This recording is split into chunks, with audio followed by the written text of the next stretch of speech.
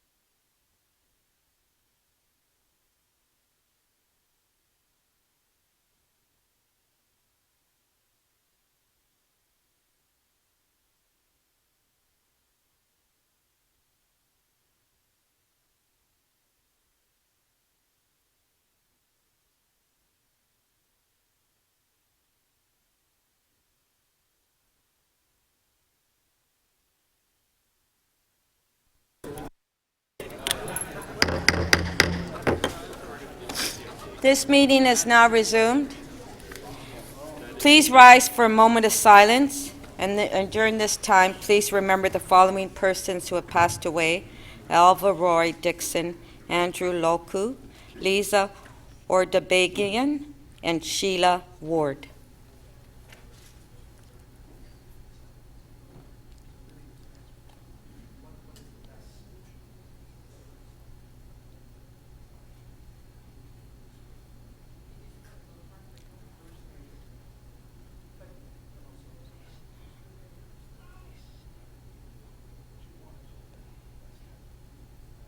Thank you. Councillor Davis?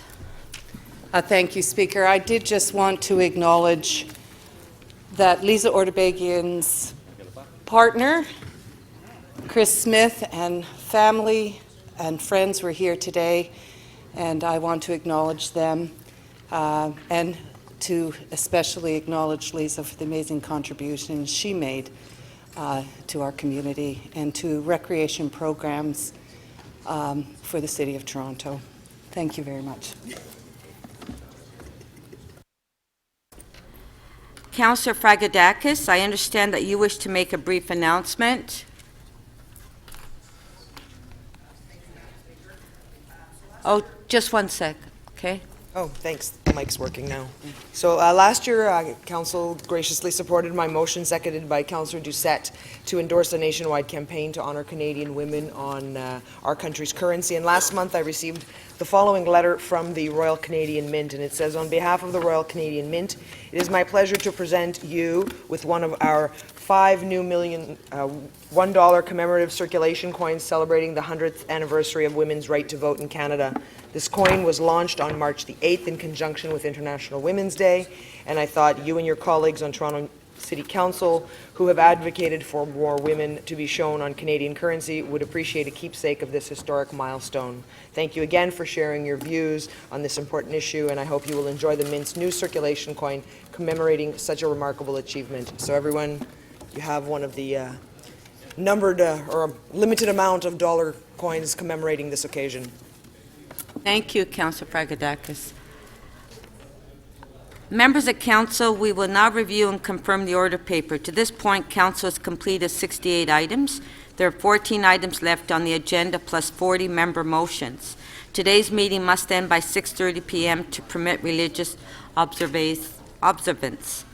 Council has set a number of timed items for today, following members' motion at 2 p.m. Council will consider item CC 17.4, the Lobbyist Register Annual Report. That item would be followed by item EX 13.2 on amendments to the lobbying chapter of the Municipal Code, and item CC 17.5, the Ombudsman Annual Report. Council has asked the Lobbyist Registrar and the Ombudsman to make presentations on their annual reports. Members have proposed that Council set a time for closed sessions if required once the meeting is underway. I will now take the release of member holds. Please put your name under request to question staff.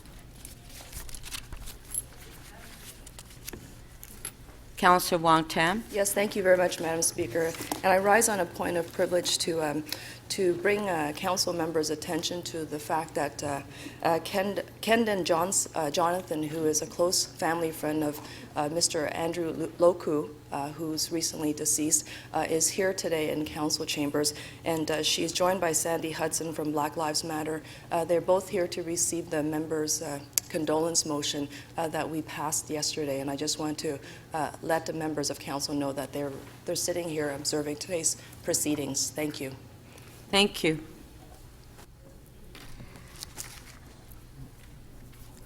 Are there any quick items? If you can please put your name up, request to questions. Your button's not working? Councillor Cressy. Thanks, and my apologies, the button does not seem to be working. I'm trying to put my name on. Page number 2, item CC 17.1, Dupont Street Study Area, Ontario Municipal Board hearing. I am prepared to release this. I have 2 amendments that had received advanced circulation yesterday. If they can each be put on the screen. I believe Councillor Layton has one as well. Okay, if we can put the amendments on the screen. So this is to move an amendment in the confidential attachment. And then on the other one is to move the supplementary report as amended. Both of these had advanced circulation yesterday, and I believe Councillor Layton has one as well. Thank you. Okay, on the amendment by Council, oh, sorry, okay, just a sec. Councillor Previous Layton? one. Thank you. That City Council adopt the supplemental report March 31st, 2016 from the solicitor as recommended by the... Oh, that's the supplemental report. I also have a motion. The confidential motion. That is the confidential motion. There you go. What she said. Thank you. Okay, so can we put, is it Councillor Cressy's motion first? Councillor Cressy's amendment. All in favor? Opposed, if any, carried. On Councillor Layton's motion. Oh, second one, sorry. Second one by Councillor Cressy, all in favor? Opposed, if any, carried. Councillor Layton's amendment, all in favor? Opposed, if any, carried. Item is amended. All in favor? Carried. Thank you. Councillor Campbell, Yes, ma'am? you have your name there. Oh, I didn't mean to. Oh. It's all right. It's off. Councillor Pasternak. Thank you, Madam Speaker. I believe as a compromise to my request from yesterday morning to have the member motions a little earlier, it was discussed with yourself and the clerk to pull out the three that I'm currently interested in, make sure I'm here. Unfortunately, I have to leave earlier today due to an illness in the family and a Sabbath, so it would be appreciated if we could pull out 17.1, 17.5, and 17.21 member motions. And of course, if any other member motions want to pile on, that's fine with me as well. Okay, 1, 5, and 21. Are we going to do this every Friday?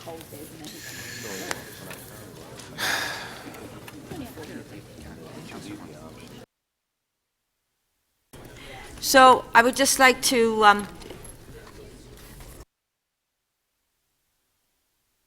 okay, so to members of council, Councillor Pasternak has asked if we can deal with his members' motion 17.1, 17.5, and 17.21 at this time.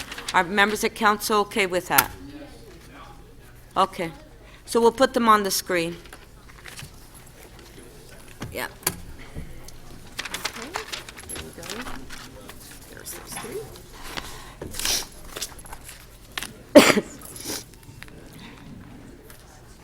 Okay, notice of this motion, we'll put it on the screen, yeah.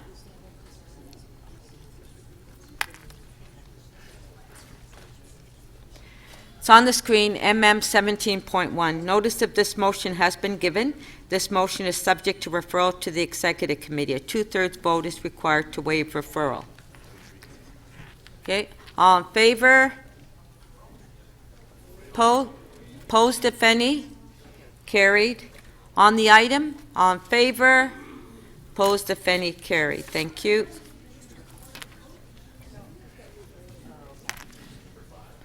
The next one is MM 17.5. Councillor Fragadakis? Oh, I know. I'll wait till we waive referral. I want to hold the item. Oh, all right, okay. On MM 17.5, notice that this motion has been given. This motion is subject to referral to the Executive Committee. A two-thirds vote is required to waive referral. All in favor of waiving referral? Recorded?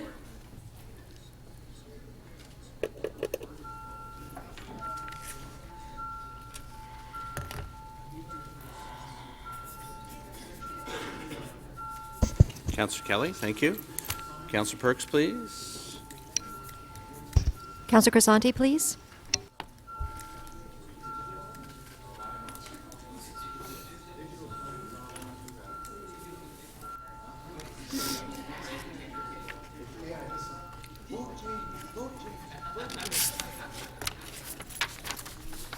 The motion to waive referral carries 27 to 5. Okay, Councillor Fragedakis would like to hold it.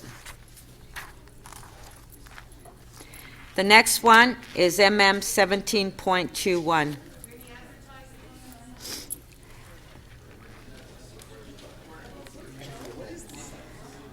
Okay, notice of this motion has been given. This motion is subject to referral to the Executive Committee. A two-thirds vote is required to waive referral. Recorded vote.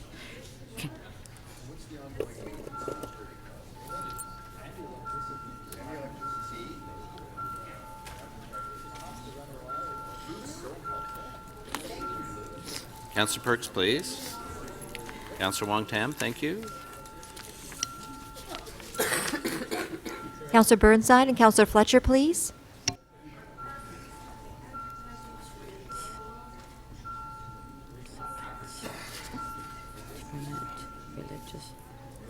The motion to waive referral carries unanimously 33 in favor. All in favor? Oppose, if any, carried. That item has been dealt with. So MM 17.5 has been held. All those in favor of adopting the order paper? Recorded vote.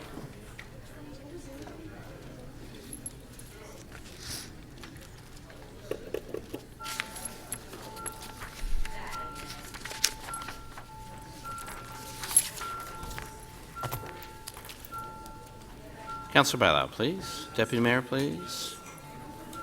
Councillor DeGiorgio, Councillor McMahon, Councillor Wong Tam, Councillor Layton, please. Councillor Cole, please.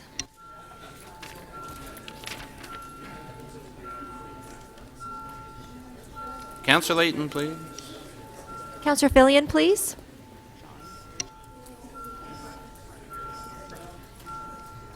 Councillor DeGiorgio, please.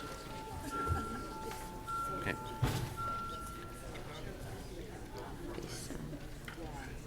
The motion to adopt the order paper carries unanimously 32 in favor. Thank you. Councillor Mammoliti. Madam Speaker, I rise for your opinion and the opinion of staff on the matter I'm about to bring up.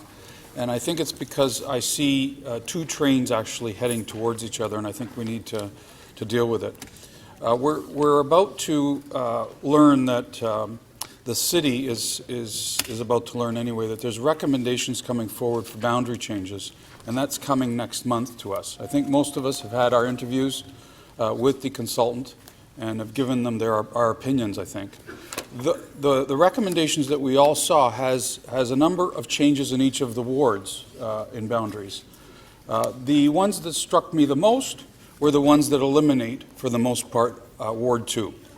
At the same time, we've got an issue that we need to deal with a by-election with Ward 2. Councillor Mammoliti, my question to you is this, and I'll take whatever you give me. but it's not a point of order. My question is this to you. How can we deal with a by-election and the boundary changes when the boundary changes might eliminate Ward 2 without anybody representing Ward 2? Okay, Councillor Mammoliti, it's not a point of order. I asked for your suggestion on how I should deal with it. Well, it would be a point of personal privilege, not a... That's what I'm doing. What, Councillor Mammoliti, I was advised by the clerk, if you like, you can speak to the city manager because he has answers for you. Do you? Okay? Yes. Then I'll do that. Thank you. Thank you.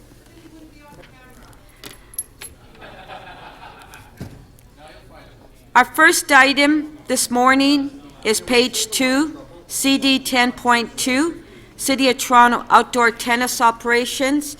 Councillor Campbell, you held the item down. Do you have questions to staff?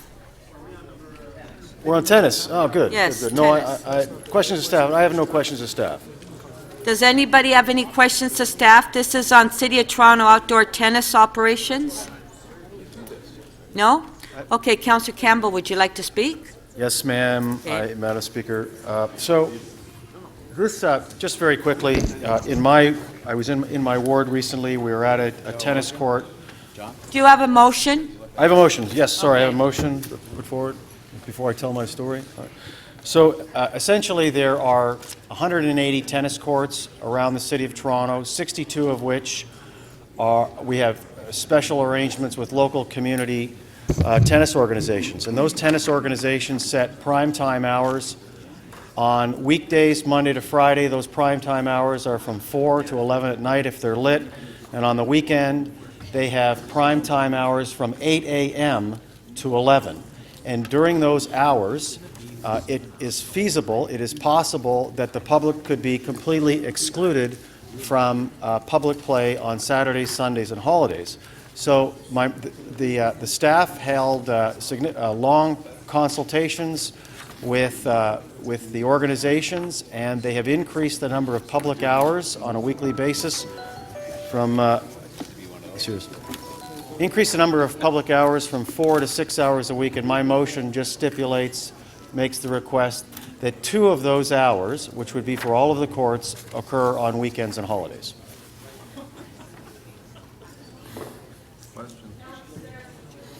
You have a question to Councillor Campbell? Yes, I just wanted to ask, when you were at these consultations, you've heard from the public that they would like, or that they would, members in your, residents in your ward, let me say, that you've spoken to. I spoke to only a few residents who were upset about the limited number of public hours at the courts. So are these in existing courts that are city courts that have tennis clubs, and your goal is to make sure that the public has a chance to play on the weekends and that they're not totally turned over to private hours? Is that the intent of your motion? That's the intent. Thank you very much. I can support that. Okay, thank you.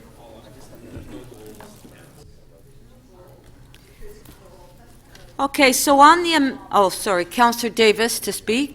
You know what? I don't need to speak on this. I support the recommendations and deferral that's before us, which is to send back. There was lots of good discussion and input at committee, and it's going to be referred back as to whether or not we proceed with the pilot project to open up courts to permitting, which is not currently happening. This is me not speaking. Bye.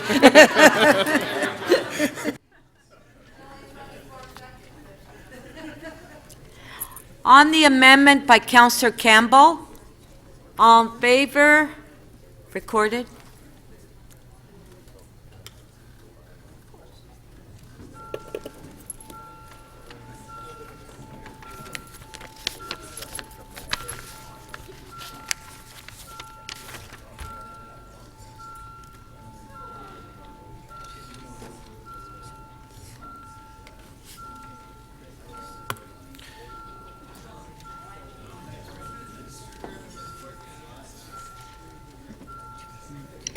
Councillor Fragedakis and Councillor Crawford, please.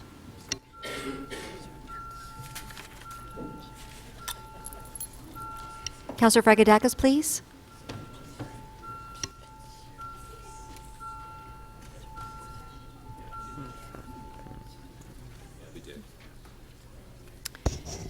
The amendment carries unanimously, 29 in favor. Item as amended. All in favor? Opposed, if any, carried. Thank you. Our next item is on page 2, Economic Development, ED 10.1. Councillor Thompson, you held the item down. Do we have questions to staff? No, I don't, Speaker. Does anybody have any questions to staff? Councillor Thompson, would you like to speak?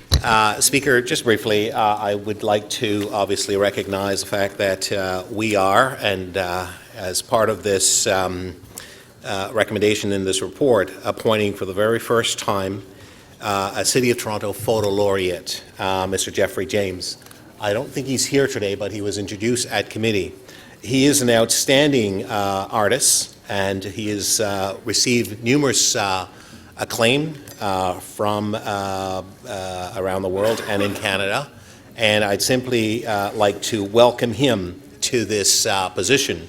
I then, Speaker, would like to maybe ask, and hopefully that Councillor Mihevc will speak, because it is and was as a result of Councillor Mihevc's motion and his desire to see Toronto be reflected in pictures, because pictures, as we know, tell great stories. We only think of the young Syrian boy who was impacted as a result of trying to crossed with his parents in the boat who drowned and the impact that that photo had on the world. Pictures can actually do amazing things. So I want to congratulate Councillor Mihevc with respect to having the vision and the foresight to introduce us to this concept of developing a photo laureate. I want to thank the staff as well for going through a process in terms of putting together the appropriate criteria in order to make this happen. So those are the comments I wish to make, Speaker, and I'm hoping that Councillor Mihevc will speak further on this. It has been very enriching. Thank you. Thank you. And I'd like to move it, obviously. Councillor Mihevc. Thank you very much, and thanks for the kind introduction, Councillor Thompson. I don't deserve it. No, this is I think, a good day for the City of Toronto. I think the idea for a photo laureate was somewhat inspired by a positive experience that we had with the poet laureate that was moved by former City Councillor David Signacki. And I think as a result of that effort, we as Torontonians received the privilege of hearing the spoken word poems about our city, about our communities, and they have served us well.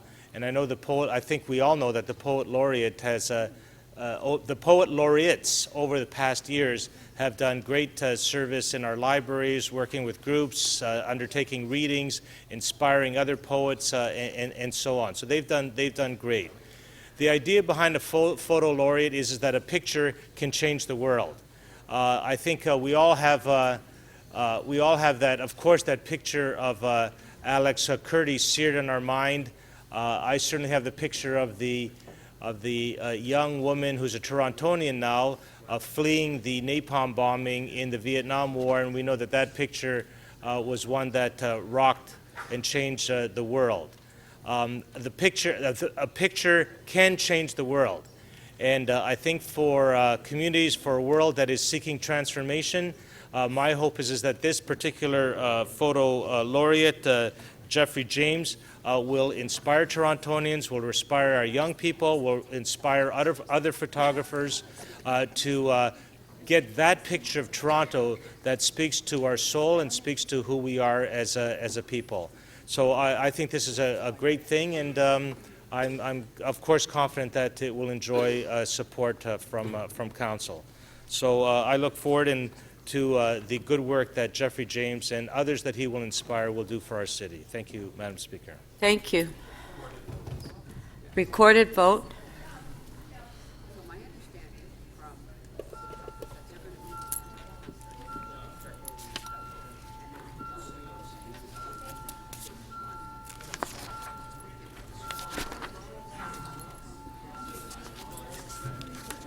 Councillor Bailão, please.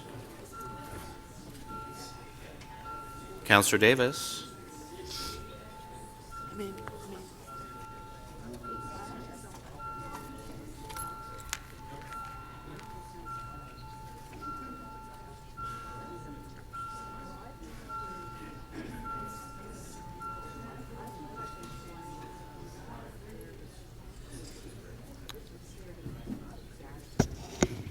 The item carries 30-1. Thank you. On page 2, ED 10.7, Councillor Thompson, you held the item down, Toronto Music Strategy. Do we have any questions? Okay, Councillor Thompson. Question. Thank you very much, Speaker. Through you to the General Manager of Economic Development, I wonder, Mr. Williams, if you can tell us how the music strategy will actually help the industry. The strategy has, Councillor through the chair, 6 focuses in terms of trying to improve the music industry, whether it's recorded or live music. One is to make a friendly environment for the city, for the music creators, trying to encourage the business of music and what we can do from getting regulations friendlier, supporting music education, promoting the music sector both here in Toronto and internationally, fostering alliances to that end with other music cities, and then, of course, monitoring and measuring success. Sure. And can you tell us, Mr. Williams, there is a Creative Capital Gains report and action plan for Toronto, which was produced in 2011 by a variety of individuals in the music, arts, and cultural sector that really speak to this issue. And it is actually documented in this particular report about what we needed to do as a city to develop a music industry and bring that industry together. Can you tell us, in fact, in terms of a little bit more about how the strategy actually came together as a result of this initiative? So the Creative Capital Gains report focused on opportunities as well as other areas. And one of the main opportunities it identified was the music industry, which traditionally hadn't been seen as core to some of our strategic planning. Subsequent to that, different players within the industry approached ourselves, approached the province, looking for Toronto to play a great role in terms of being a neutral convener for a very disparate sector. Right, and there is a advisory council that has been developed in order to shepherd the process along to help the city as well as to work with the industry in a collaborative way. Do you think that this is an appropriate way in terms of moving this matter forward, not only in terms of recognition for the benefits of the city, but for the industry as a whole? I think it is. It's about 30 people strong, with representatives from all sectors. We're all subcomponents of the industry, including councillors, including staff being very active. So it's a strong table for collaboration and planning and executing actions. Some efforts have been made by individuals to assume or to presume that they should be responsible for bringing this forward, and it seems that TMAC would perhaps be left out. What would your particular perspective or view be with respect to the lack of participation or the fact that we don't consult and have TMAC as being instrumental in terms of driving the agenda for music? I think the music strategy was put together with a lot of consultation, including members of TMAC that ended up Toronto Music Advisory Council. We also did an online survey that had 6,000 people respond over the Christmas break. It was a phenomenal response. So I think we've done a lot of consultation, and with TMAC, we will continue that. Right, and so, Mr. Williams, if you could speak to perhaps the economic impact. Some music generates some $700 million in the Toronto economy, and so on. If you can speak to the economic impact, and perhaps I'll also ask you to speak to the issue around noise or concerns that some have had with respect to our parks and so on, and how we would address those particular issues. I'll deal with the second part first. On the noise issue, the staff have been working closely with municipal licensing and standards to find mechanisms, either through smart use of speaker technology, time of day, etc., to have an impact that is acceptable to the residents and acceptable to the attendees.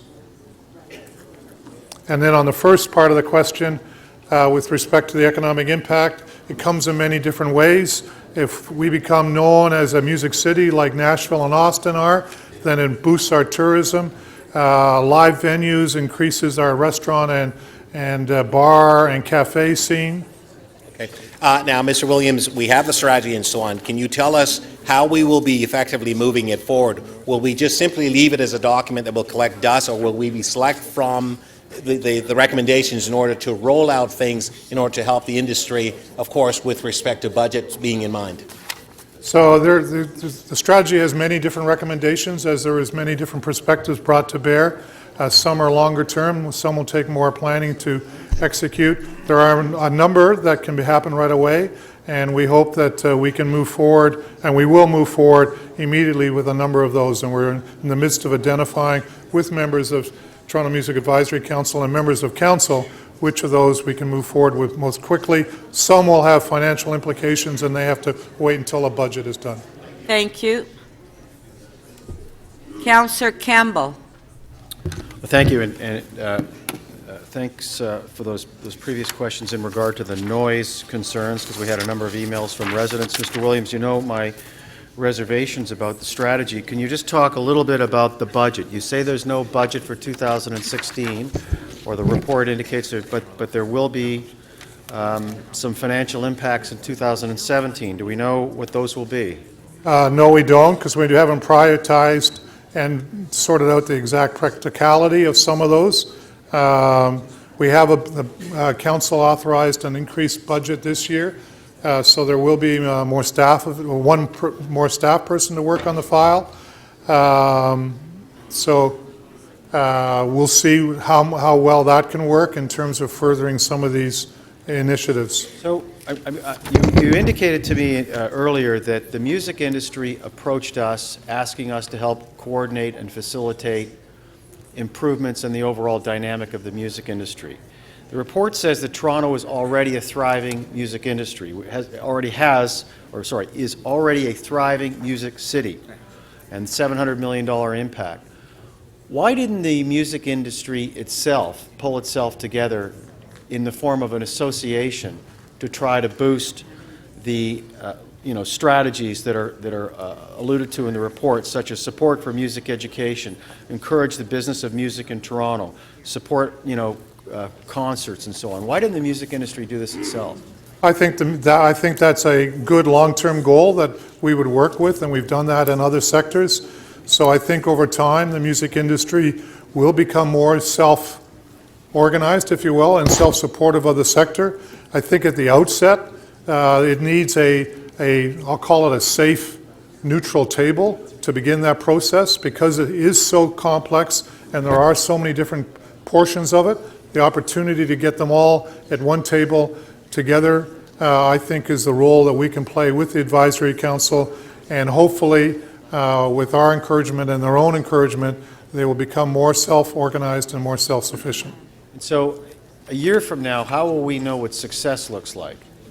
So there are a number of measures. It's always very hard to take a snapshot of a disparate industry like that, so some of it has to be indirect, but some of the things would be, how are the venues busier and the venue owners and managers happier when we survey them.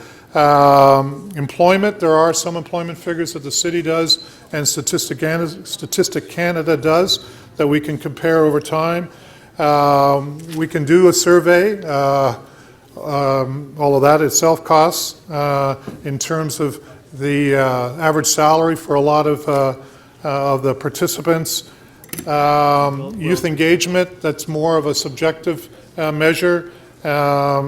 And we can use some of Statistics Canada's new tools for measuring cultural impact in terms of a broad brush view of it. Will the music industry be making any financial contribution to our efforts in terms of pulling them together? As with when we have business improvement areas, BIAs, companies come together, disparate companies come together to improve their area. Is that occurring in this instance? So, and we have lots of sectors where that happens, the financial sector, the biotech sector, the BIAs, as you pointed out, the tourism sector, and we hope that the music sector will take that on as well.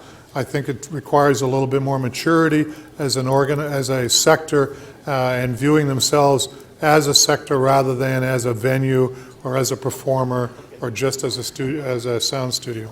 So last question. So as you see this unfold in a year or 2 years' time, as the music industry pulls itself together with an effective strategy, do you foresee the city then backing away from any role?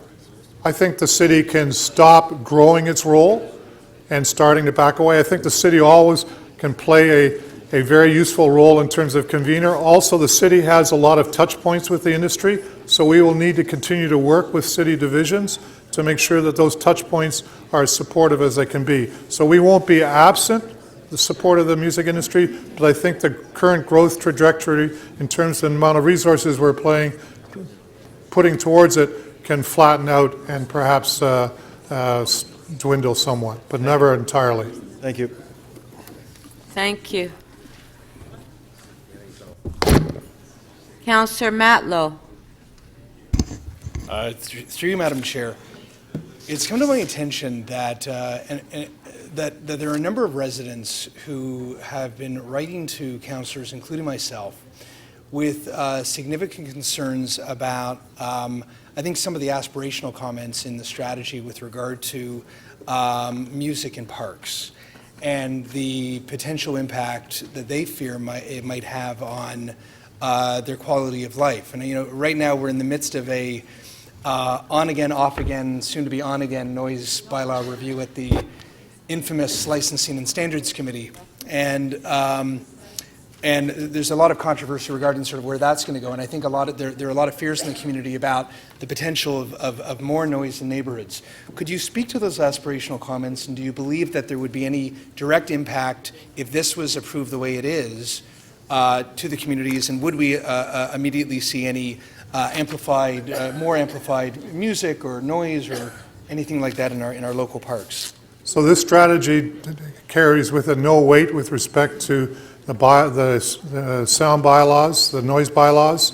So the work that you've just referred to is where that will all be resolved. It'll be at licensing and standards. At licensing and standards. So this doesn't usurp the role in any way of licensing and standards. Are you aware, though, that there are residents writing to us who believe that if this were approved, that this would lead to that end, which would be more amplified music and louder music in parks?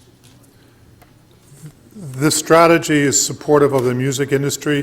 The music industry, by definition, creates noise. So the fact that we will have noise in the city as a result of music, I think, is a positive contribution to the city. I do think technology, I do think bylaws can minimize the unfair disruption on neighborhoods. That's what they're and I worried think about. that's really what we need to focus on. And I think that's what they're worried about. And you know, it's not about sort of, you know, it's not about the good events that people kind of, you know, community comes together and enjoy. It's when there are events that are perhaps insensitive to communities that people are concerned about. Do you have any apprehension? This is my final question, because I'm just trying to figure out how to both deal with those concerns, but also kind of move the discussion where it needs to go. If there was a motion by a councillor today to perhaps pull any of those aspirational words with regard to the use of parks temporarily until we resolve the issues at licensing and standards, not to suggest that they'll go away forever, but just do it in a way where there is no either correct or even misinterpretation of the strategy, that it'll lead to an end that people would be unhappy with. Do you have any apprehension about that? I would, because I would have apprehension if what we're saying is that music has to be a silent sector. No. So I would... No. Perhaps you're misinterpreting what I'm asking. I don't think any reasonable person would suggest that music is silent, although there might be a kind of music that's silent that I'm unaware of. It's about the impact on extremely loud music in local neighborhoods.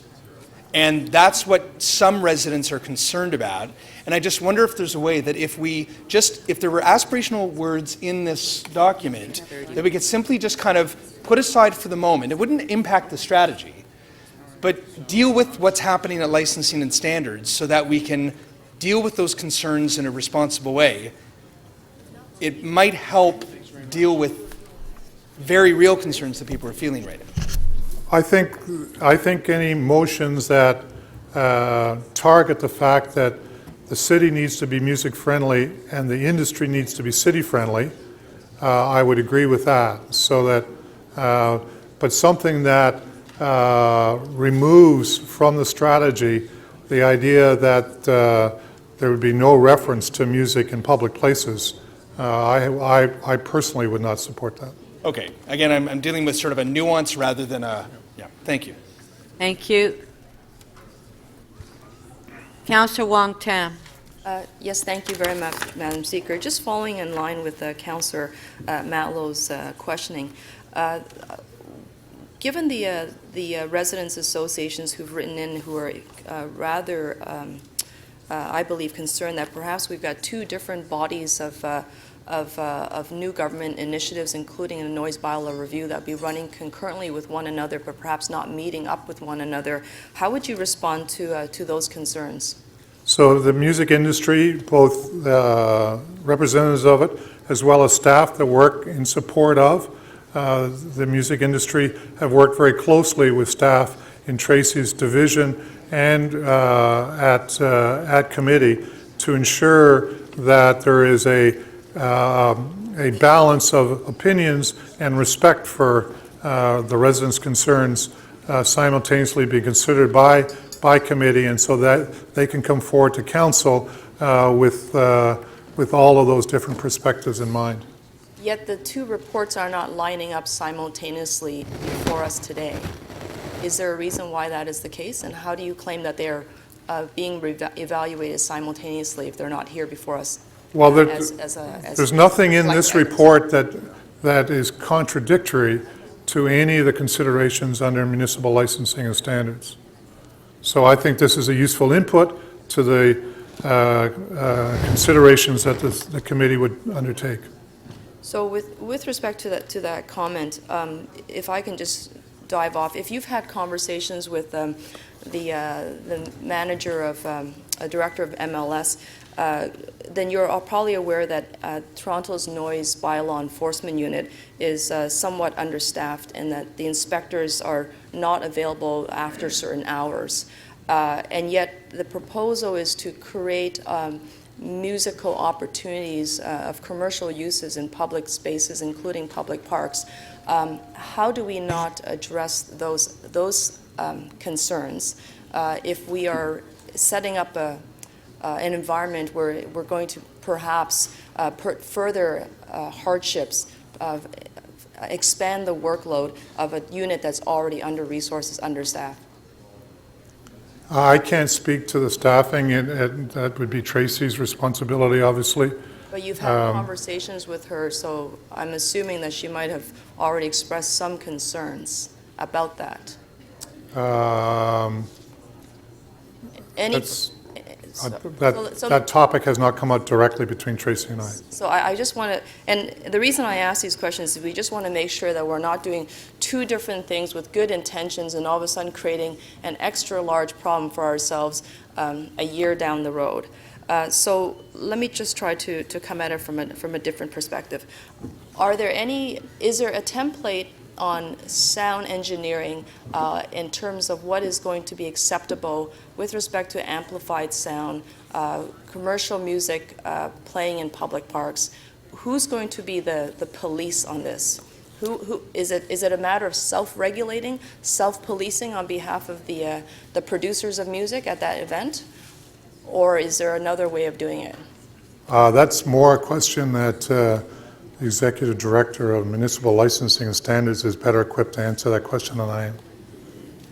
So, thank you, Madam Speaker. So, as you know, Councillor, we are undergoing a review of the noise bylaw, and we have met with numerous residents' associations as well as other industry groups in the music industry, the commercial industry, building industry. To answer your question, we are still working through some of the technicalities on noise measurements, certainly setting decibel levels, dBA and dBc. That's work that's still in progress. Ultimately, we're looking to strike a balance between residents' lawful use and enjoyment of their property, and as well embracing the opportunity for people to have entertainment venues. So we do have exemption processes. We do have staff that are trained to monitor noise. We're continuing that program to have more staff trained and equipped with noise monitors. So there'll be a blend, and certainly depending upon the type of event that's occurring and whether it's subject to an exemption process, we can dictate whether on-site monitoring by MSOs or my officers would be required or not. So then just a final follow-up question for you then. Do you have any concerns, or do you share the same concerns of some of the residents' associations that have written in that perhaps the music strategy with respect to any implications to the noise regulations and bylaws, that perhaps they need to be coupled together with the work that you're doing? Do you share that concern? That was your last question. Thank you. Sorry, so through you, Madam Speaker, unfortunately, Councillor, I've not read the music strategy, but insofar as we have a strategy that's trying to advance the music industry and the vibrancy in the city, the noise bylaw applies to everybody equally and across the board, irrespective of the strategy that may be put forward. So we have and are going to continue to enhance the enforcement tools that are necessary, but I don't think one necessarily needs to be tied to the other. I think the appropriate level of regulation across any type of bylaws that we have applies equitably and should address any issues that might arise. But I'm afraid I haven't had a chance to read the strategy document. Thank you. Councillor Carroll. Thank you, Madam Speaker. Ms. Cook is to be forgiven if she hasn't read the whole strategy because it has so many components and is in fact a pretty full document. I'm wondering if I can ask Mr. Williams questions, Madam Speaker, about some of the other components. There is a large body of work that's been undertaken by TMAC that is really about some of the not the, you know, the showcase Austin, Texas, town gone wild stuff, but some of the stuff about quality of life of artists working in this sector, developing, as you say, the mindset to start to see themselves as a sector with a set of responsibilities that go along with the potential that they hold in this city. Is that not true? Exactly, Councillor. I think the ability to work with artists, there's increasing education programs that provide advice to artists as to how to make a living on their avocation. And so I think the work that we're doing reaches across many aspects of support for the industry, such as helping artists make a better living. And for people who live perhaps, you know, cheek by jowl with the Central Business District, and so they're nervous, it's even within what we do around the issue of live music, we're not just talking about creating Nashville or Austin of the North. We're looking at other cities like Portland, Oregon and such that look at fair wages and increasing live music in venues to actually create a better, healthier environment inside entertainment districts, are we not? Correct, and we're trying to set our own example when we hire artists, that we pay a fair wage for those performances. And that hasn't in the cities that are beginning to. Portland is, of course, Portlandia is the best example, but it's led not only to artists being able to make a living wage, but it in fact is an economic development driver in the sector, is it not? Because it actually becomes part of marketing the sector. Come here and support what we're doing for musicians has actually led to an unlikely city having a pretty thriving music sector, has it not? It has in Portland, certainly. Okay, I'll be speaking to that aspect of the strategy. Thank you, Madam Speaker. Thank you. Councillor Davis? There are two aspects to the report that I would like to get some clarification on. One of them has to do with access to parks. So we recently approved changes to parks permits, and this as well. We did that last month, and in this report it recommends access to performance permits for public spaces, including parks, must be equitable, consistent, clearly explained, must encourage and allow for more music performances presented by both not-for-profit and for-profit stakeholder groups. So I'm trying to understand our policy. Up until now, it's been not-for-profit organizations, and now we're going to allow for-profit organizations to permit space in parks. We did that last month already, did we? Through the Speaker, we did go forward with a music and art in the park permit category, either last month or the month before, Yes. I can't remember. And it was specifically around free grassroots type concerts in local parks without permit fees attached to them. But there's very specific criteria attached to what types of events and the size of those events. So they're, you know, by virtue of the permit category, smaller, and they don't go into the criteria that would push them into a large special event with all the approvals associated with that. Okay, so how do these two relate? Because this is not what we've just approved. This takes it to big, for-profit events in parks. It's meant to be consistent. I would regard what was done at parks recently as fulfilling the aspirations of this plan. Okay, so this, we're not, when we go ahead to implement this, pursuing beyond what we've already approved. Correct. This was Okay. written, this strategy was written several months ago, so we're already executing it through the parks. Okay, all right, that's interesting. So we, as with licensing, this plan does not supplant any other division's responsibilities for regulating the activity in their domains. Okay. But we are allowing for-profit uses now in our parks, and some advertising, is that right? And sponsorships. The new permit category allows not-for-profit and for-profit use in that particular category, and advertising up to 50% of the size of the sign, but only in that category and on very small-scale events. And the reason for that was based on the consultation we did with Mr. Tanner and with the music sector. There was some information brought forward around small-scale events and the need to expand the permit category to include not just not-for-profit providers.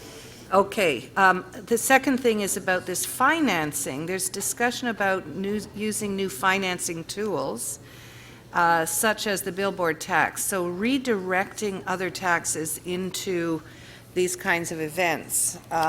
Could you expand on that more? You talked about hotel taxes, but we don't So have no, a that's, hotel tax. so the financial aspects are seen as a longer-term thing, and we would work in conjunction, obviously, with financial planning and other divisions within the CFO's world to look at this plan calls for an investigation as to whether there are any of these tools that would work. It doesn't call for voting for the plan doesn't say we're going to do those things. So this would also include looking at making available space in our buildings like our civic centers? Correct. For performance? Yes, that's on a different one in terms of providing more spaces for the industry. And yes, we're looking at, as you know, we do a monthly series even here at City Hall now. Right. And so you'd be looking at the East York Civic Center? Yep, happy to. Okay, thank you. Okay, thank you. To speak, Councillor Cole. Doesn't want to speak. Councillor Cole? Thank you, Madam Speaker. I guess I should just start maybe on the noise conversation because that's kind of taken over. This document does not change any of the rules about what can happen in parks. You're not going to have a Norwegian death metal band in your park all of a sudden because of what we're doing to. What? Oh, okay.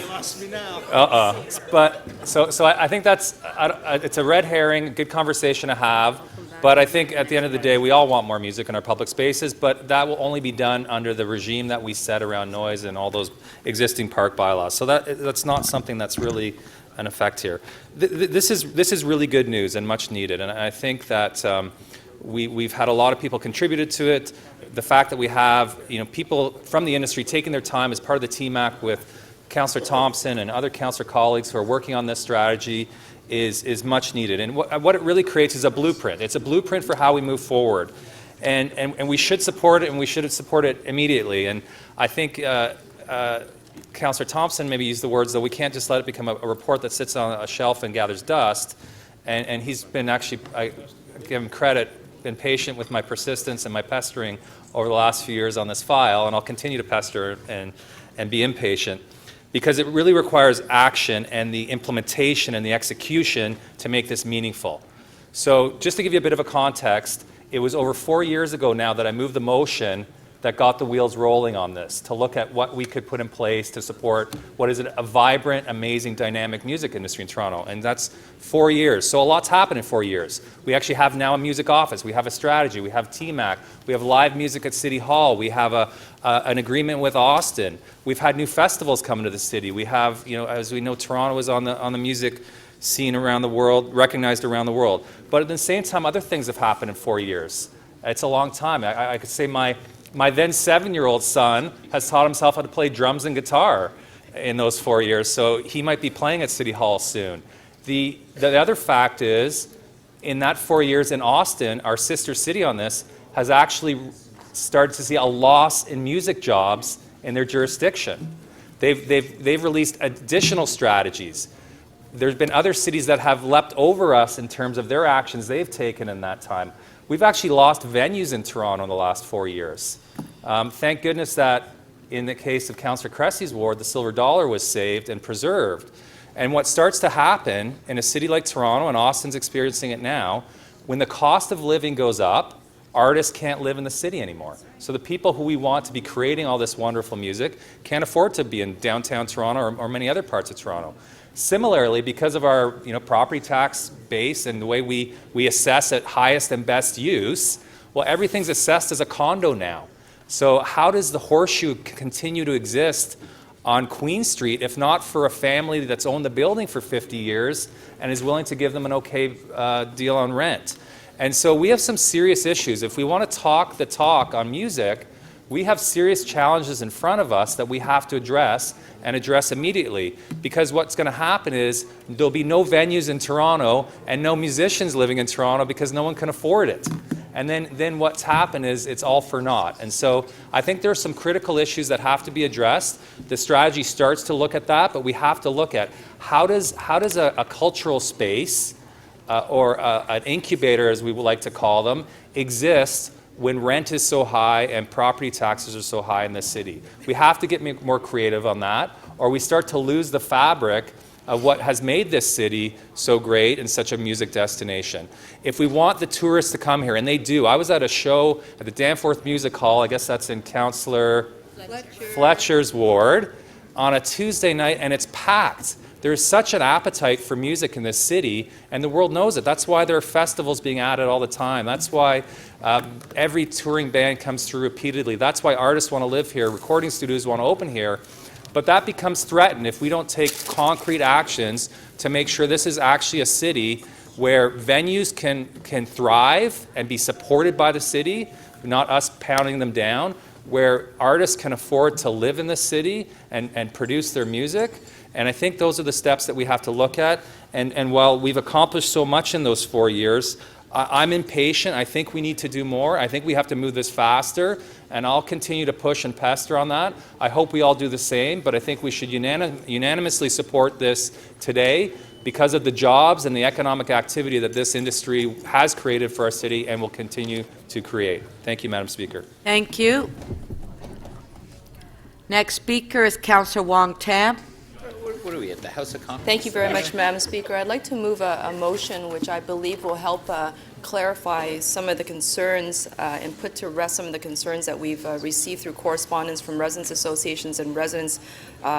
And the motion is specifically to direct any proposed changes to the city's noise regulations in parks and public spaces as part of the music strategy to be considered by the Executive Director of Municipal Licensing and Standards as part of the current noise bylaw review, which already includes public consultation.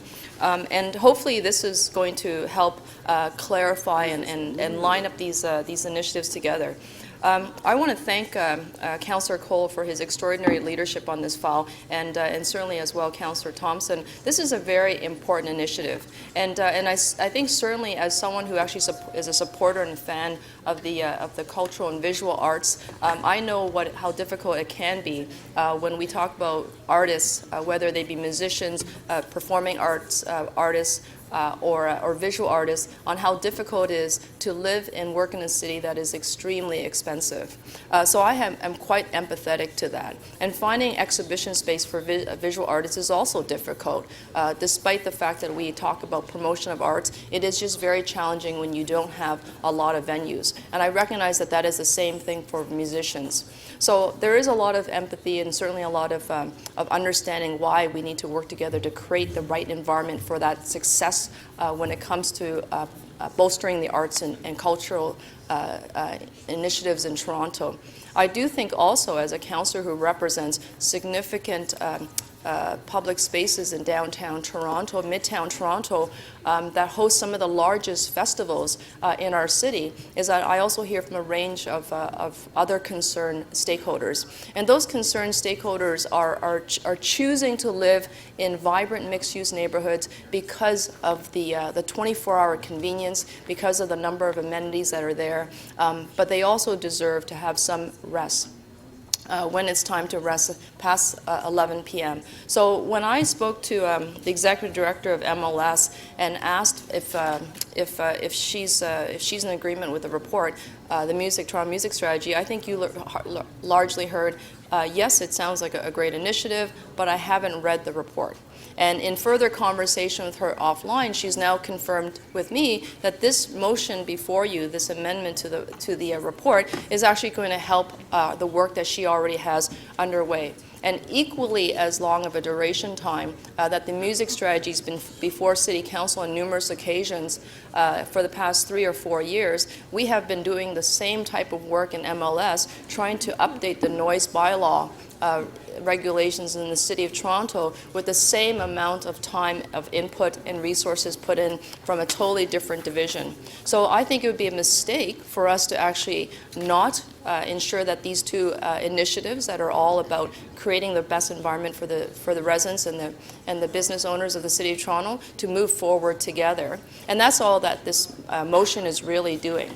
So just to sort of paraphrase and support the work that Councillor Cole is saying, is that he feels that we should have a unanimous support on the report of Toronto Music Strategy. I would add to that and just amend it ever so slightly, is that we should have a unanimous support for the amendment I put forward, and then we unanimously support the Toronto Music Strategy as it goes forward. Thank you very much.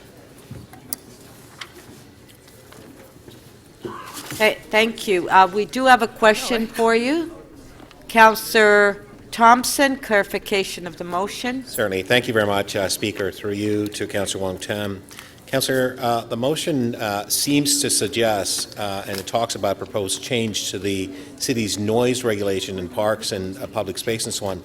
The music strategy does not propose any changes or does not actually speak to this issue. I'm just wondering, what are we trying to amend? We want to ensure that if there is going to be greater use of public spaces, including our park space, that it's going to be in compliance with any of the changes and existing regulations or in the noise bylaw that exists today. And I think it would probably be fair to assume that if there is going to be greater use of public spaces and parks for amplified sound and for music venues and events, then we're going to need to make sure that there's understanding from the industry as well as the community that this is what's coming forward and to work together for finding resolutions. But yes, I appreciate that answer, Councillor, but what I'm trying to understand and ascertain is that it appears to me that municipal licensing and standard has bylaws and regulations and so on, which this report is not seeking to change or to address in any way. In fact, this report is suggesting that we operate within the context of the bylaw that exists. That is the responsibility of municipal licensing and standards. So I'm just trying to understand, what is it that you're trying to change and amend in the actual report? Because I don't see how you're able to do that. Thank you, Councillor. With respect to the report that's before you, there's going to be implied and I think expressed support from Council as the report is adopted, is that we actually create more opportunities in parks, which we agree upon. But I think what we want to do is make sure that those opportunities, those new opportunities, are not going to impede in any way people's enjoyment of their properties. So I would argue, I would put forward that it is only any proposed changes, if there are any, and if you say that there are none, then there should be no concerns moving forward. Thank you. Councillor Carroll, did you have a question? Because I'm now concerned that the councillor is worried about implication, and what it sounds like is that we now have a motion that is doing the implying, and what the motion implies is that the music strategy is being given direction by this council to have the power to change a noise bylaw that isn't in our purview, that is in fact in the purview of licensing and standards. So I guess my specific question is, are you not concerned that the structure of this motion implies that the music strategy would ever give powers to the music strategy staff component that usurp the authority of the Executive Director of Municipal Licensing and Standards? Are you not concerned that this motion implies that, when in fact that is not the case? No, Councillor, I'm not concerned at all about that. What I am concerned about is that you have two initiatives and two bodies of work underway at the City of Toronto moving forward almost concurrently, but about 6 weeks behind one another, and I want to make sure that they line up together. And that's all that this is. And you probably would have heard that Executive Director of MLS herself said that she didn't have a chance to read the Toronto Music Strategy. And in my conversation with her, she said that she appreciates this amendment. I appreciate that, and I also appreciate that there are times when a community might think that two things are the same but parallel, and you're worried they won't meet. But here in the council chamber, is it not clear that we know that there's a very different governance regime over a strategy versus an actual bylaw of this chamber? The bylaw overrides everything. We don't have the power to change it without taking exactly this path. This motion implies that they have equal power and that we would actually do this without this motion. Is that not an action that would actually cause the community more concern, not less?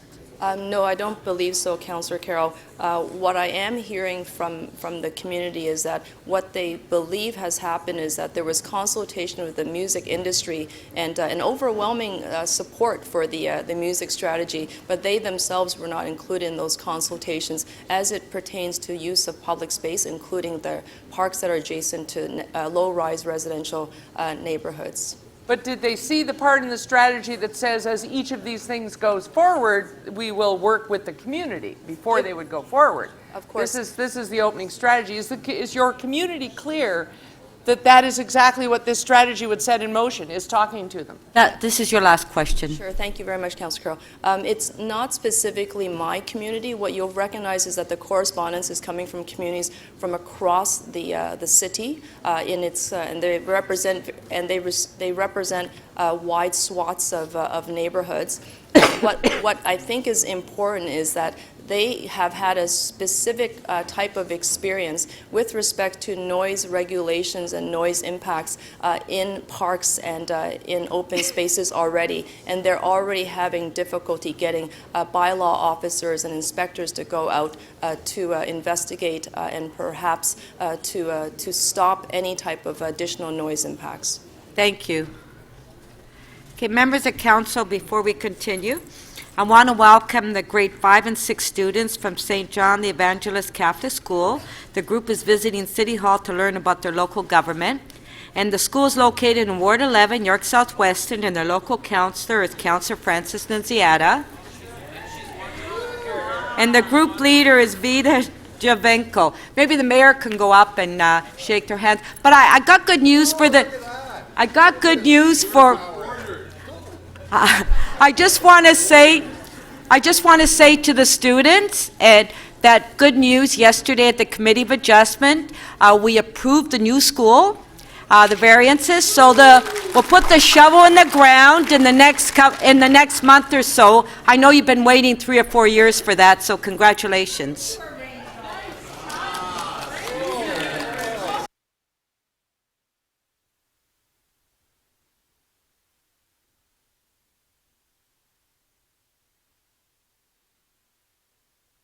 Councillor Carroll to speak. Well, Madam Speaker, I think it's an embarrassment of riches for young visitors to the council. They got good news from you. But the other good news is that the item that we are considering today is about their future enjoyment in the City of Toronto, wherever they live.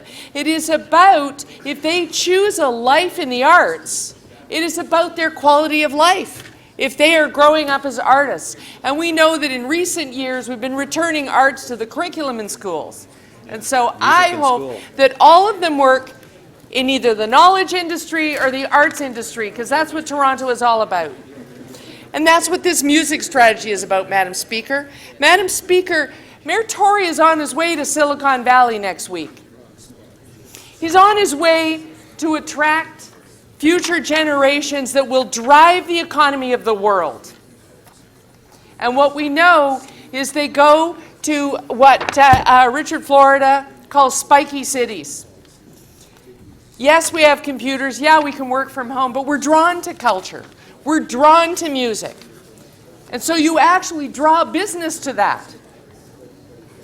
If you have all of the things, you have your major league sports teams, The millennials in San Francisco are building a massive sports stadium right now with their efforts in the knowledge industry and the tech sector. They're also building a music scene that is the envy of what were the traditional music cities, because that's where those workers want to live. That's where they are inspired. And that's what the music strategy is about. It can also be about solving your noise issues. It can also be about figuring out how arts and culture coexists with a residential dweller who's putting their children to bed and wants to get up early in the morning to go to work. It's very much about that.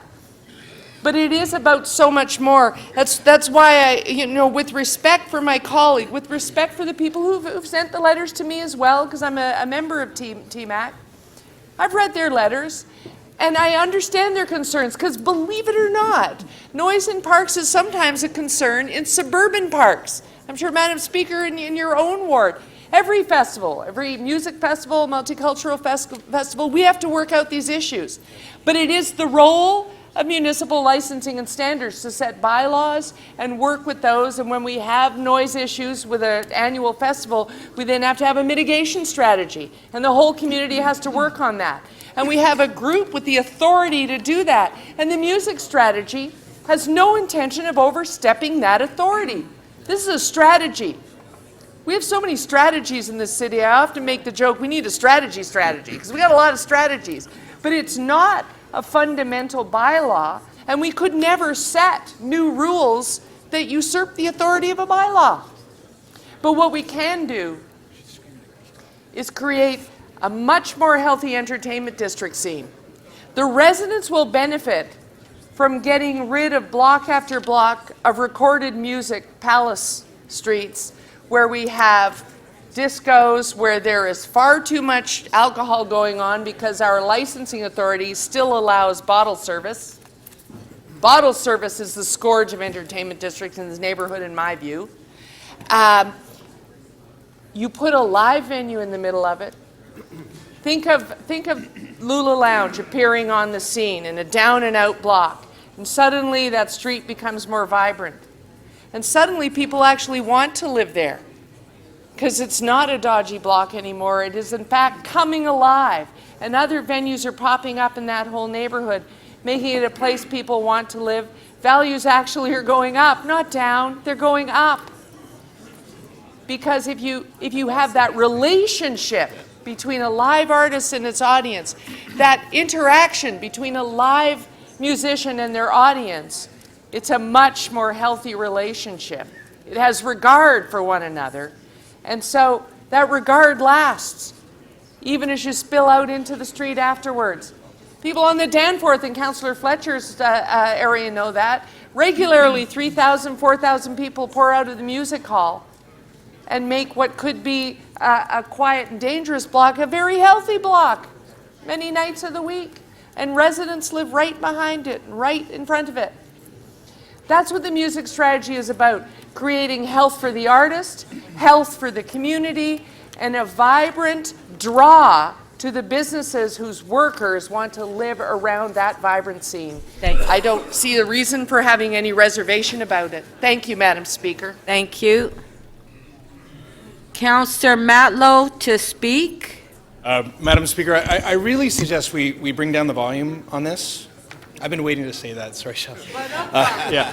And would you like me to mute your mic? Thank you. What Councillor Wong Tam is seeking to do, and this is the way I inferred, and this is why I support it. It's not a challenge to how much we all love music. We all love music, and I've hosted a Sharon Lewis and Bram concert in a local park in my community, and it was one of the most wonderful events we've had in our community in recent years. And nobody's against the enjoyment, the animated vibrancy of our parks. There is a significant concern by many residents. It's real. I mean, this is inarguable. That if parks are used in ways that are just too much, that when it is too noisy and it does have a direct impact on their quality of life, those are valid concerns. So let's turn to the question on whether their concerns are valid with respect to the strategy itself. I recognize that the wording in the strategy is aspirational. Councillor Carroll is correct that, of course, it doesn't directly impact the decision that's going to happen at Licensing and Standards. And at Licensing and Standards, as a member of that committee myself, I will fight to the end of the earth to make sure that that the noise bylaws are respectful to communities and put communities before any industry, no matter what they are. That being said, though, if you actually read Councillor Wong Tam's motion, it doesn't shut anything down. It doesn't stop the music industry. It doesn't do anything like that. I know Councillor Wong Tam is a big supporter of the music industry. What this does is it simply says that if there is a proposed change to the noise bylaw regulations, and by the way, if some of you don't believe that there are any proposed changes, then at the very least, this is redundant. But at the very most, if this can give some assurance to residents who really do have concerns, that nothing that will come out of this will hurt anybody, that it won't impact your communities in any adverse way, and that we really will have a debate at the Licensing and Standards Committee about what our noise bylaw should look like, then does that not serve a public purpose? Does this motion not at least give that assurance to residents who really do care about this? I think it plays an important role. I think it serves a purpose, and I really appreciate what Councillor Wong Tam is doing.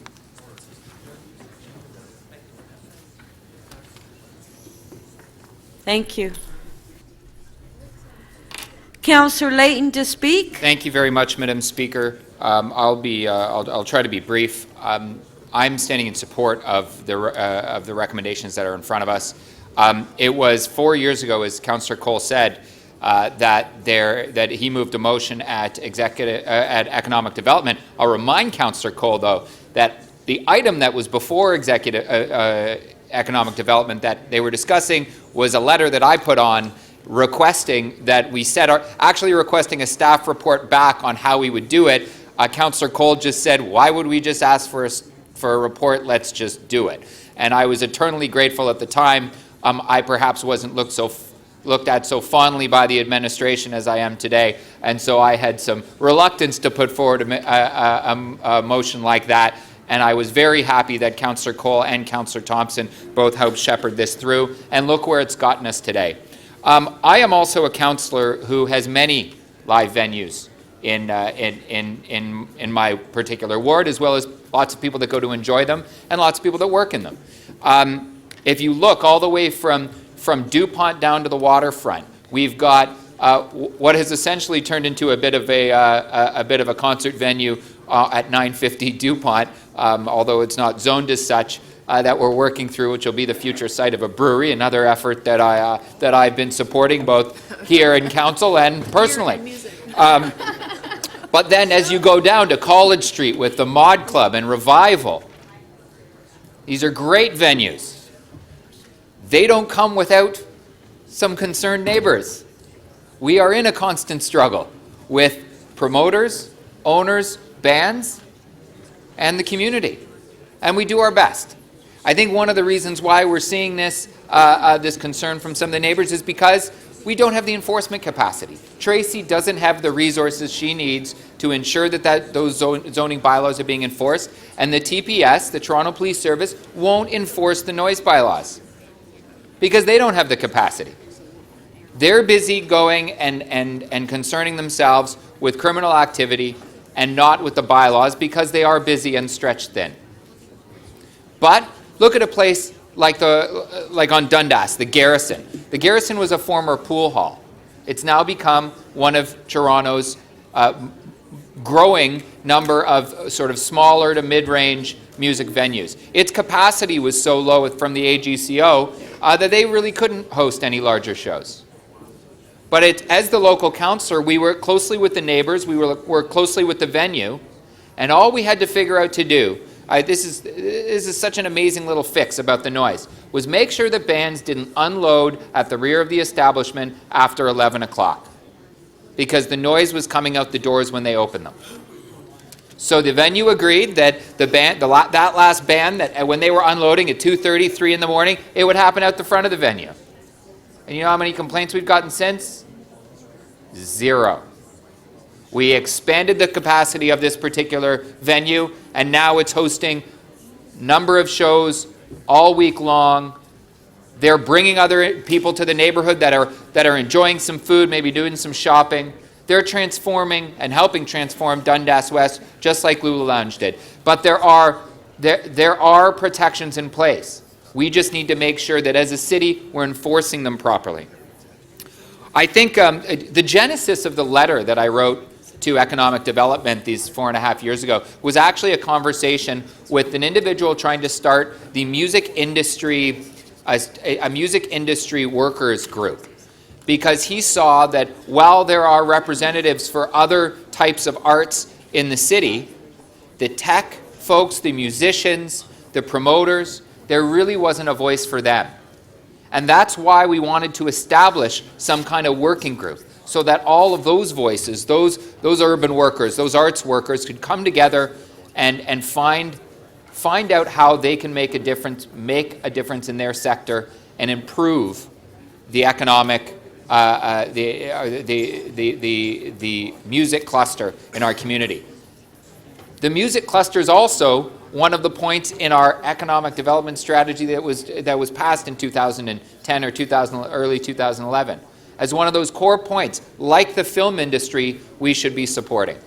So I'm happy to see that there are no direct recommendations around changes to any bylaws in this. I think that in my read of it, that there aren't any of those proposals. We will have the noise bylaw got passed back to staff. You got to believe me, with the changing of how they're going to read the noise measures at Fort York for their big concerts, I'm going to have some questions to that piece, but I'm going to work through them like I do with every venue and try to come up with a solution. Thank you, Councillor Layton. Councillor McMahon to speak. Thank you very much, Madam Speaker. Good morning. I just want to commend everyone involved for this terrific report. We'll start with Councillor Cole for Music Man for being spearheading this, and everyone else on the committee, Councillor Thompson for leading this, and Mike Williams in Economic Development, and all the other councillors. I'm excited to help transform Toronto into a music city. And I just want to talk a little bit about the value of one of the key groups, the Toronto Music Advisory Committee. And I had a recent situation in my ward with a very popular music festival you may have heard about, Afrofest, fantastic festival. Come on down this July for that in wonderful Ward 32, Woodbine Park. And so we had this situation, and I just have to commend Toronto Music Advisory Committee, especially Andreas and Mike Tanner, Office of Music here at the city, Music Man as I call him. They were phenomenal in helping us facilitate this meeting and work it through. It was a fantastic, friendly meeting, positive and productive, and I would encourage all festival organizers and all councillors, if you are ever having difficulties, if there's ever a miscommunication, concerns, anything like that, reach out to Toronto Music Advisory Committee and Mike Tanner, and magic will happen. And I also want to talk about some other music in wonderful Ward 32 that has started in the last few years, and I believe that's because of this Music City movement, and that is partnerships with our community and festival organizers, like a jazz festival is now, the organizers are promoting and sending great bands to our 3 farmers markets, which will really help the markets and really help showcase the musicians. And also Danforth Mosaic BIA, which I share with Councillor Fletcher, Councillor Fragedakis, and Councillor Davis, and they have a phenomenal music event. Mosaic Does Music, I think it was called, with the Spoons. They had the Spoons last year on July 1st weekend with 1,500 people in Eastland Park, and it's rumored to have the Sky Diggers this year. So come on out, but all of these initiatives could not have happened without our music strategy and our collective support for Toronto being a music city. Thanks. Thank you. Councillor McConnell to speak. Thank you very much, Madam Speaker. I just wanted to address a couple of things, in particular the notion of really embracing music in our city. And we have a very long history here, and I have been part of that, certainly through my husband, who was in the music industry for a very, very long time. But I think that as part of this, what I've learned from the other side is that you have to be able to have a protocol that mitigates some of the issues within the city and within the neighborhoods, I mean. And so one of the things that I would recommend is that people take a look at the protocol that we use down on the waterfront in order to make sure that that common attraction still has a neighborhood feel and people are able to sleep. But the other part of it is to make sure that some of these programs are really put out throughout the city. So the part of this that I really like is that it might be possible not just to have, you know, Sugar Beach and Sherbourne Commons and the Islands and whatever, High Park, but to be able to have these opportunities for people further out in the inner suburbs.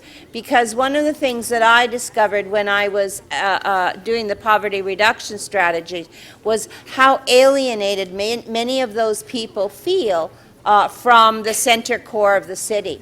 And they believe and feel, and probably correctly, that the center of the city gets all of the stuff. So I understand the issue of tourism, but I also understand the issue of making sure that to some degree we are able to distribute some of this culture throughout the city, and make sure that that when we do that, that we learn the lessons from the way it works on the waterfront. And with that, I would say that although I have had a lot of pressure not to support this because of the noise issues and because they're concerned along the waterfront communities where this protocol has been in place for 4 years, that somehow that will get unwound. But I believe rather we should use that as a model to look at other communities. And certainly when we look at the noise bylaw, you'll hear a very large pushback from the communities who have resolved it but before suffered from it. So thank you very much. Thank you very much. Councillor Fletcher to speak. Thank you, Speaker.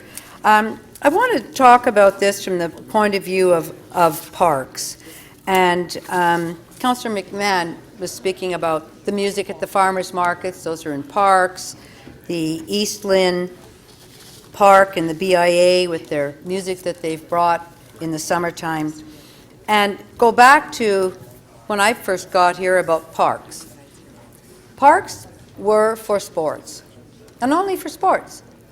And I don't mean that they were legislated in that way. I mean that that was just the feeling about parks. You had a few swings, and you had a sports field, and those were permitted out for recreation purposes. And that's a good thing. There's so many great leagues. We know from when the field fees got raised unexpectedly a couple of budgets ago, and this whole council chamber was full of children that play soccer and play baseball, that we know that our parks are well loved as sports venues, and that's an important role that they have. But there's another emerging role, and it's been slowly being born here in the city of Toronto, and that's for permits for other cultural uses in the park. And it's very hard to get from the mindset of issuing permits that somehow there's a sports lens to having a lens for many other things. And that's why I think we should continue this discussion to make sure that we have fantastic public spaces full of great things going on, physical recreation for kids, sports, and wonderful artistic programming as well in our parks, so that people can go into their front yards, that's what I call parks, go into their front yard and join in activities with their neighbors in a meaningful way that enriches their lives very deeply. I'm so fortunate that in my ward I have the wonderful Withrow Park, which has dusk dances in that park. They have been there for over 25 years, programming over 5 weeks, a fantastic dance program in 5 different areas of the park. Thousands of people come to that park in order to see that. When they tried to move that particular cultural event into Malvern, into a park in a priority neighborhood a number of years ago, they just hit their head against that wall. Permits were for sports. Permits were for sports. They couldn't get the permit. They couldn't get that happening. My office, downtown, helped them get that permit to establish that program in a priority neighborhood. A number of years ago in Finn Park, somebody got a grant from the Arts Council to run children's art. Isn't that nice? You can go and every day in the afternoon and take some art. Drop-in program, fantastically rich program. He had, I don't know how much his grant was, but his park permit was $5,000 to go in and offer a program in the park. That is really one of the things we're getting at here with the music strategy. We have to be able to offer up these public spaces to do fantastic things in the community, and it can't be $5,000 when someone has an $8,000 grant in order to run a program for kids. And that's why when we work through the music office, we work through the Toronto Arts Council, we should be animating these public spaces throughout the summer in a way that enriches the lives of every single person in this city. And what Councillor McConnell said is right. Everyone thinks that we have everything downtown, everything's here. This strategy sends ambassadors, it sends artists, it moves them around town. It's a fantastic exposure for music throughout our city. It is probably one of the most important things that we're doing for every community across this city, giving people access to culture in their lives in a way that is going to be free and enriching, and I think we can't get on with this fast enough. Thank you. Councillor Thompson. That's the last speaker. Pardon? Speakers. Yes, there's no more speakers. Okay, good. Yeah. Thank you very much, Speaker. I have a motion that I'd like to have staff put on the screen. The motion is an amending motion number 3 that's in the report, and it's simply that we add the Toronto Music Industry Advisory Council, TMAC, which we had failed to do so in committee. And we've heard certainly the value of TMAC, and we've heard the work that they've done. And in fact, I want to congratulate them in terms of the members who are 6 members of council, 30 members from the industry. I will also be supporting Councillor Wong Tam's motion, simply because certainly while it does not really speak to suggesting that there is anything in the report that really precludes or suggests that we're changing the rules, it does suggest that we want to protect the neighborhoods and protect the interests of the communities relating to the emails and letters that have come and I've seen as well. Speaker, I want to congratulate Councillor Cole. Councillor Layton pointed out, and I actually went through and did a whole list of litany going back to 2011 when we started this whole process and so on. But importantly, though, this process was started as a result of the Creative Capital Advisory Council that was actually chaired by Robert Foster, Karen Kane, and Jim Prentice. And in that report, it actually speaks to the issue around music. It talks about Toronto's music scene as being most attractive aspect of the cultural life, and also bridging the cultural and engaging with ordinary citizen and obviously industry cluster, music, gaming, fashion, etc. But then it goes on to say that ensuring that musicians have access to affordable live-work space, performance venue, rapidly changing technologies and coherent strategies, and other obviously opportunities to maximize and create economic impact. Talks about music incubators, which we do have one in Scarborough with Coalition. Speaker, there are some 18,500 people who are actually involved in the music sector in this city, from songwriters, creative composers, beat makers and lyrics and lawyers and recording technicians and so on. There's a tremendous amount of activity that takes place, but what we actually recognize was that when people from Music Canada and others came and said, look, we didn't actually have something that was like a glue that brings it all together and so on, and that was a need, there was a need for the city to actually play that particular role. This is that particular role, working with TMAC and others and so on, and other members of council. I want to say and stress, because I know that Music Week is actually coming up shortly, and I'm sure that the mayor will be proclaiming May 2nd to the 8th as Music Week, and I'm sure the mayor will be speaking. The mayor will have an opportunity to be able to express to the industry and the artists and so on about some of the things that we're actually doing in the City of Toronto, how we're going to help artists and so on. And I know that Councillor Carroll, who's also been instrumental, I want to thank her, because it was Councillor Carroll and myself who interviewed about 106 people in order to actually bring down, to form the TMAC and so on. And so there's been a lot of work that's been done. The co-chair of TMAC, Mr. Kolagianidis, he and other members have worked really hard. What we actually have here, Speaker, in front of us is an opportunity to actually develop the music industry and enhance what is actually a good industry right now. Is generating some $700 million. I think that this very shortly will be $1 billion plus industry, because we're going to be working with obviously musicians and so on. One of the areas of the report that I want to speak of, and I see some young people here at their schools, one of the things that we've learned over the years is that music in schools have actually been decreased tremendously. And I think this is an area that we really need to start encouraging, so on. The city should have a role. The 6 areas that we're focusing on, obviously, supporting a friendly environment for music creators, encouraging the business of music is extremely important, supporting education, and to promote Toronto, both locally and internationally, as a music city, and fostering the alliances with other cities. We've got Nashville now, who wants to actually work with us, as we obviously have Austin. And then at the same time, we want to measure our performance and measure our success.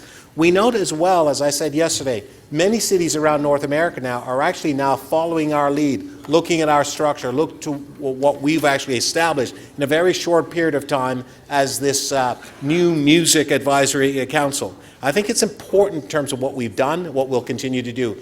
This council leadership will be imperative to actually help us in order to make a huge difference and so on. I'm looking for everyone here today to endorse this 100%, so that the industry will understand that council is ready to work with them, because in fact it's a great industry that we have to support. Speaker. Thank you very much.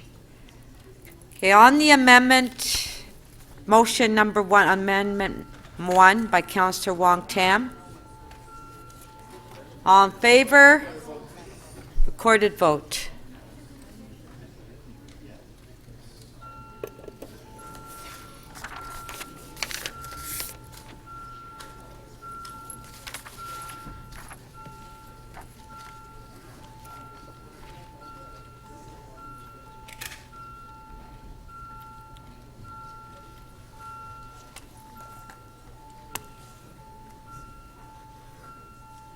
Councillor Lee, please.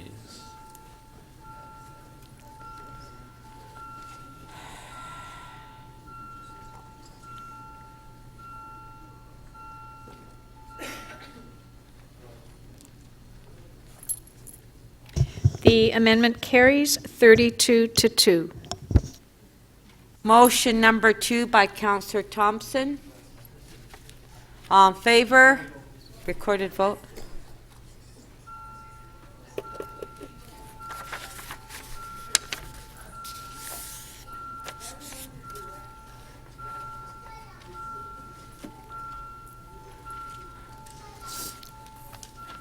Councillor Karygiannis, please.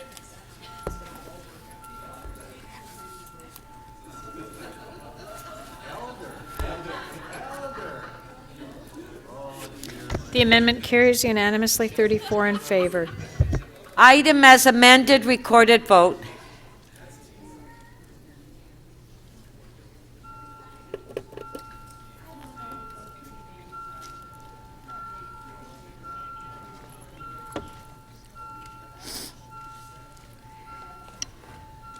Councillor Bailao, please.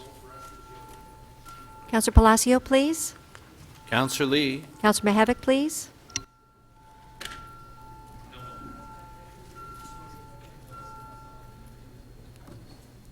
The item as amended carries unanimously, 34 in favor. Next item is on page 2, PW 11.5 Metrolinx LRT projects.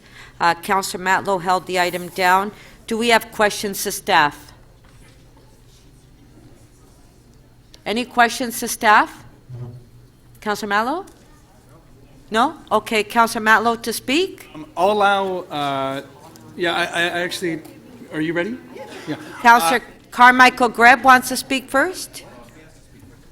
Yeah, you held the item down, Councillor Matlow. You have to speak first.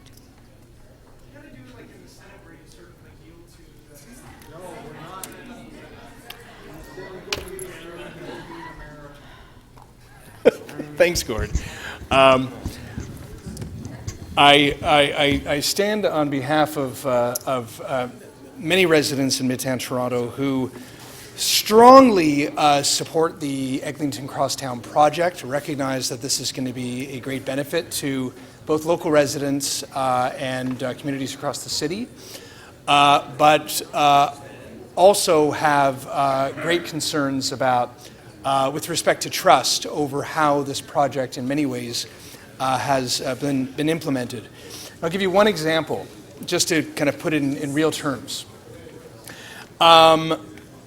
A little while back, about a month or two ago, I was receiving tweets and emails about noise that was happening in the middle of the night that was impacting residents at 43 Eglinton Avenue East. And Madam Speaker, speaking of noise, and I'll just continue then. And thank you, Councillor Thompson. So there was noise happening in the middle of the night at 43, right outside of 43 Eglinton Avenue East. And I heard from residents, and I actually went out there 2 or 3 nights in a row at around 11, 12 o'clock at night, just to figure out what was going on and what was the cause of this. And while there was an exemption provided to Metrolinx back in 2010 by City Council to actually allow them, an exemption in the noise bylaw, to allow them for tunneling and related purposes to go all night, 24/7. And by the way, I'm looking into this too because it was suggested at the time by Metrolinx, I believe, that this work would be unnoticeable to residents, which I still don't understand how any reasonable person could have suggested that or any reasonable person could have believed that. But that aside, we're looking into that. But it turned out that Metrolinx had said to the residents in notices that the work that they were doing was allowed under that exemption, and they were allowed to go all night, 3, 4 in the morning. And in fact, they said that the City of Toronto had told them that they should go all night. Well, what I found out the day next when I pulled everybody into my office was that that wasn't true. They were doing geotechnical work, meaning that they were digging things up and then sucking things up with an HVAC truck that caused a lot of the noise. And that wasn't under the exemption. They did not have a permit beyond 4 p.m. during the workday to do that work.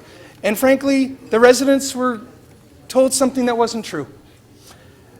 Then when Metrolinx pointed the fingers at the city and said, well, city told us to do that, I was told at first that that didn't happen, and then it was acknowledged by another that it did. But that other said that there was an assumption that the HVAC and the digging, the geotechnical work was included in the exemption, which it wasn't. I think everybody dropped the ball in some way, shape, or form. At the end of the day, all I care about is that the residents were told something that wasn't true, and that they were disturbed for 3 nights in a row, and they weren't able to sleep, and it caused a lot of problems. So my point is that, is there a reason why some of us don't have complete confidence in how everything's been working out? Yeah, there really is. And I know some of my colleagues in the neighboring wards to mine share those concerns. To reiterate, we strongly support this project. But we're concerned about its impact on businesses, we're concerned about its impact on local residents, and we're concerned about loosening the lead to give more flexibility or delegation than is already afforded. Okay, thank you. Councillor Carmichael Greb. Thank you. I have some amendments, if they could be put up.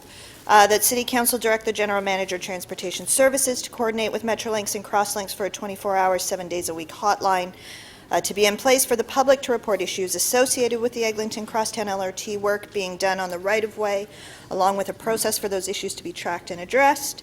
That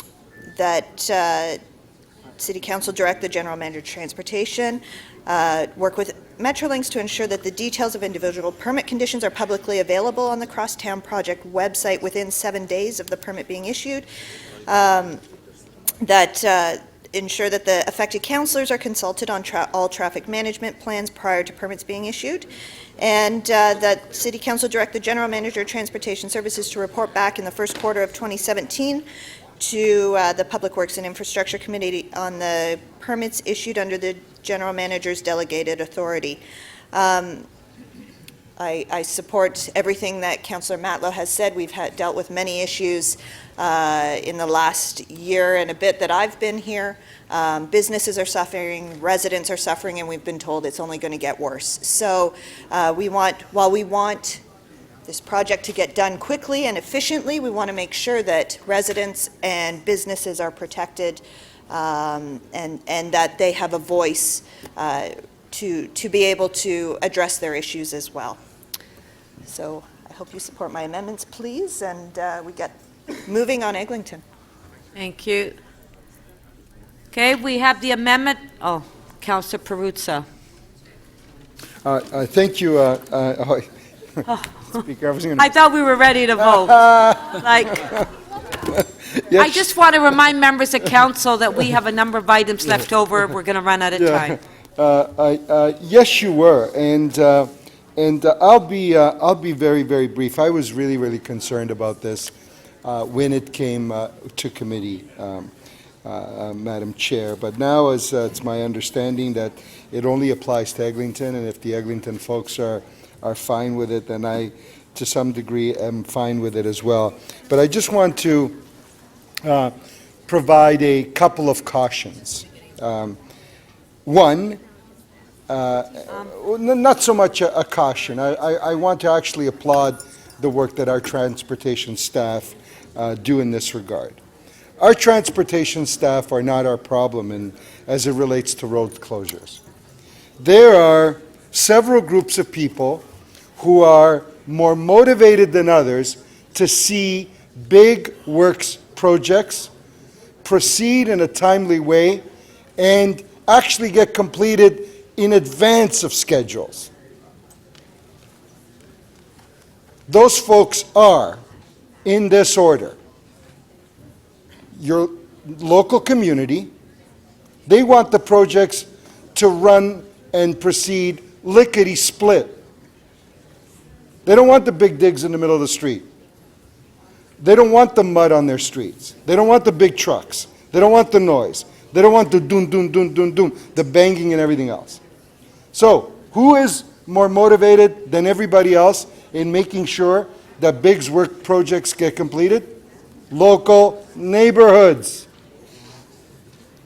Who is the second most motivated person to see big works projects get completed lickety-split? The local councillor. You don't want, as a councillor, to hold up anything. You don't want to delay a project. You don't want it to go half a day beyond where it should go. You want it finished quick, fast. Who is the other person who is really motivated to see works projects go really quick? Our transportation staff. Because then they don't have to deal with us and deal with our phone calls. And and deal with Councillor Matlow calling them into his office and say, why were these guys making all this noise in the middle of the night when they didn't even have a permit to do so? Third group of people that's really, really motivated. Who is the least motivated to finish works projects on time? More often than not, the subcontract. Councillor Pasternak, bingo, there he goes. He gets the bingo because it's right. It's the work, it's the people who are doing the work. The more they stretch it out, the better it is. So it's in the interest of the contractors to bring the fewest number of people, make them work really, really efficiently, and drag it out. So, who wants our roads to be closed? Who wants to occupy as much space as possible? Create as much disruption as possible. More often than not, it's the contractors, not the councillors, not your transportation staff.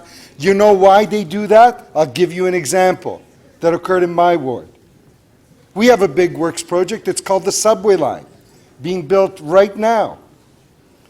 So the contractor came along and said, you know what, I want to close Keele Street because we got to cut some shoring. So we got to get into the space. So they closed it down. They asked for a 3-week around-the-clock permit. They were given that 3-week around-the-clock permit. In the entire time that they put blocks and pillars and machines on that roadway, they shut it down. And that entire time they had that permit, not one worker was moved into that area to do any work. Why? They were sick. No, they weren't sick. They had lost their asphalt contractor. But more importantly, I think they were looking for money on outstanding invoices. So what did they do? They held the local neighborhood. They used the neighborhood, right? They held it in a form of ransom. Okay, thank you very much, Councillor Perruzza, for your brief statement. We went well over 5 minutes. On the amendment by Councillor Carmichael Greb, all in favor, opposed, if any, carried. On the item as amended, recorded vote.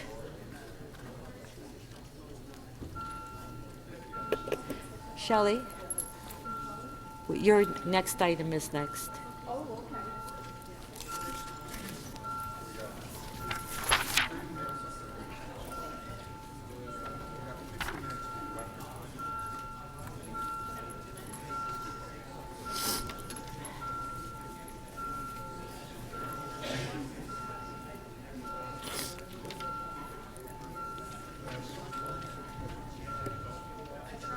Councillor Bailão, please.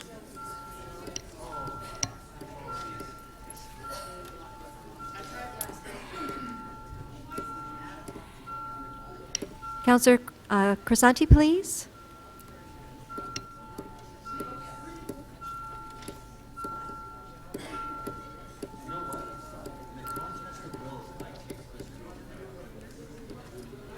The item as amended carries 29 to 1. Okay, so members of council, the next item would be PW 11.6, but Councillor Grimes is not here at the moment, he's in a meeting. And the next one is PW 1111, which is the crossing guards. Now, Councillor Matlow has asked for somebody from the police services to be here, and I don't believe they're here yet. So we will continue to page 3, the top of the page. CC 17.2, which Councillor Carroll, you held the item down, is council direction regarding payment of legal invoice related to Code of Conduct investigation. Do you have questions of staff? Councillor Carroll. I do not. Okay. Perhaps my... Councillor de Bearmaker, you do? Okay. Councillor de Bearmaker, questions of staff? Thank you, Madam Speaker. Through you to our legal staff. The report before us is seeking direction from council on the latest invoice that has been submitted by a councillor about an accountability procedure that's going on, correct?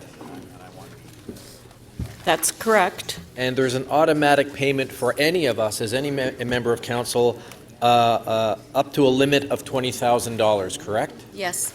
So if the invoice had come out to, in total, say $19,000, this report wouldn't be here, we wouldn't be talking about it, it would have been an automatic disbursement. Yes. But because it's over $20,000, if it's say $22,000, then you're coming here to get council direction on whether you should pay the invoice or not. Yes, it's, the total costs at this point are $27,204.75. And the accountability office procedures, I would think you would agree, is a very good thing that the city has done to put in a layer of accountability to make sure that we are all acting with full integrity and a positive reflection on being members of council. Of course. And so we have I think the provincial legislation requires us to do this as well, correct? Yes, it does.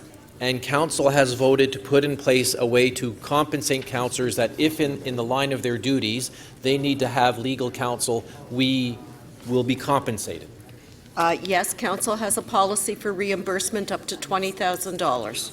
Yes, and I think, would you agree that we've put that in place in part because we as a council perhaps have felt that councillors shouldn't be financially burdened or penalized for the sake of being city councillors? That would be one reason, yes. Yeah. And you've reviewed the invoice that was submitted to you or to the clerk, and do you believe the invoice is a fair and accurate invoice? What I would say is I do not know the nature of the incident. I don't know what was involved. I don't know the details of it. What I can say is, having reviewed the invoice, that the rate for the lawyer is reasonable given the person's experience, his reputation, and his expertise. So I am comfortable. There were no obvious inconsistencies or issues with the invoice. So based on that, I would say it's a reasonable invoice. Okay, great. Thank you, Madam Speaker. Okay. Thank you. Councillor Campbell. Thank you, Madam Speaker. Question to staff. Why did this come to us as new business rather than, why did this come to us as new business more or less somewhat at the last moment? The invoice came in late, and people do like to be paid. So the clerk and I felt that it was important that council deal with it. Do you feel that council has had sufficient time to give consideration to this matter? Yes, I believe it has. Given that it was just received? It went out with the agenda. And I would like to know why is this not discussed in private session? There's nothing confidential about this. There's no details of the individual nor the nature of the complaint. Would those sorts of matters not be pertinent to the decision that? No, it is not. Okay. That's it. Councillor Carroll. Thank you, Madam Speaker, because I had to reconsider whether or not to ask questions. I just wanted to clarify, the policy that council set requires that if you have a request of this nature, it is only council that you can bring it to. Is that not the case?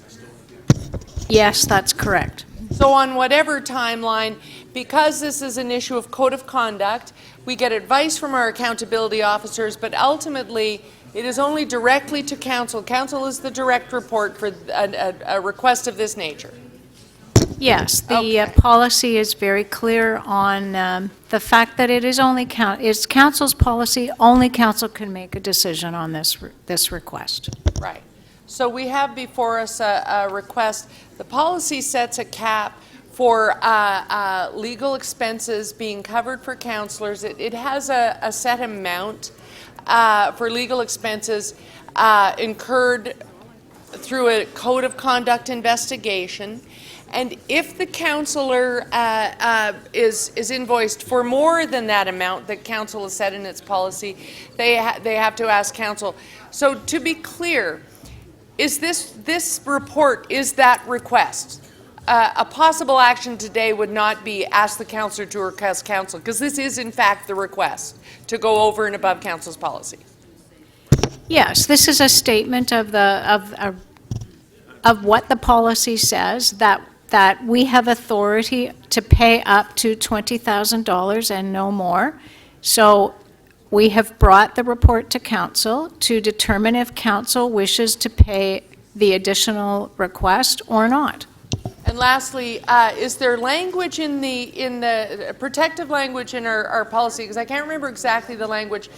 Should we today, if we were today to decide to pay over and above, that would not make the policy null and void. We would just continue the practice of if you go over, you have to come directly to council. That's correct. The policy would continue to apply. It would just be in this particular instance that council has chosen to go beyond the policy limit. Thank you. Those are my questions, Madam Speaker. Thank you. Councillor Holliday, questions? Thank you, Speaker. I'm hoping someone can help me understand exactly the mechanics of the policy. Does Council's expense policy allow for the payment of legal invoices? And I'm not speaking about the dollar value, but so $50,000, $100,000. Is there an upper threshold?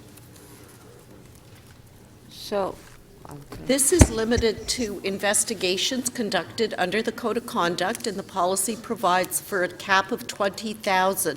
As the clerk explained, that permits staff to pay up to $20,000, and anything over that has to be approved by council. Would I be understanding this accurately if I paralleled it to a financial delegation of authority? And that said, we've delegated a certain dollar value of a certain level of management to pay something. But if an invoice comes that's higher than that, it doesn't mean there's something wrong with the invoice or there's a problem with the process. It just means the next person on the rung of the ladder has to approve that. And would that be the same here? To say that we've exceeded $20,000, so the next approver has to pay it, but there's nothing wrong with the invoice itself. Well, there's nothing wrong. The invoice appears to be reasonable. I would remind council that the Integrity Commissioner has to protect secrecy, and so I have no idea of the nature of the complaint or anything of that ilk. Okay, and I guess just the one final question is, the $27,000 by the policy is fully eligible, notwithstanding that it cannot be automatically approved below $20,000. It's eligible. We're not questioning whether or not it is an eligible expense. We're questioning as to whether or not we will authorize the payment. Yes. Yeah. Okay. I think I've got it. Thank you. Yeah. Thank you. Councillor Fragedakis. I'm just wondering, has council ever waived its policy to pay over and above the $20,000 limit? Madam Speaker, we've had one other instance, and that report is referred to in this particular report. We've only had one other instance where we've had to bring such a request forward, and in that instance, council did not waive its policy. Okay, thank you very much. Councillor Carroll to speak.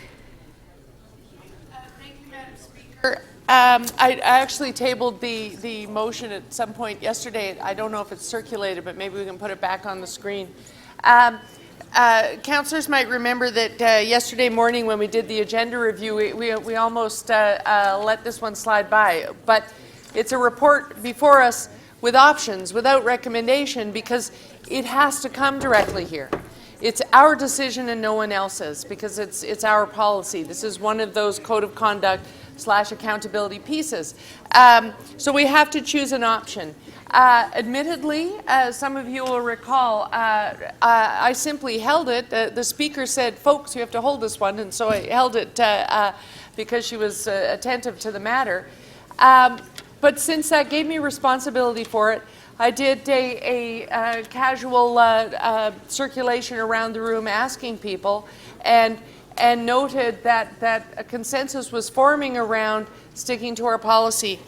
It's important to note that the policy actually is quite broad. There are a whole bunch of instances and outcomes of code of conduct investigations that all lead to, if a councillor feels they need a lawyer for this investigation, and it's not an onerous investigation ordinarily.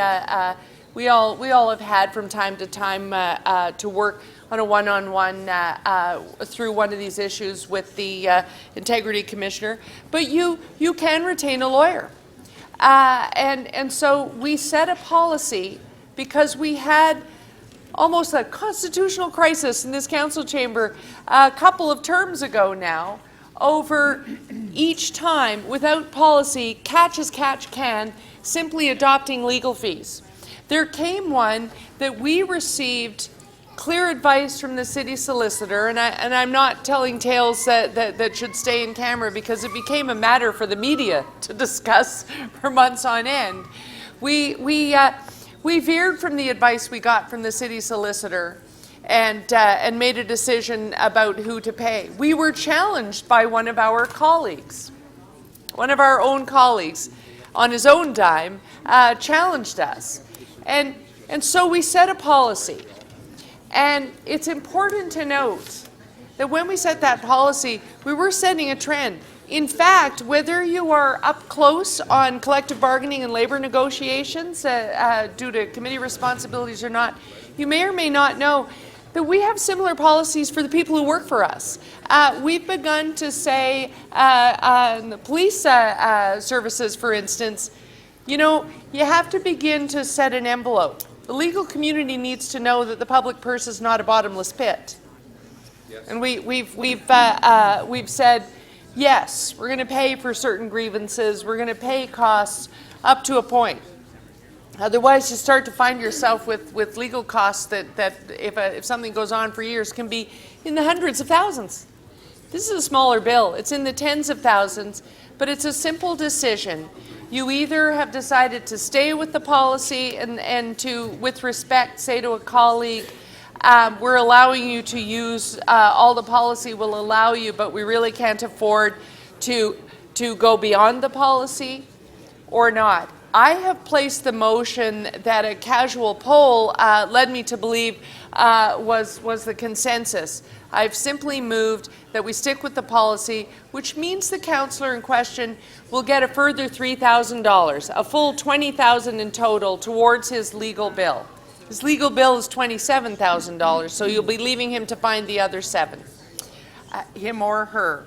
And so I've moved that motion, but the wording is within this report. If you haven't already read it, if you disagree with that, the wording of a motion to do otherwise is right there in the report. The options have been provided us by staff, because this is one of those grown-up moments where they have to leave the option to us. I simply moved the option that it seemed most of you wanted.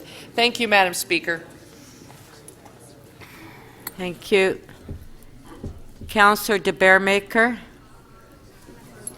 Thank you, Madam Speaker. I have a motion to the clerk that council authorize the payment of $7,204.75 in excess of the $20,000 limit under council's policy, so that the reimbursement of the councillor for the current submitted bill or invoice will be $10,254. Madam Speaker and members of council, if this invoice or set of invoices had come in to the clerk's office at $19,500, they would have all been paid.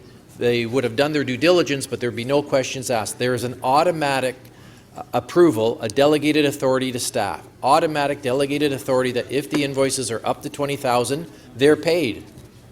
It doesn't need our authorization, they're paid. And that's there to protect us and to make sure that one councillor is popular, the next councillor is unpopular, we're going to get in some political back and forth. We delegated authority to our staff to say, if a councillor, in undertaking their duties as an elected official, is required by provincial law and by city bylaws to go through a process with one of our integrity accountability offices, that if legal fees are incurred, those legal fees are covered. None of us should have to pay $10,000 or $15,000 or $18,000 out of our own pocket because somebody has put in a complaint about us and we have to go through this process that is legally mandated. We have all recognized that and we voted on it, and this council said delegated authority to staff for up to $20,000. These invoices, and again, I don't know who this councillor is, I don't know what the complaint is, and it doesn't matter. That's why it's before us the way it is.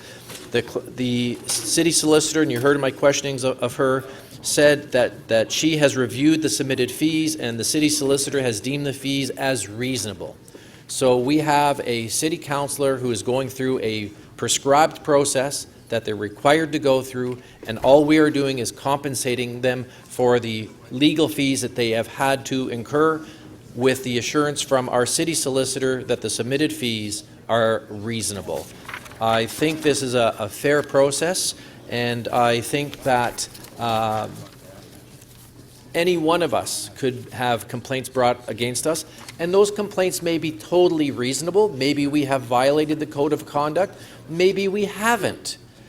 We've all dealt with political opponents and individual constituents who may love us or may hate us for whatever strange or bizarre or unusual reasons they may have. We've all been there.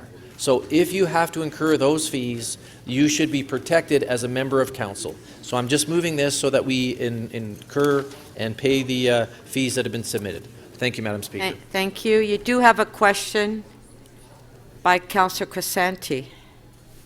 Clarification of the motion.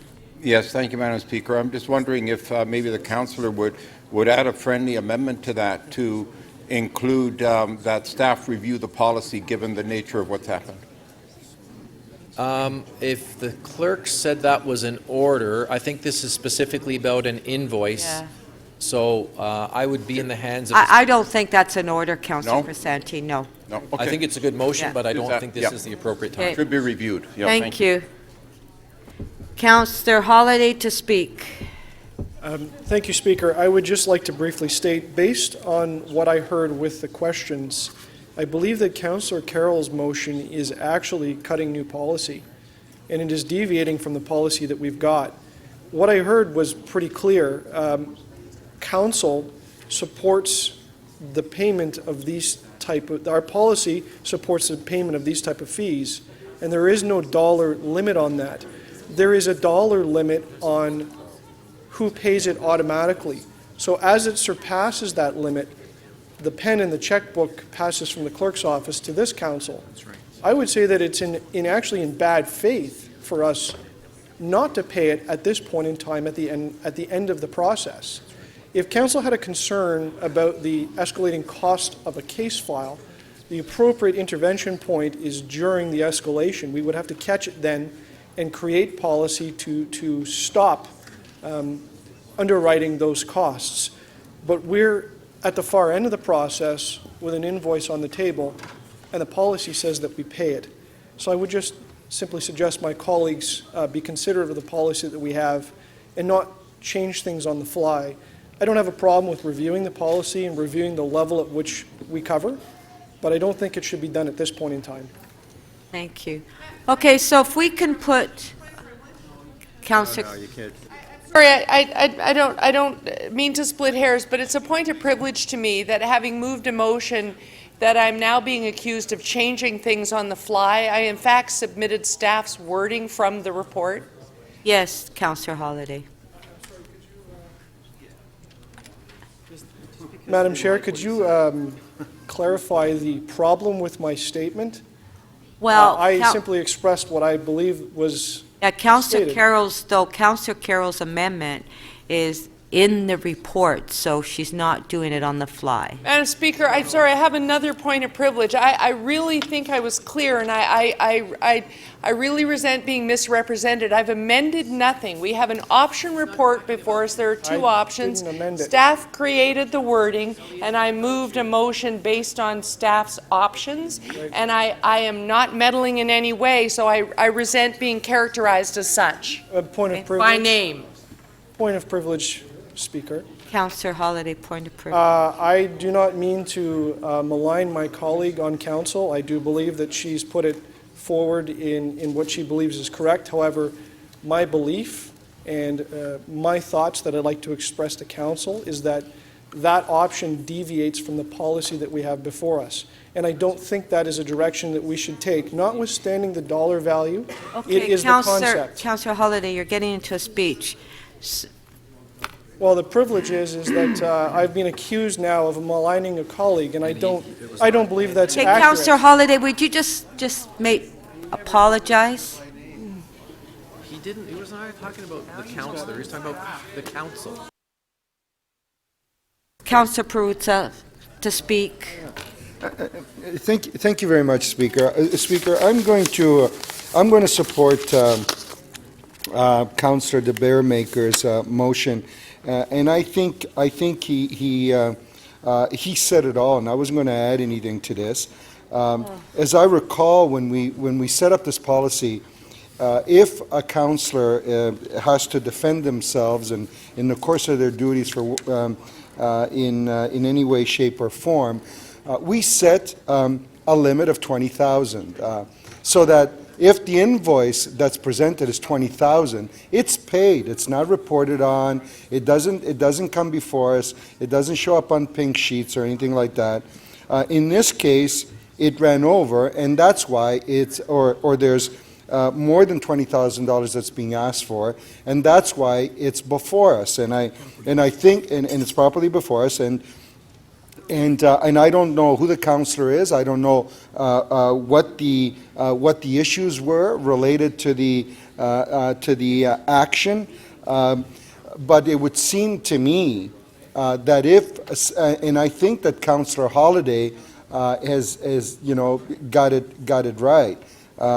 If the councillor had to defend themselves in this case, and incurred some additional monies related to that, I think what the policy always intended to do was to say that if you're in that kind of position where you have to go out and defend yourself, that there's some insurance that will kick in at some point and be able to help you in that process, and that's why this is here. So I have no problem whatsoever in supporting Councillor De Baeremaker, and I believe that Councillor Holyday is absolutely correct in his characterization of the issue that's been put before us. Thank you. Thank you. So if we can put the amendments on the screen, please.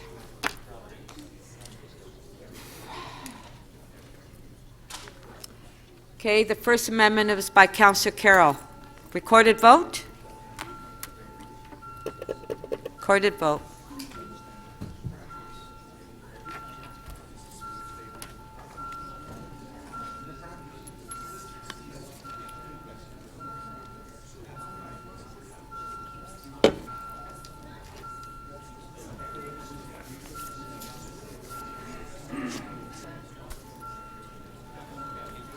Councillor Kelly, please. Councillor Bailão. Councillor Bernstein, would you seated, please?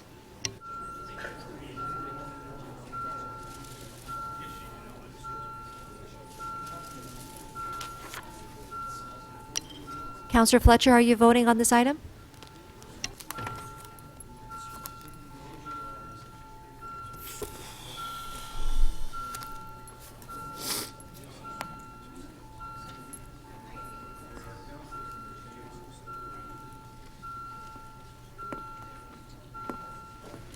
Councillor Fillion, when you're seated, please.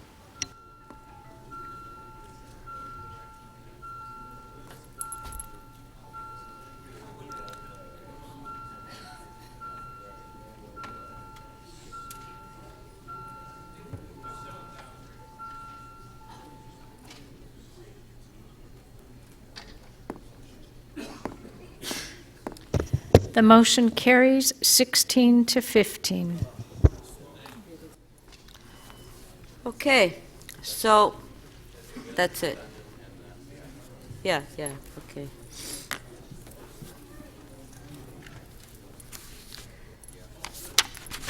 Back to page 2.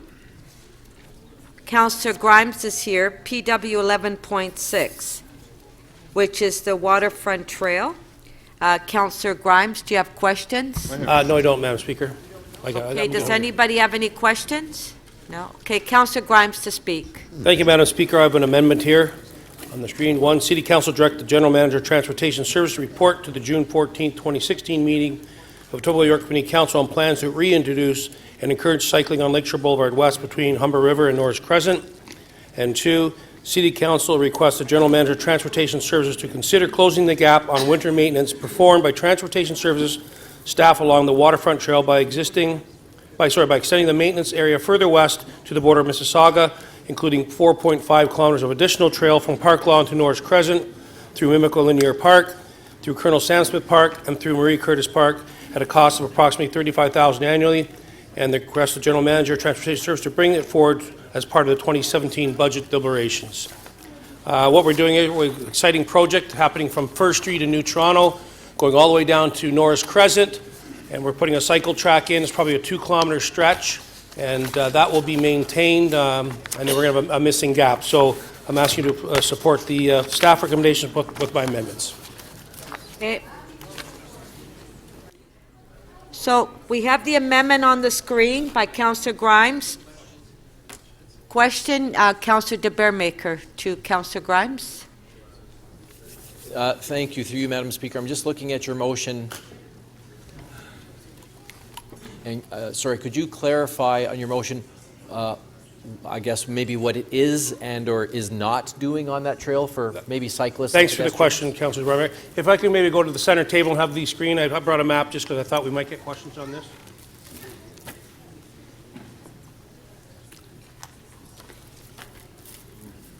And I don't have a hard copy of your motion, so if you could sort of... It was on the screen, yeah. Great. Can we get this lit up? There we go. So what we have here, and Councillor Layton will tell you, right here is the Humber River, and we maintain all the way going eastbound, all the way downtown on that portion of the trail. What we did last year, this is Park Lawn and Lakeshore, where all the old motel strip where the explosion of condos has gone in. We've now put the winter maintenance in from here from last year. And then this is the new cycle track that's going to go from First Street to Norris Crescent where the linear park ends out. So this is our new linear park portion that's put in here.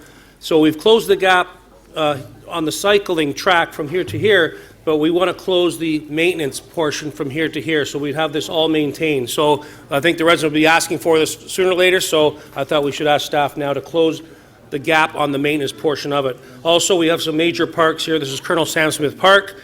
And we have Marie Curtis Park, which we're joining up with City of Mississauga on a great venture down there that are well used, and the trails go right through those parks as part of the waterfront trail system. Great. And through Madam Speaker, I just want to clarify that. So your motion refers to a 4.5 kilometer section, but when you add you're saying if you add the 4.5, then you get what? A 10 kilometer in total? Well, I think we're talking about 4.5 from here, but there's other. But then you come down through residential, kind of on residential streets, but then you go through the parks, and then I don't know how they added that up, but this here I believe is about 4.5 is what the numbers they're talking about. So you're trying to fix your motion tries to fix a missing link. Well, staff are bringing this. We're missing the link already. We're fixing the link on the trail system here. This will now connect from New Toronto all the way down to the Humber River, which Councillor Layton has moved a motion prior to have it all maintained all the way downtown. But the portion where I'm going to connect is the maintenance in the winter, so it can be used as a commuter use for cyclists. Okay, great. Thank you, Madam Speaker. Okay, thank you. So on the amendment, did you want a recorded vote, Councillor Grimes? Recorded vote.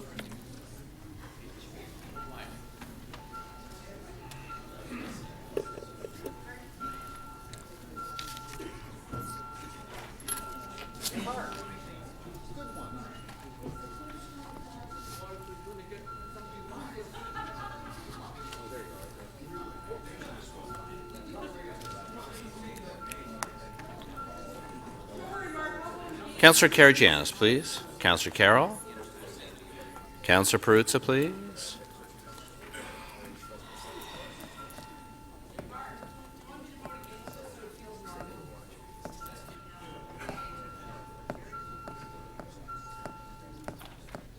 The amendment carries unanimously, 33 in favor. Item as amended, on favor. Opposed, if any, carried. Councillor Layton. I believe I may have inadvertently hurt the feelings of a colleague of mine, Councillor Grimes, who had put forward a motion that I was in full agreement of, but I didn't rise in support. I would like to apologize to him and this chamber for hurting my good colleague's feelings, and say that I did support that last motion. I thought it was a great motion from Councillor Grimes. So maybe a nice hug would be appropriate. Our next item is on page 2, PW 1111, crossing guards. We do have somebody from Police Services that's here to answer the questions. So, Councillor Matlow, Councillor Fragedakis. Sorry, I was just, I know that we're going to be going into the lunch hour in the next 20 minutes, and I was going to release item MM 17.5 quickly, because I know that there's a motion that's been drafted, and we could release it quickly before we get started on this new item. Because I know that Councillor Pasternak has to tend to Okay, family. does the staff have the amendment? Okay, can you put the amendment on the screen? Well. Okay, by Councillor Pasternak, the amendment. All in favor? Opposed, if any, carried. On the item, that's MM 17.5.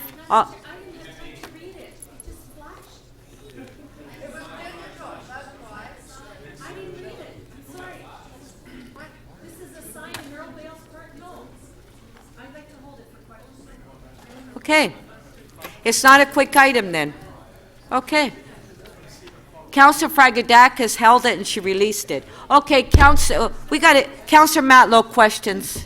Thank you, Madam Speaker. At the Toronto Police Services Board meeting of February 13th, 2014, my friend, Councillor Michael Thompson, who at that time was a member of the board, was kind enough to move a motion that was approved by the board that requested that the board request the Chief of Police in consultation with the Toronto School Boards and members of Toronto City Council to provide a report to its April 14th meeting on how to improve access and the ability to provide crossing guards to schools and school areas that do not meet the criteria but merit special consideration given extenuating circumstances. Then, it didn't get to April, but in May of 2014, there were a number of items that were approved, including the intention of establishing a new procedure and consultation with myself along with parents at a local school in my ward. What I'd like to know, and by the way, and this policy did include consultation with communities when necessary, and the ability to expand the criteria to consider extenuating circumstances. The reason I give this preface is to ask the police what has been done about implementing this new policy, and have there been any consultation with communities or any crossing guards provided to communities based on extenuating circumstances outside of the traditional warrants. Through the Speaker, Mr. Mallow? Indeed.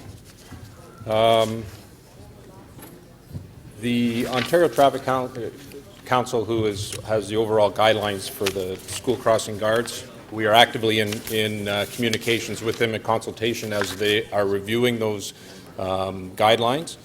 And we are waiting for the final report from them to determine how that will impact the Toronto Police Service in relation to our criteria when a request is made for a school crossing guard.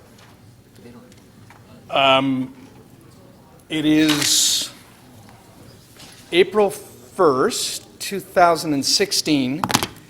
This was approved May 15th, 2014. Can you explain the reason why it's taken so long to get a yes or a no from somebody to actually implement a policy that the police already agreed to do? We started our consultations with the Ontario Traffic Council back in July of 2015, and we are working in conjunction with them. At this point in time, the current established criteria that we utilize, which provides not only a review of the location when requested, but provides opportunities for those that are impacted by the results of that to have further dialogue with the Toronto Police Service. How long does this kind of process typically take? What type of process, sir? The process that you're just describing, that you need to consult and understand the commission's... The requests come in. We get significant requests each year. We take them in order as they come in. It takes a 1 10-hour day for my officer to go and review the location. A report is put forward, documented, and it is sent back out through the service to the requester. And it's up to the requester then has the opportunity to come back and further discuss with the Toronto Police Service as to the outcome of that particular request. Genuinely, with all due respect, do you understand the frustration that some might feel in our communities when these approvals were made by the board back in 2014, and now we're in 2016, and we're hearing that the process and consultation and is all still continuing without any sort of clear destination as to when we'll actually know when there'll be an ability to make more contextual decisions about school crossing guards. We're comfortable with the process that we have. We look forward to the Ontario Traffic Council putting forward their recommendations and changes if necessary, and we will review them and implement as required. You actually believe this is a reasonable timeline? Under the circumstances, yes. The Ontario Traffic Council is consulting with up to 10 municipalities and attempting to get all those individuals together to come up with a finished report. It does take time. In the meantime, we do have a process in place to address the requests for implementation or consideration of a school crossing guard at any particular location within the city. Thank you. Thank you. Councillor Cho, you wanted to make an announcement? Or was it Councillor? No, not me. Councillor Lee? No, Councillor Lee? Okay.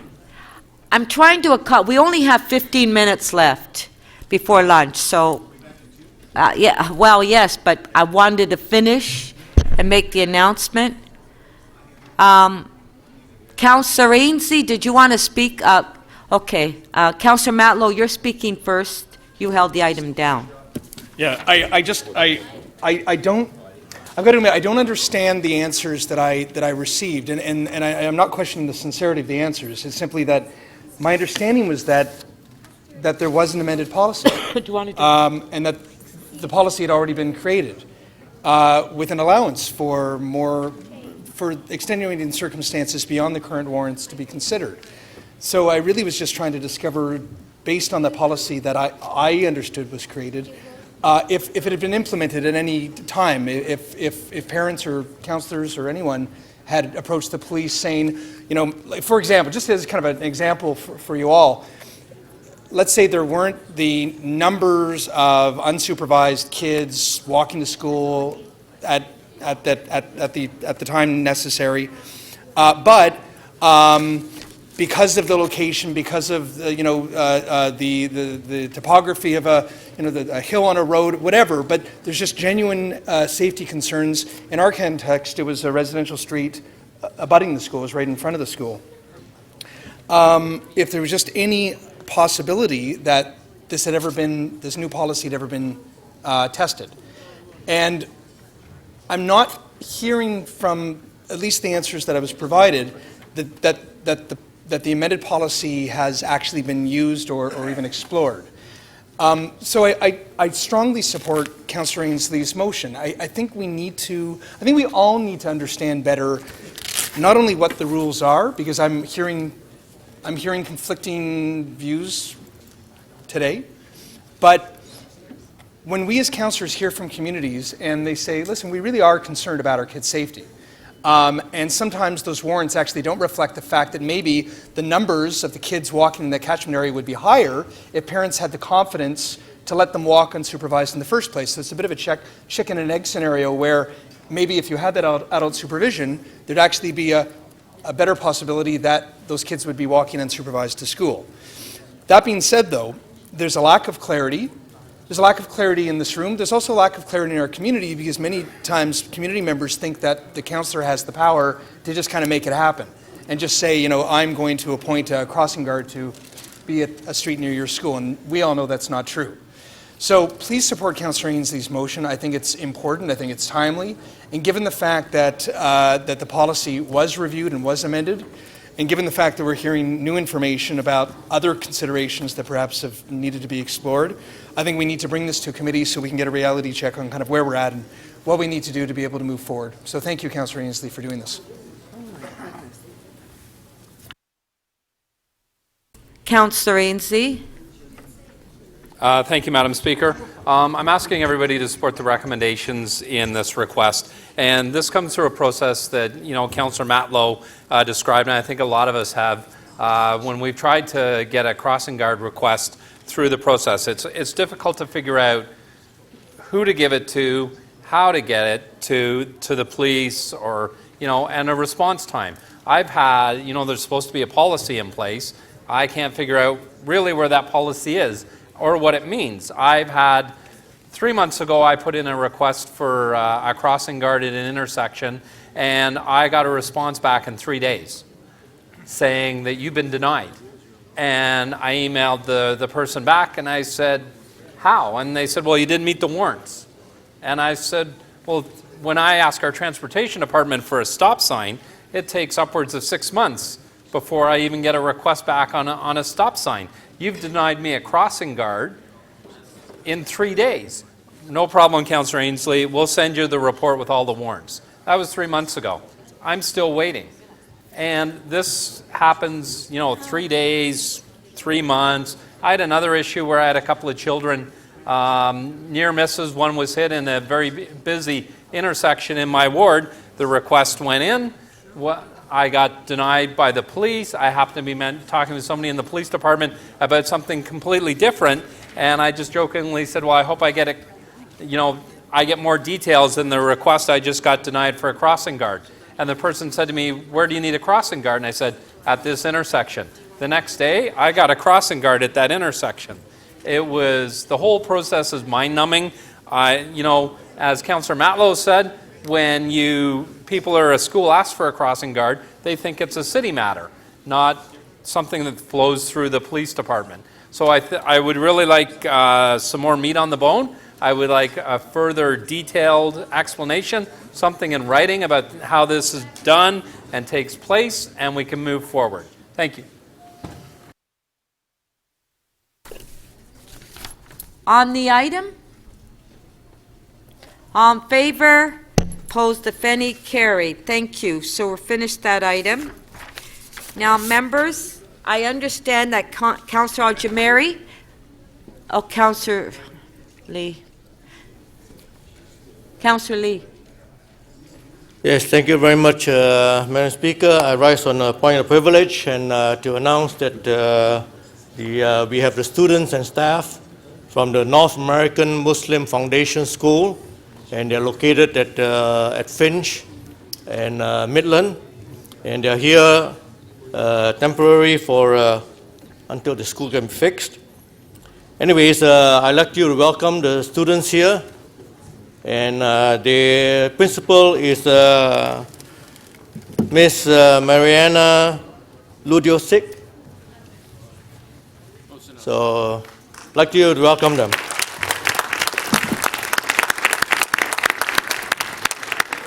Thank you. Welcome. Councillor Al-Jamari, I understand that with Councillor Pasternak's amendment to his motion MM 17.5, you're okay with it now? Yes? Okay. So if we can put the amendment back on the screen and we can deal with this motion before we break for lunch. MM 17.5. On the amendment, all in favor? Opposed, if any, carried. On the item as amended, all in favor? Opposed, if any, carried. Thank you. So that item has been dealt with. We have 5 minutes. Are there any quick items? Oh, okay. Councillor Al-Jamari, do you want to make the announcement? Thank you. I want to invite all members of council to attend an important event that is taking place at the Columbus Center. It's the Italian Fallen Workers Memorial. I think that many of you have already received invitations. I'm going to be visiting your offices to see if you'd like to post one of the invitations in your windows and doors and in your constituency offices. It's taking place on Thursday, April 28th at 3 p.m., as I said, at the Columbus Center. Thank you very much. Okay, thank you very much, Councillor Al-Jamari. Do we have any quick items? No? Okay, so members of council, when we come back from lunch, we're doing the notices of motion, members' motion, and then we have the presentation, and we have two more items that are confidential items, one from Councillor Fletcher and one from Councillor Cole. So those are the items that are left on the agenda.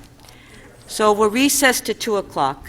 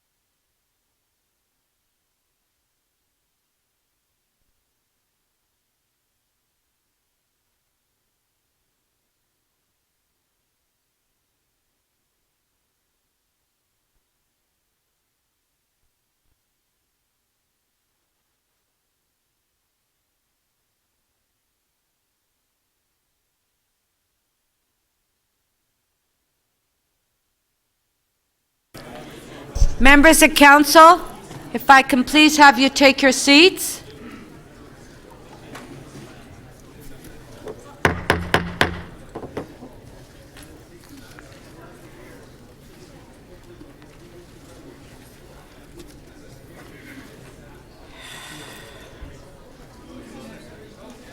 Members, can I please have you take your seats?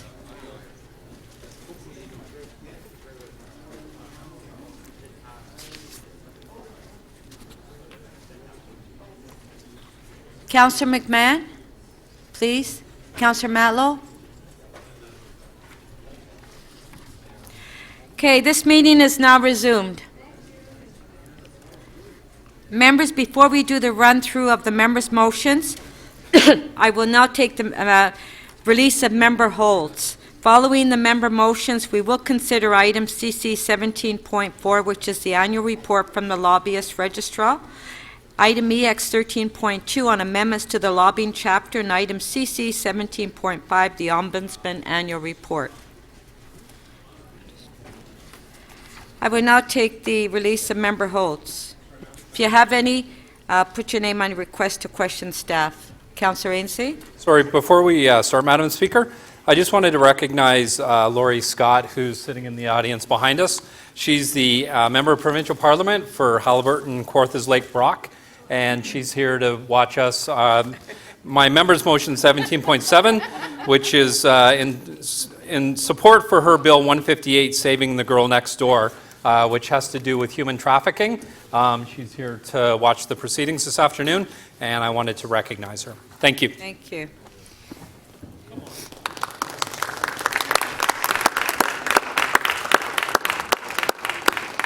So do we have any release? No. I have, we do have a few urgent motions to be added on to the agenda, but we have to wait till we get 30 members of council in the council agenda before we can introduce them. Do we? There weren't no quick, we didn't have quick releases. We may not get back to 30. We may not. I see Joe Mahavik at the entrance. There's 30.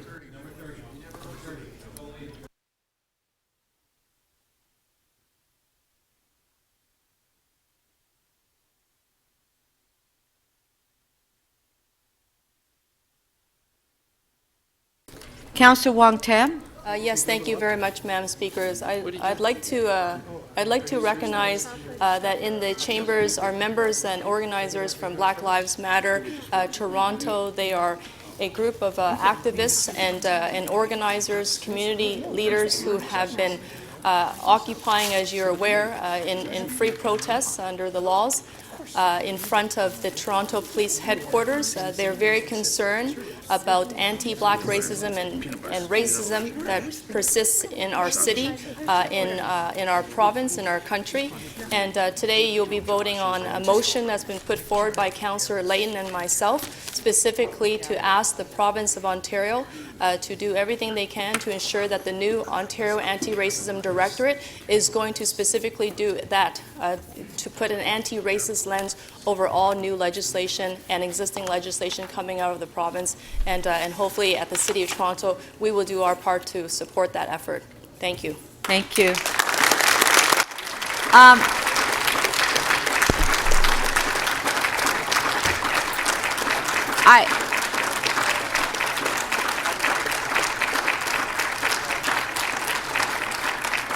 Okay, I just want to remind members of the public that we are not to applaud in the council chambers. You can wave your hands, but not applaud. Okay, thank you.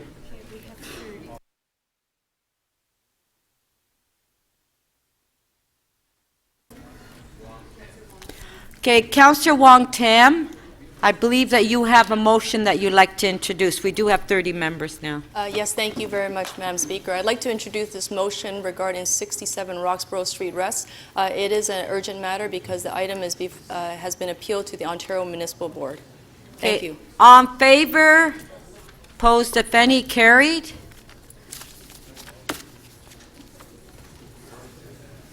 Councillor Doucette. Thank you very much, Madam Speaker. I have an urgent motion. We suddenly found out that Car2Go is parking all their cars on our residential streets. We want to let residents know City didn't agree to this. They can park there, and this is what the motion's about. Okay, all in favor?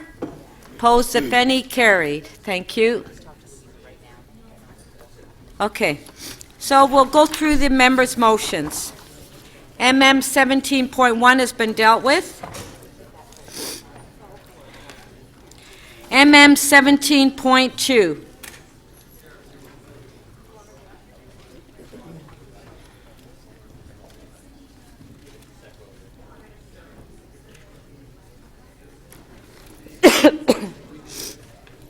Notice if this motion has been given, this motion is subject to referral to the Toronto and East York Community Council. A two-thirds vote is required to waive referral. This motion relates to an OMB hearing and has been deemed urgent. All in favor of waiving referral? Opposed, if any, carried. On the item, all in favor? Opposed, if any, carried. Thank you. MM 17.3.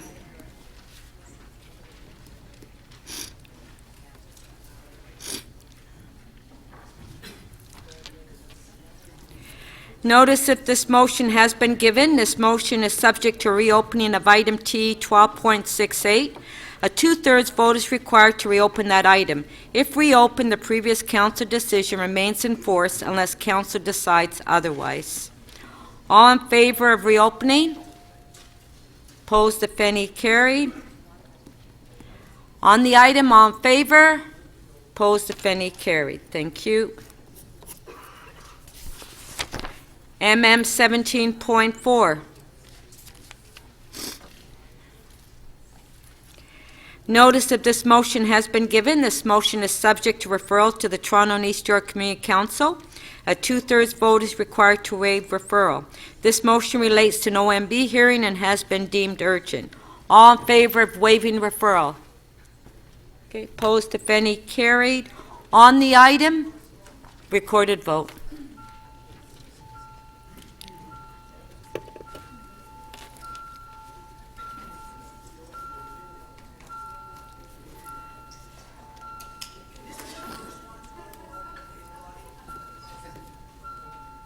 No. I wish. Councillor Karygiannis, please. Councillor Crawford, please.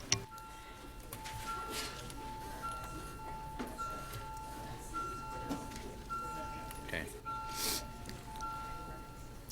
The item carries 34-1. Okay, thank you.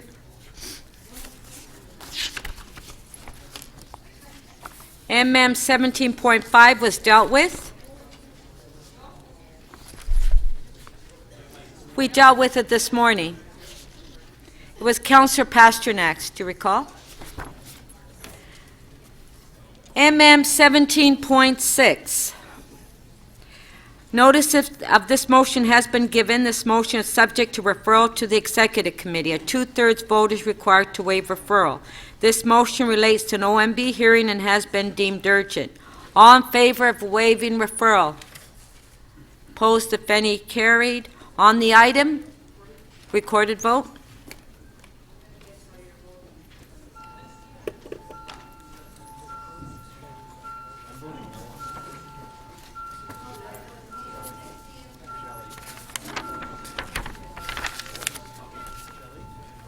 Councillor Karygiannis, please, and Councillor Carroll. Councillor Shiner.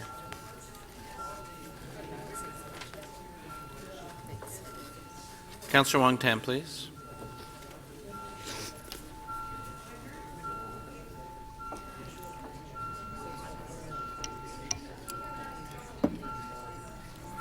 Councillor Ticiano, please. Councillor Shiner, please. Thank you.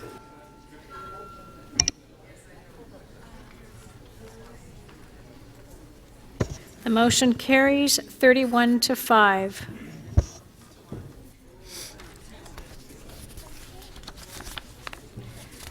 MM 17.7.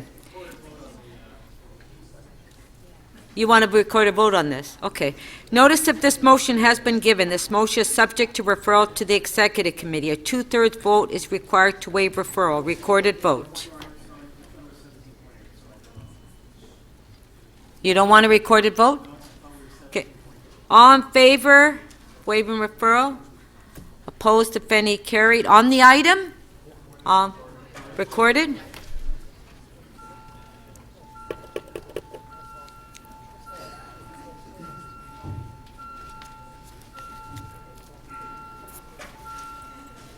Members, we canceled the previous vote, so your lights may still be lit up, so please make sure you press one of the buttons.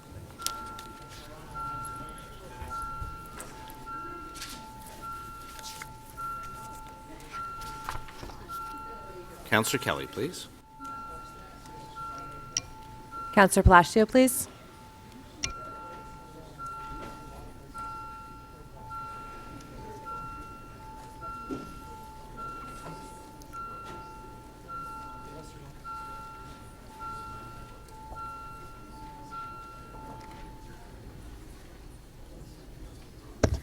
The motion to support Bill 158 carries unanimously, 34 in favor. Okay, thank you. MM 17.8, notice of this motion has been given. This motion is subject to referral to the Executive Committee. A two-thirds vote is required to waive referral. Recorded vote.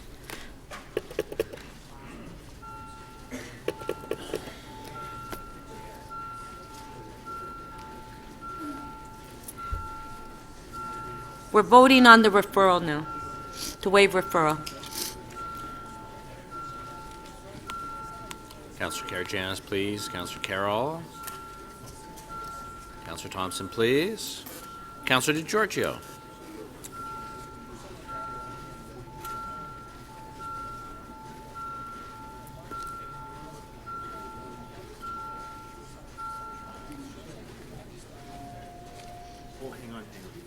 Okay, no, Councillor Thompson, we've closed the vote. How do you vote, sir? Okay.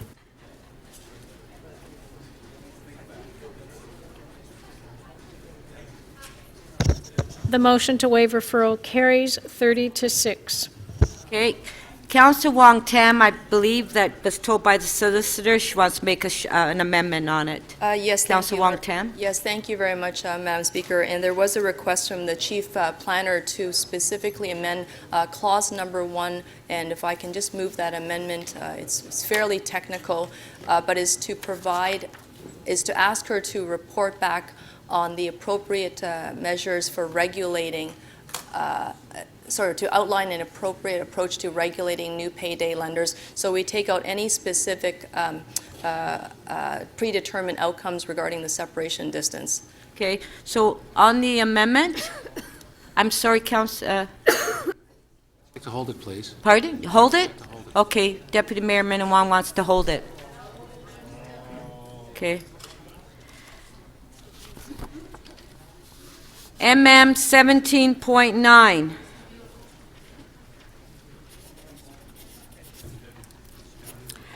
Notice if this motion has been given. This motion is subject to referral to the Community Development and Recreation Committee. A two-thirds vote is required to waive referral. All in favor of waiving referral? Opposed, if any, carried. On the item, all in favor? Recorded? Who asked for that? Okay, recorded vote.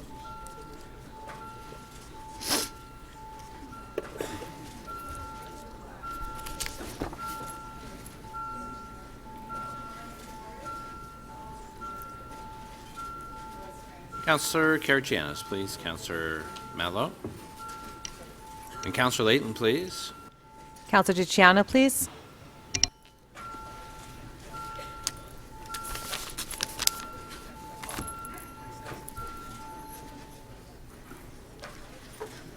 The item carries 36 to 1.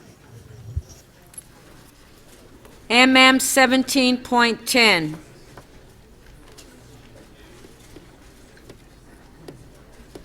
Notice that this motion has been given. This motion is subject to referral to the Scarborough Community Council. A two-thirds vote is required to waive referral.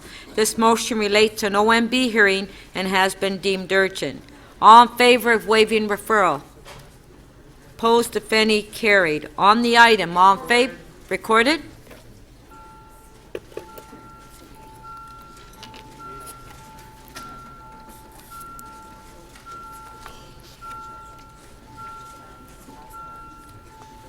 Councillor Carroll, please. Councillor Perruzza and Councillor Layton.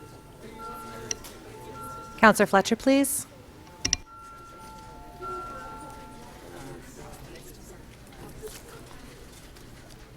The item carries 33 to 4.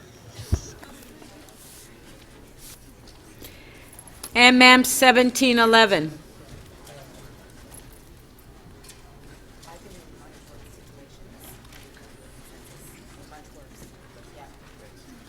Notice if this motion has been given. This motion is subject to referral to the Scarborough Community Council. A two-thirds vote is required to waive referral. This motion relates to an OMB hearing and has been deemed urgent. All in favor of waiving referral? Opposed, if any, carried. On the item, recorded.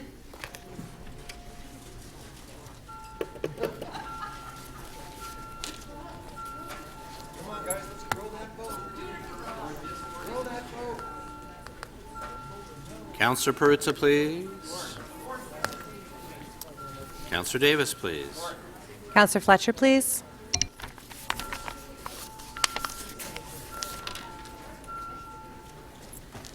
Yep. The item carries 33 to 5. MM 1712.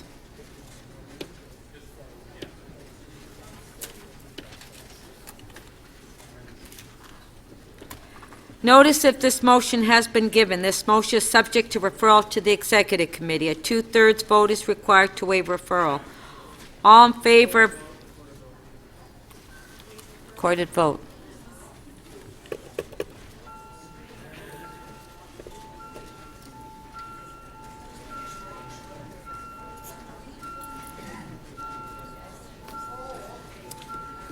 Councillor Karygiannis, please. Councillor Matlow, Councillor Davis. Councillor Layton, please. Councillor Crawford, please. Councillor Burnside, please. Councillor DeGiorgio, please.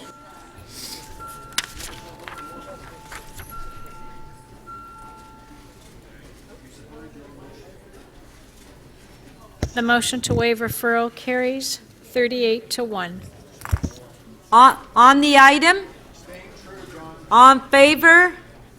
Opposed, if any, carried. MM 1713. Notice if this motion has been given. This motion is subject to referral to the Executive Committee. A two-thirds vote is required to waive referral. All in favor of waiving referral? I don't see any hands. Opposed, if any? Carried. On the item? Recorded vote.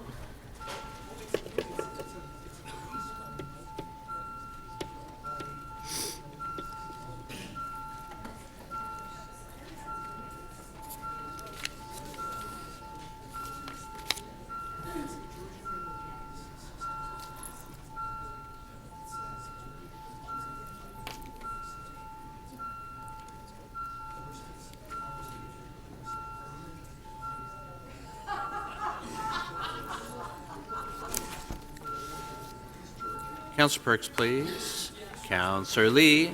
Councillor Matlow. Councillor Davis. Councillor Crawford, please. Councillor Perks, please. Thanks. Councillor Fillion, please.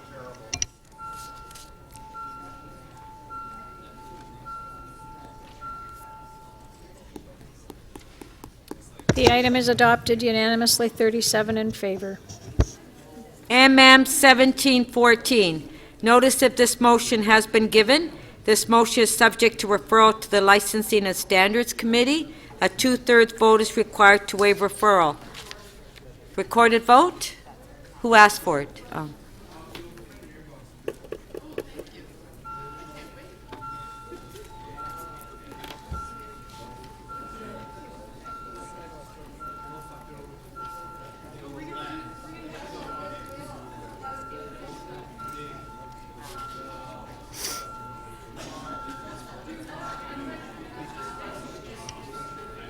Councillor Dicciano, please. Councillor Perruzza, please. Councillor Lee.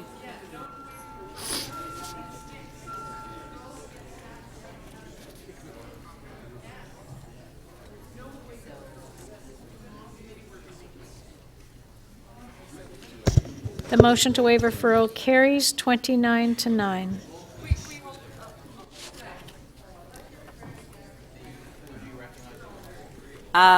Deputy Mayor Minnan-Wong.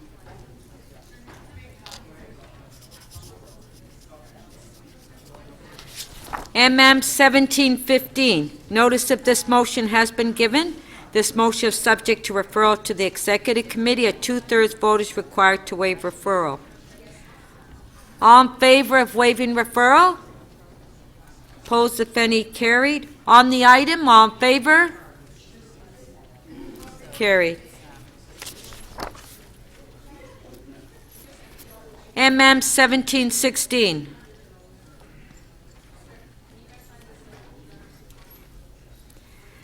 Notice that this motion has been given. This motion is subject to referral to the Parks and Environment Committee.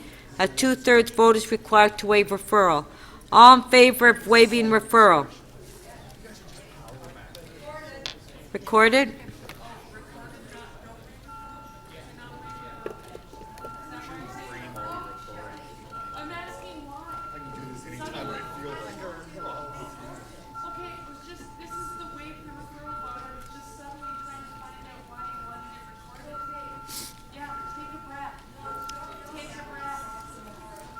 Councillor Kelly, please. Councillor Matlow. Councillor Perruzza, please. Councillor Burnside, please.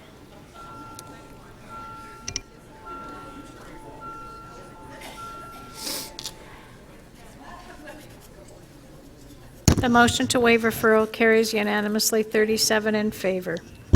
On the item, recorded. Councillor Thompson wants to hold it.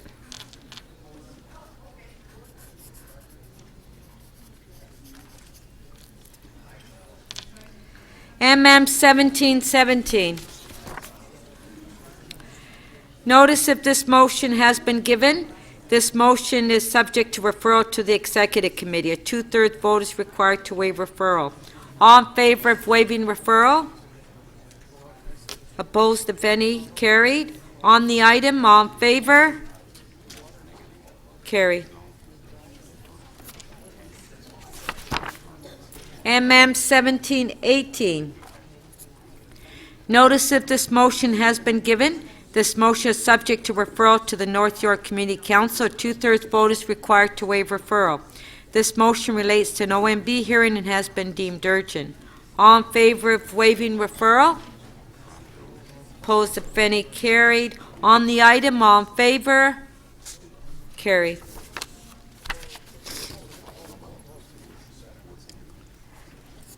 MM 1719.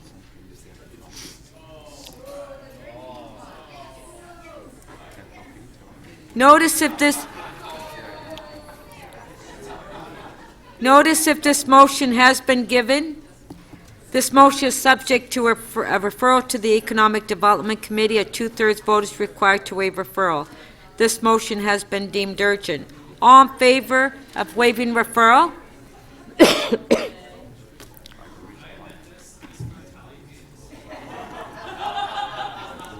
That's every day.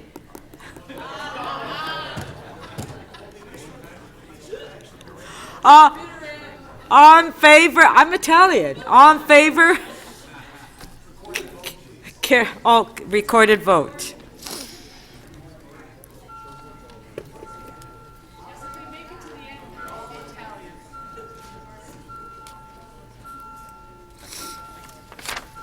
Councillor Kelly, please.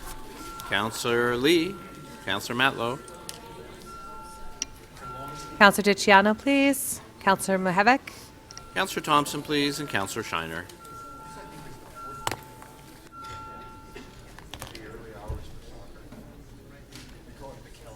The item is adopted unanimously 38 in favor.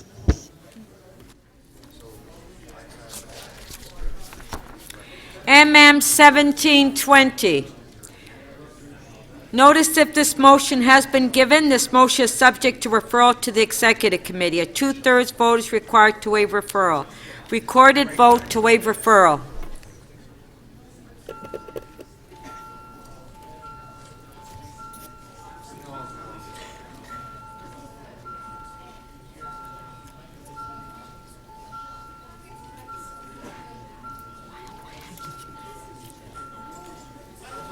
Counselor Carroll, please. Counselor Thompson, Counselor Bailao, Counselor Perruzza, please. Counselor Crisanti, please. Counselor Cho, please, and Counselor Lee.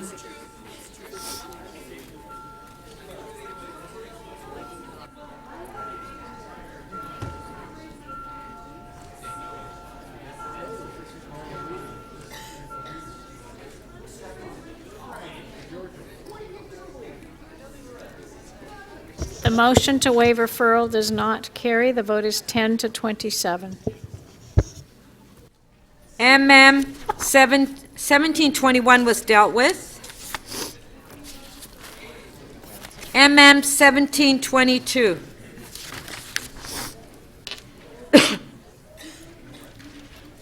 Notice if this motion has been given, this motion is subject to referral to the Executive Committee. A two-thirds vote is required to waive referral. All in favor of waiving referral? Opposed, if any, carried. On the item, all in favor? Recorded?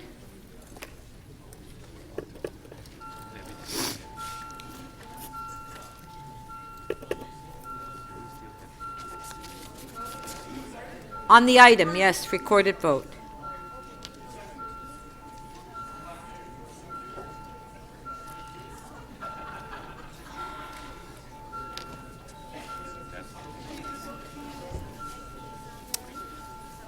Counselor Bailao, please. Counselor Perruzza. Counselor Wong Tam. Counselor Layton, please. And Counselor Matlow. Thank you. Counselor Grimes, please. Counselor Mihevc.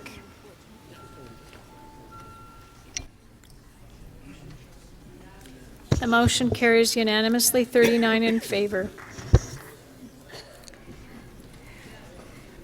MM 1723. Notice if this motion has been given. This motion is subject to referral to the Toronto and East York Community Council. A two-thirds vote is required to waive referral. This motion relates to an OMB hearing and has been deemed urgent. All in favor of waiving referral? Opposed, if any, carried. On the item, all in favor? Recorded.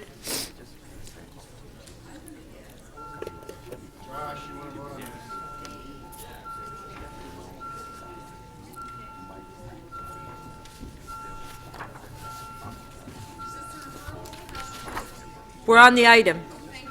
Okay.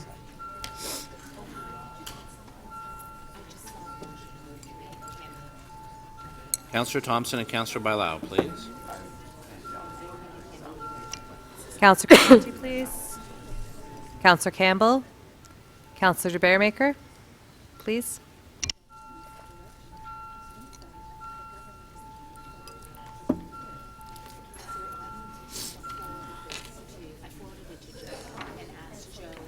The item carries 36 to 1. MM 17.24. Notice if this motion has been given, this motion is subject to referral to the North York Community Council. A two-thirds vote is required to waive referral. This motion relates to an OMB hearing and has been deemed urgent. All in favor of waiving referral? Opposed, if any, carried. Recorded vote on the item.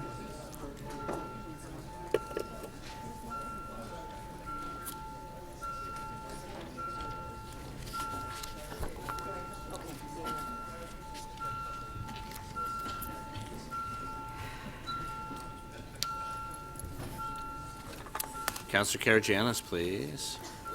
Deputy Mayor, please. Counselor Perruzza. Counselor Mihevc, please. Counselor Cole. Counselor Wong Tam, please.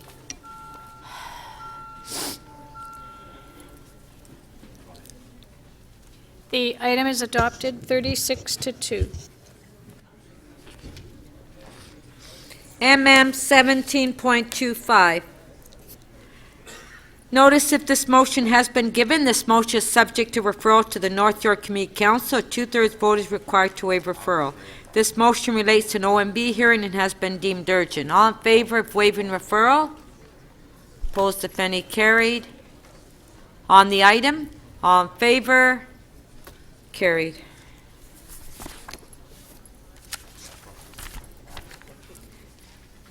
MM 17.26. Notice that this motion has been given. This motion is subject to referral to the Executive Committee. A two-thirds vote is required to waive referral. All in favor of waiving referral? Recorded vote.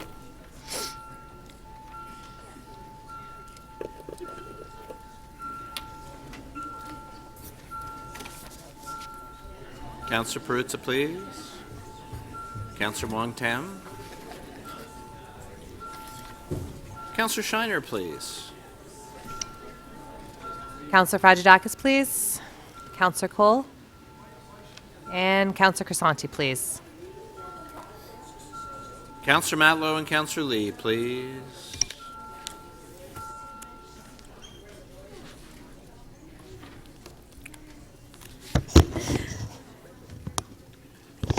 The motion to waive referral carries 38-1. On the item? Who? Oh, you want to speak to it?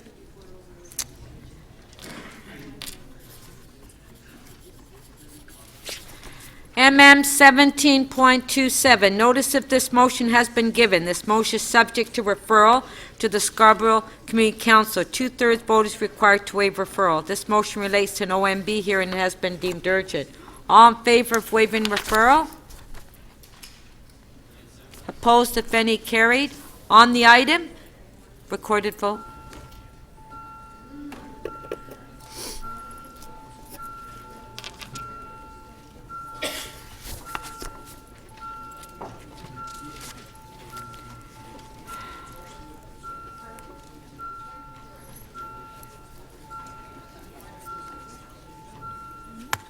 Councillor Perruzza, please. Councillor Wong Tam, Councillor Layton, Councillor Matlow, please, and Councillor Karagianis.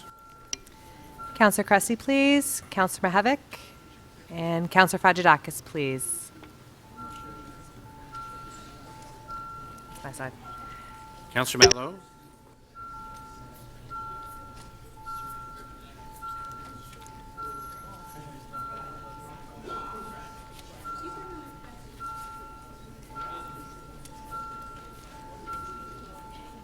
Councillor Matlow, your vote, please.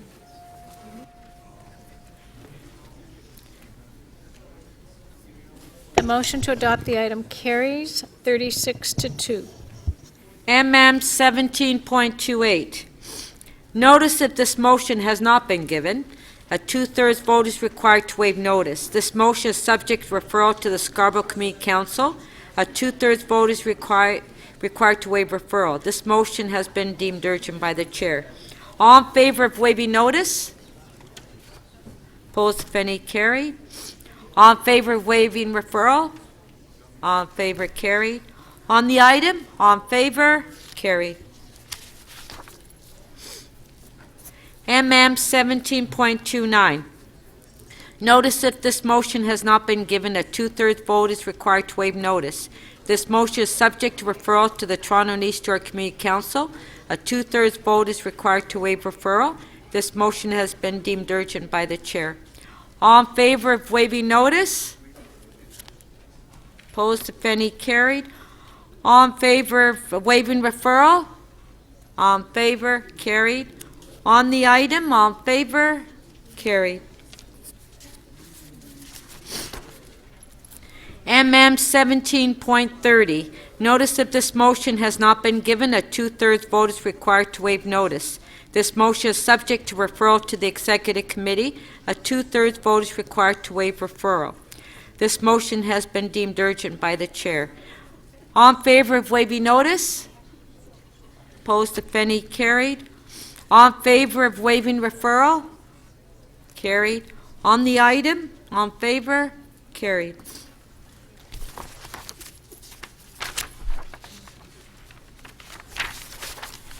MM 17.31. Notice of this motion has not been given. A two-thirds vote is required to waive notice. This motion is subject to referral to the Toronto and East York Community Council. A two-thirds vote is required to waive referral. This motion relates to an OMB hearing and has been deemed urgent. All in favor of waiving notice? Opposed, if any, carried. All in favor of waiving referral? Carried. On the item? All in favor? Carried.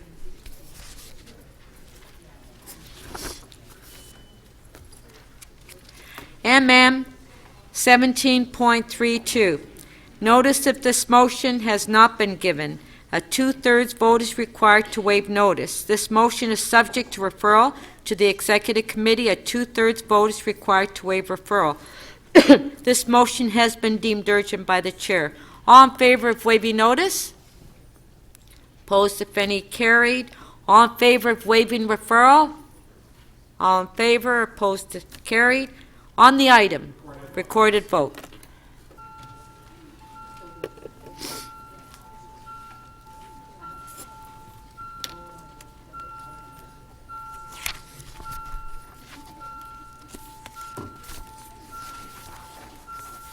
Councillor Carroll, please.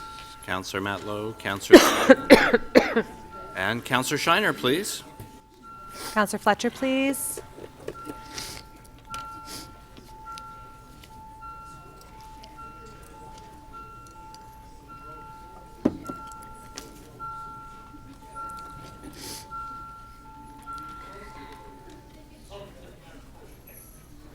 The item carries unanimously, 38 in favor. Okay, thank you. Thank you. MM 17.33. No, this motion has been deemed urgent by the Chair. This motion is subject to reopening of item EY 12.2. A two-thirds.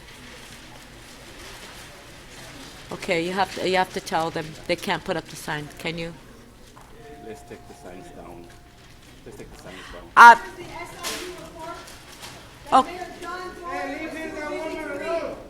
Okay, please, if I can ask members of the public, you can't put up signs in the council chambers. Please. That Mayor John Tory was too busy to read. Here is the SIU report that could be read in mere minutes. Okay. To print it up so that we can make it accessible to Mayor John Tory. Do you want a break?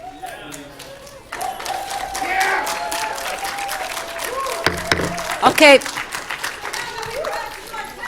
5-minute recess. 5-minute recess. And if I can ask security to please vacate the council chambers. Thank you.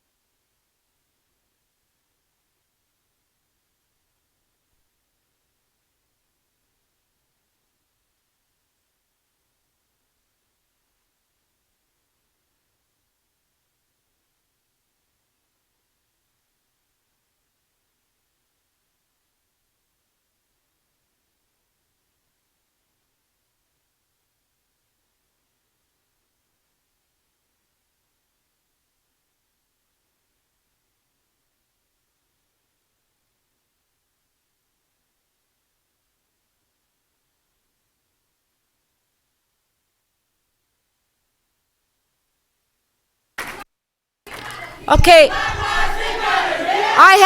I have advised security to please vacate the council chambers. I've said that. They're leaving. No, I was told. But I told you guys to vacate.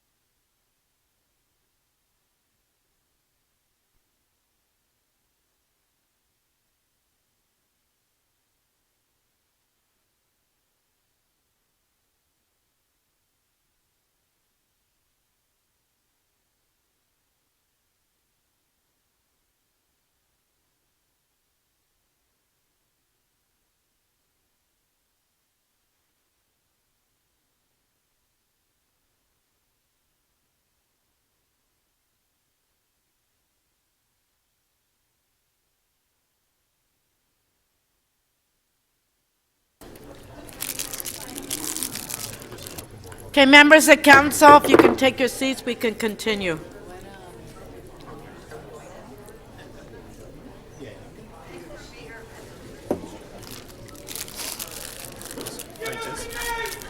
Once you go through, I can release this now because I actually have my answer. It's one I held.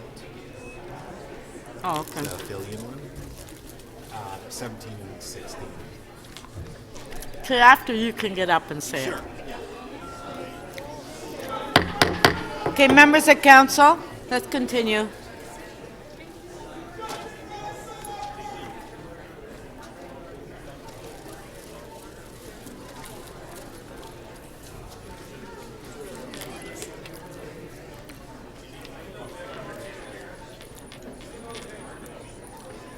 MM 1733.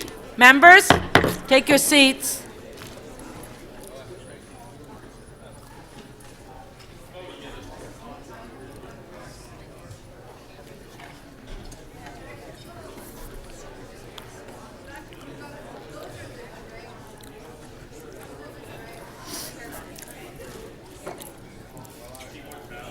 This motion has been deemed urgent by the chair.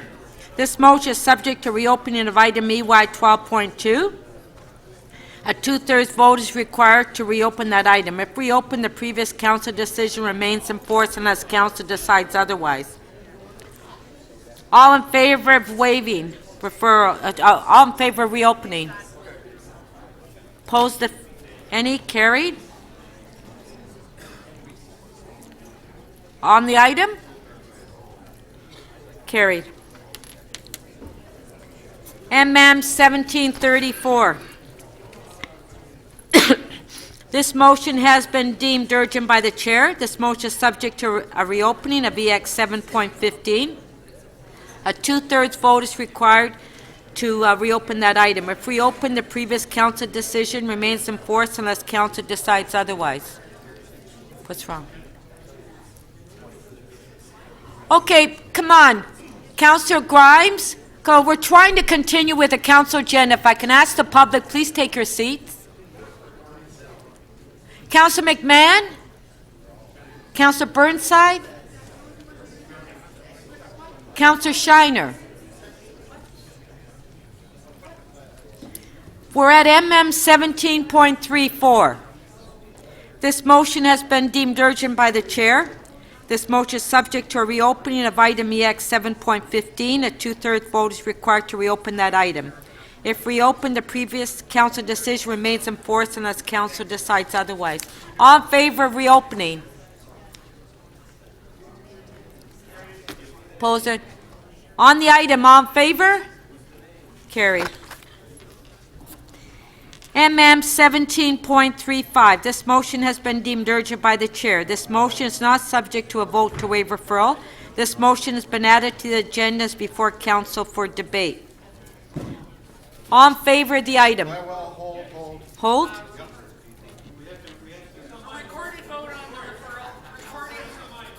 There is no referral. It's before us. Yes, Councillor Perks is holding it. MM 17.36. This motion has been deemed urgent by the chair. This motion is subject to reopening of item. Oh, please, I can't hear myself. Please, Councillor de Bearmaker. This motion is subject to a reopening of item NY 12.24. A two-thirds vote is required to reopen that item. If reopened, the previous council decision remains in force unless council decides otherwise. All in favor of reopening the item? Carried. On the item, all in favor? Carried. MM 17.37. This motion has been deemed urgent by the chair.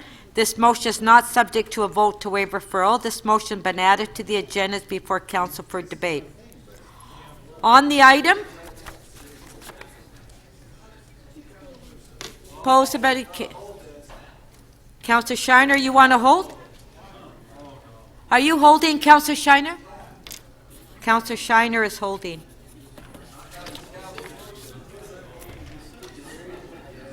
MM MM 17.38.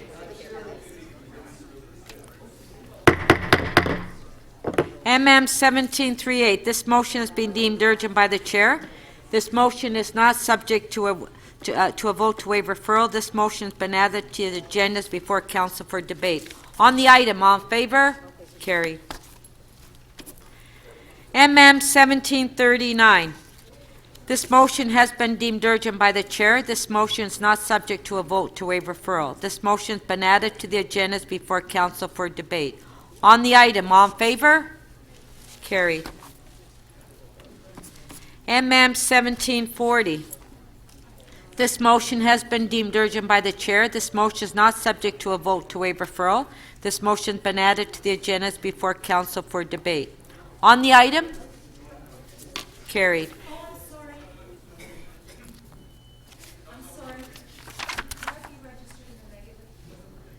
For the liquor license?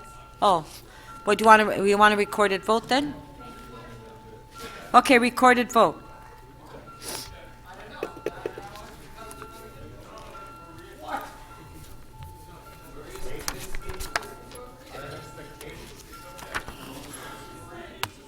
Councillor Kelly, please. Councillor Karygiannis, Councillor Carroll, Councillor Bailao, please.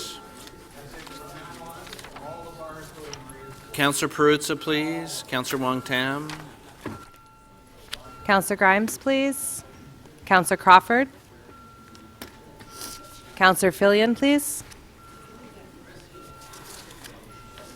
Councillor Fragadakis.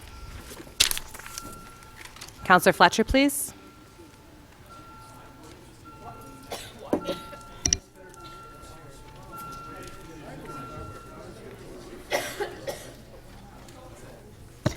The motion is adopted 35-3. Okay, now there's two that were just circulated on your desk, the last two, MM 17.41. That's the car-to-go parking. This motion has been deemed urgent by the chair. This motion is not subject to a vote to waive referral. This motion been added to the agenda is before council for debate. On the item, on favor, carried. MM 17.42. This motion has been deemed urgent by the chair. This motion is not subject to a vote to waive referral.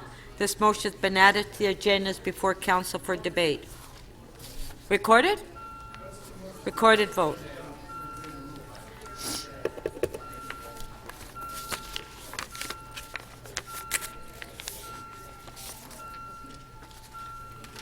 Councillor Kelly, please. Councillor Shamari. Deputy Mayor Min Wong, please. Councillor Bailao, please. Councillor Davis. Councillor Cressy, please. Councillor Perks, please. Councillor Campbell, please. Councillor Perruzza and Councillor Perks.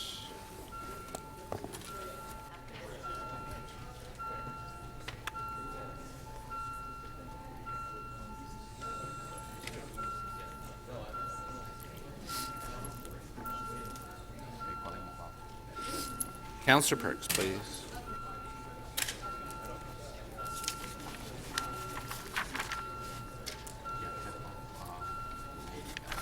Councillor Gord Perks, please.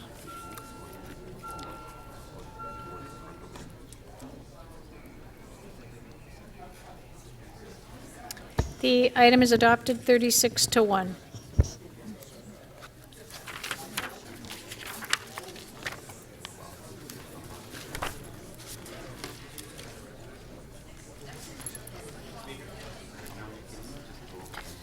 Councillor Thompson. Thank you very much, Speaker. I had held MM 1716, Toronto's Cultural Advisory Corporation Arts in the Park Agreement with Parks, Forestry and Recreation. I have actually had my question answered, and I'm satisfied with the answer, so I can actually release this item. Okay. So Thank you. Councillor Thompson held MM 17.16, and he's releasing the item. All in favor? Opposed? It carried. Thank you. Okay, so now we go to CC 17.4. for the annual report of the lobbyist. Okay? You can start. Thank you, Madam Speaker. I will be brief. This is my 8th and final annual report to Council. The mandate of my office is to promote and ensure the transparency and integrity of city government by maintaining a public lobbyist registry and regulating the conduct of lobbyists. Our focus in 2015 has been updating and improving the lobbyist registry and search systems, bylaw, and accountability framework. The lobbyist registry experienced... One moment, please. Councillor Burnside and Councillor Grimes, please. We're trying to listen to the presentation.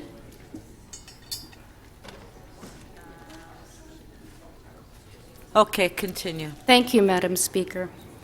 The lobbyist registry experienced significant increases in lobbying and subject matter registrations in 2015. Continued increases since the launch of the registry have led to the need for a State of Good Repair project, which Council approved in 2015 and 2016. This project will be completed in 2016 and will improve and update the online registry and search systems. We conducted an extensive public consultation and consultations with public office holders and stakeholders, lobbyists, to ensure that our business analysis reflects the needs of the users of the system. In response to requests made by Council, I worked with the City Manager and the City Solicitor on reports recommending amendments that clarify the definition of client and provide a range of administrative measures for fair, proportionate, and responsive regulation of lobbying.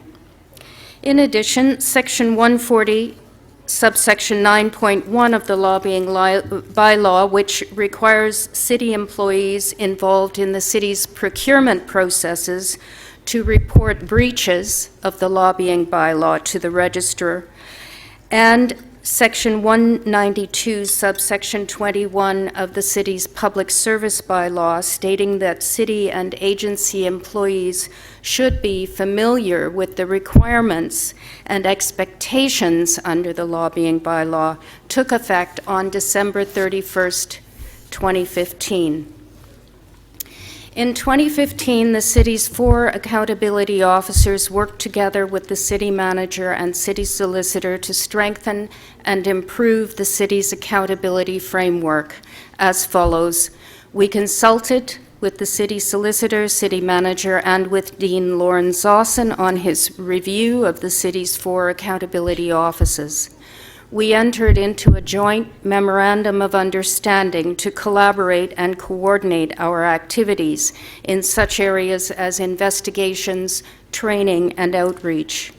We consulted with the city manager, city solicitor, and provincial Ministry of Municipal Affairs and Housing on the provincial 5-year review of COTA.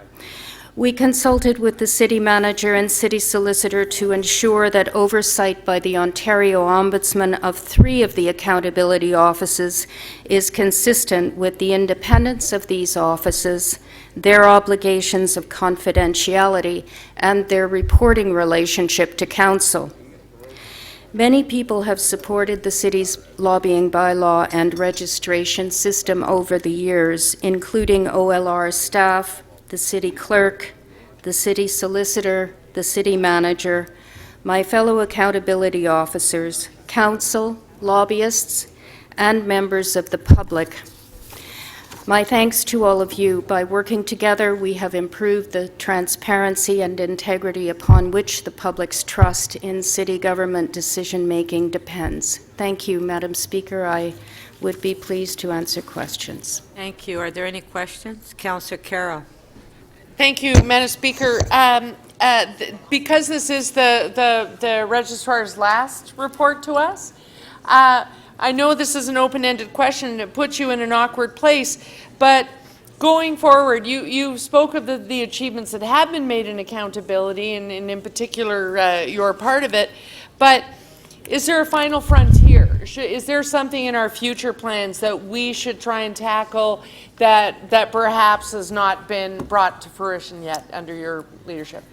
Well, I think what remains are the bylaw amendments that are will be before council, and I strongly believe that the measures in those amendments will both clarify the definition of client in a way that ensures that the true client of the lobbyist is disclosed, of a consultant lobbyist, and also will move the registry and regulation system toward providing what I would call what is called a responsive regulation of lobbying, where you start with advice and you escalate if non-compliance continues, so you would then have conditions.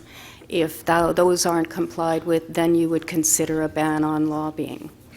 So that then would take us to a place where, by the time, if a report was before us in council saying you need to exact a consequence here, we would know that adequate warning was already administered. That's we correct. would never have to figure out how to administer that. It would only be before us because all of those had been exhausted. That's correct, and recognizing that it is the registrar who will impose the administrative sanctions, it will also lessen the necessity to move to the more resource-intensive method of laying a charge under the Provincial Offences Act, which is a problematic sort of final solution in our current system. And lastly, it has been a challenge during your tenure because yours was not the only office that we were starting from scratch and getting underway. So resources have always been an issue. But I continue to get the feedback that using the registry for the ordinary citizen is daunting. It takes a while for them to get to understand. It's not a user-friendly site. They actually have to come to your office and get a little guidance often. Are we keeping pace with other orders of government? Are we keeping pace with what's starting in other municipalities? Should we be investing more to make this more accessible to the ordinary citizen? We are investing right now through the State of Good Repair project in making the system, and the average citizen is not a lobbyist. They will want to search the system. We are we've conducted a full consultation, online public surveys. We want to, through this project, make the system more accessible. Yes, yes. Okay, thank you. Those are my questions, Madam Speaker. Yeah.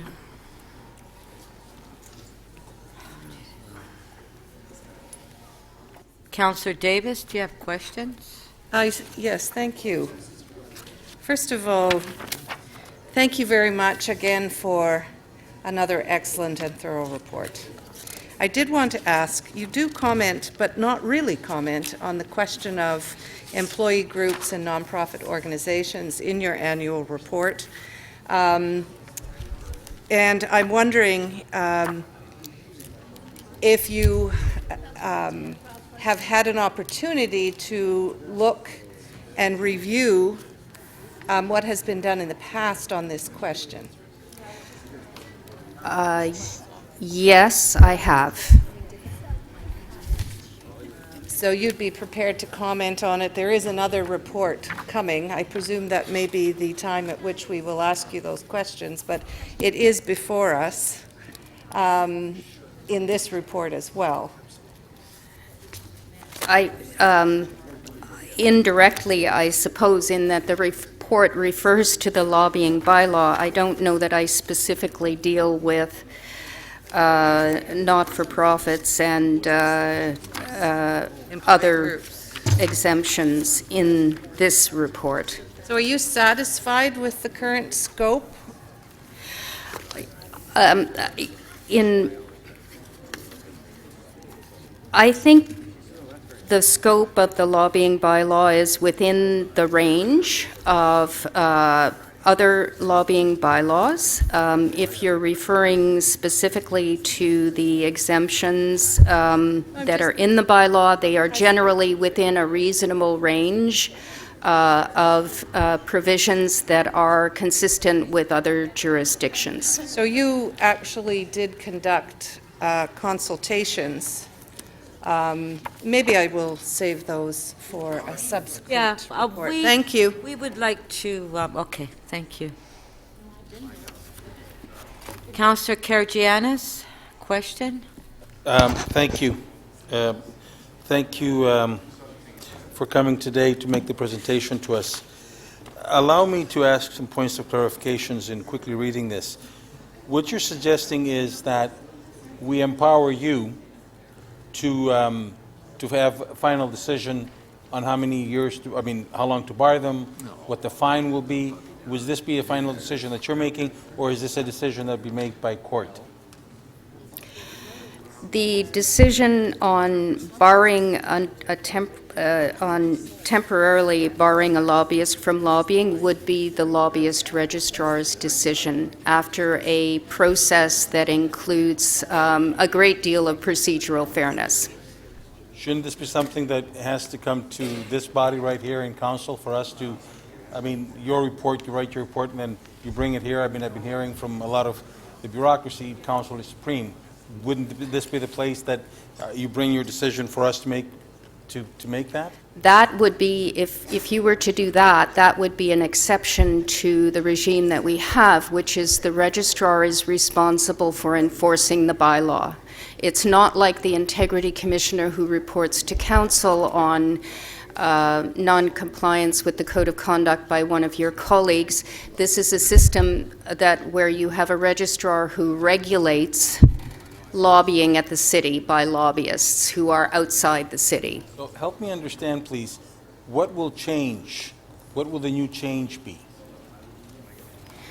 The new changes would be to implement the ability for the registrar to impose conditions on a registration or to impose a temporary ban according to a schedule on lobbying. You do not have those capabilities right now? Right now, the registrar can suspend or revoke a registration but cannot bar a lobbyist from lobbying. And the City of Toronto Act empowers the lobbyist registrar to impose a condition on a registration, but the bylaw has not spoken to it yet. So you want us to give you the tools that are already in the City of Toronto Act? That's correct. Why, I understand that, where you want to go, but why at this stage? Why not last year, the year before that? Well, in fact, I've been recommending this since 2010 or prior to that, or 2010, and Council, in its acceptance of my 2013 annual report, asked for a report back on these matters. I see. How would that affect somebody who's carrying on business as a lobbyist if you ban, let's say, if they have 4 or 5 partners and you ban one of them? Will you be banning the whole firm or just the one partner? It would be only the one person. Our bylaw holds the individual lobbyist responsible. It would not ban the firm from lobbying. Is this something that could be tested in court? I'm asking the chair. I'm not sure if our lawyer could answer.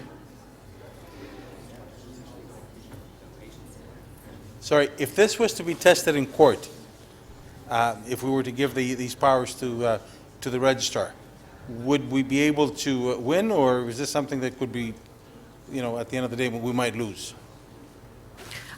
We're confident in the amendments that are proposed. Thank you.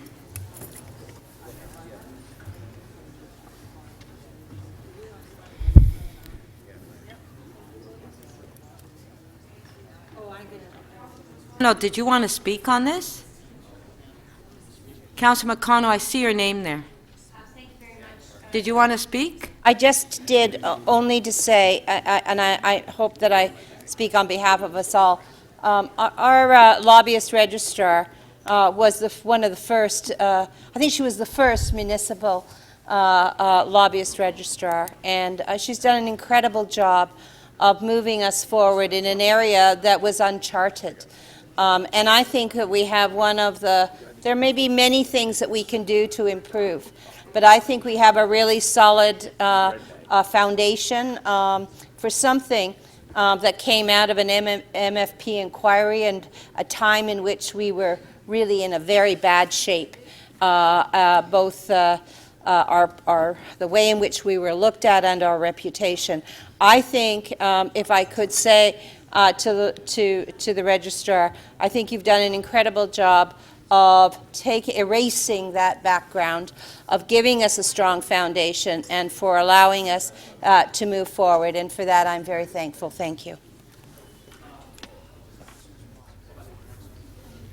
Councillor Doucette.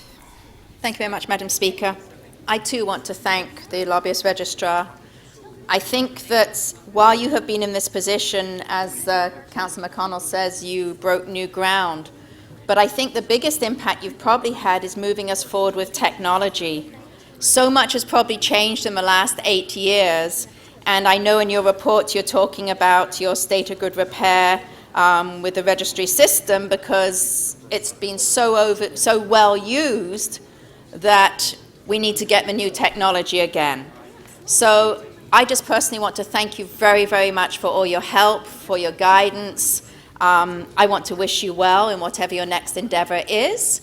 And thank you very much. And thank you again for your annual reports. Really appreciate them.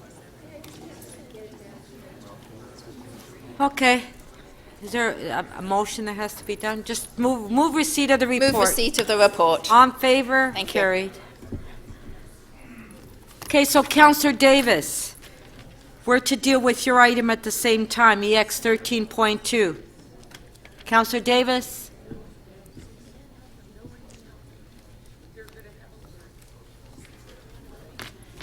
Councillor Davis? Okay, do you have questions of staff?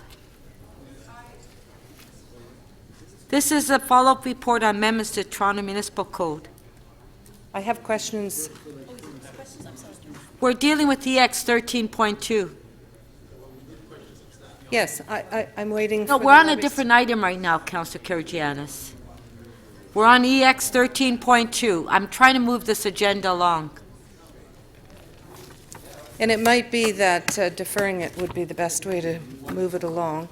Well, who do you like to ask questions to, Councillor Davis? The lobbyist registrar? Okay, she's here. Ask the question. Understand? Yeah? We were on 13.2, and we asked questions of staff. No, we weren't at 13.2. We were at CC 17.4.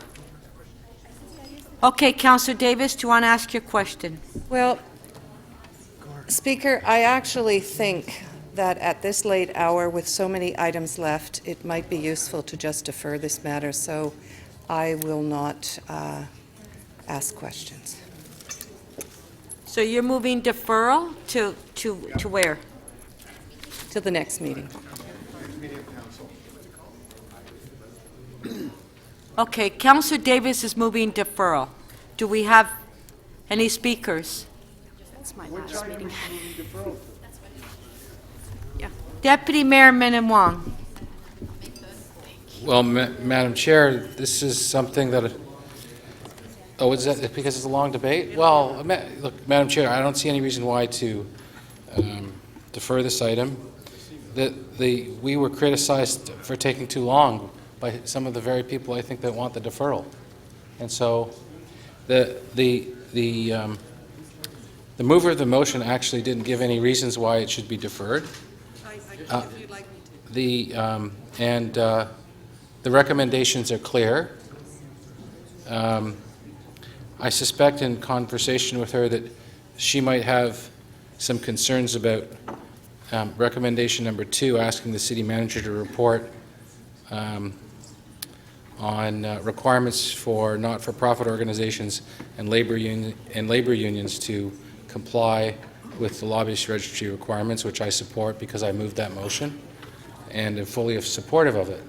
So for me, I just as soon be happy to, we don't have to have a long debate about it. The individuals who are in favor of the recommendations can vote in favor of it. The people who are opposed to it can vote and be opposed. It doesn't have to be a long item. And let's see if we can actually get this done. Okay, so we're voting on the deferral, EX 13.2. Recorded vote.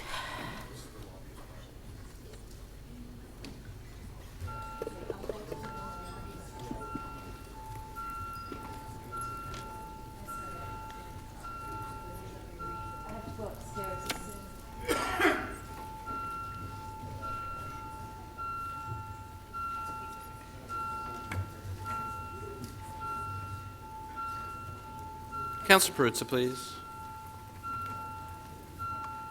Hi. I was in the middle of voting. I'll be right back.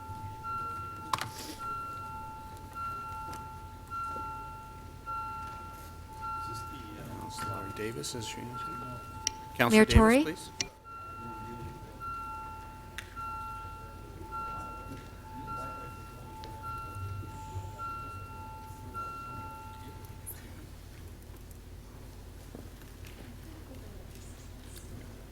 The motion to defer the item carries 23 to 10. Okay?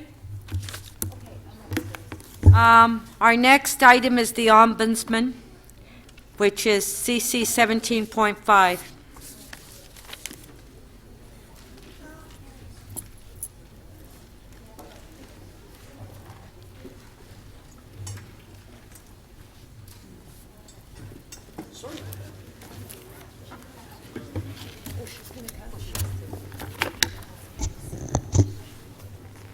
Okay, go ahead.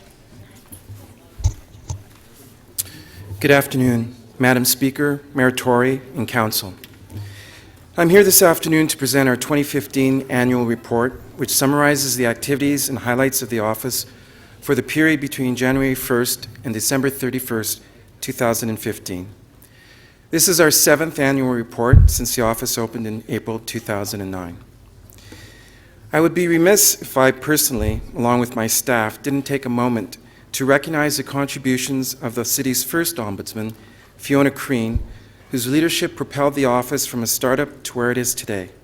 Thank you, Fiona. When people talk about the past 7 years, they often ask about the impact our office has had on the city.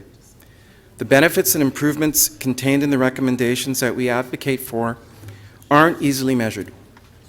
That changed in 2015.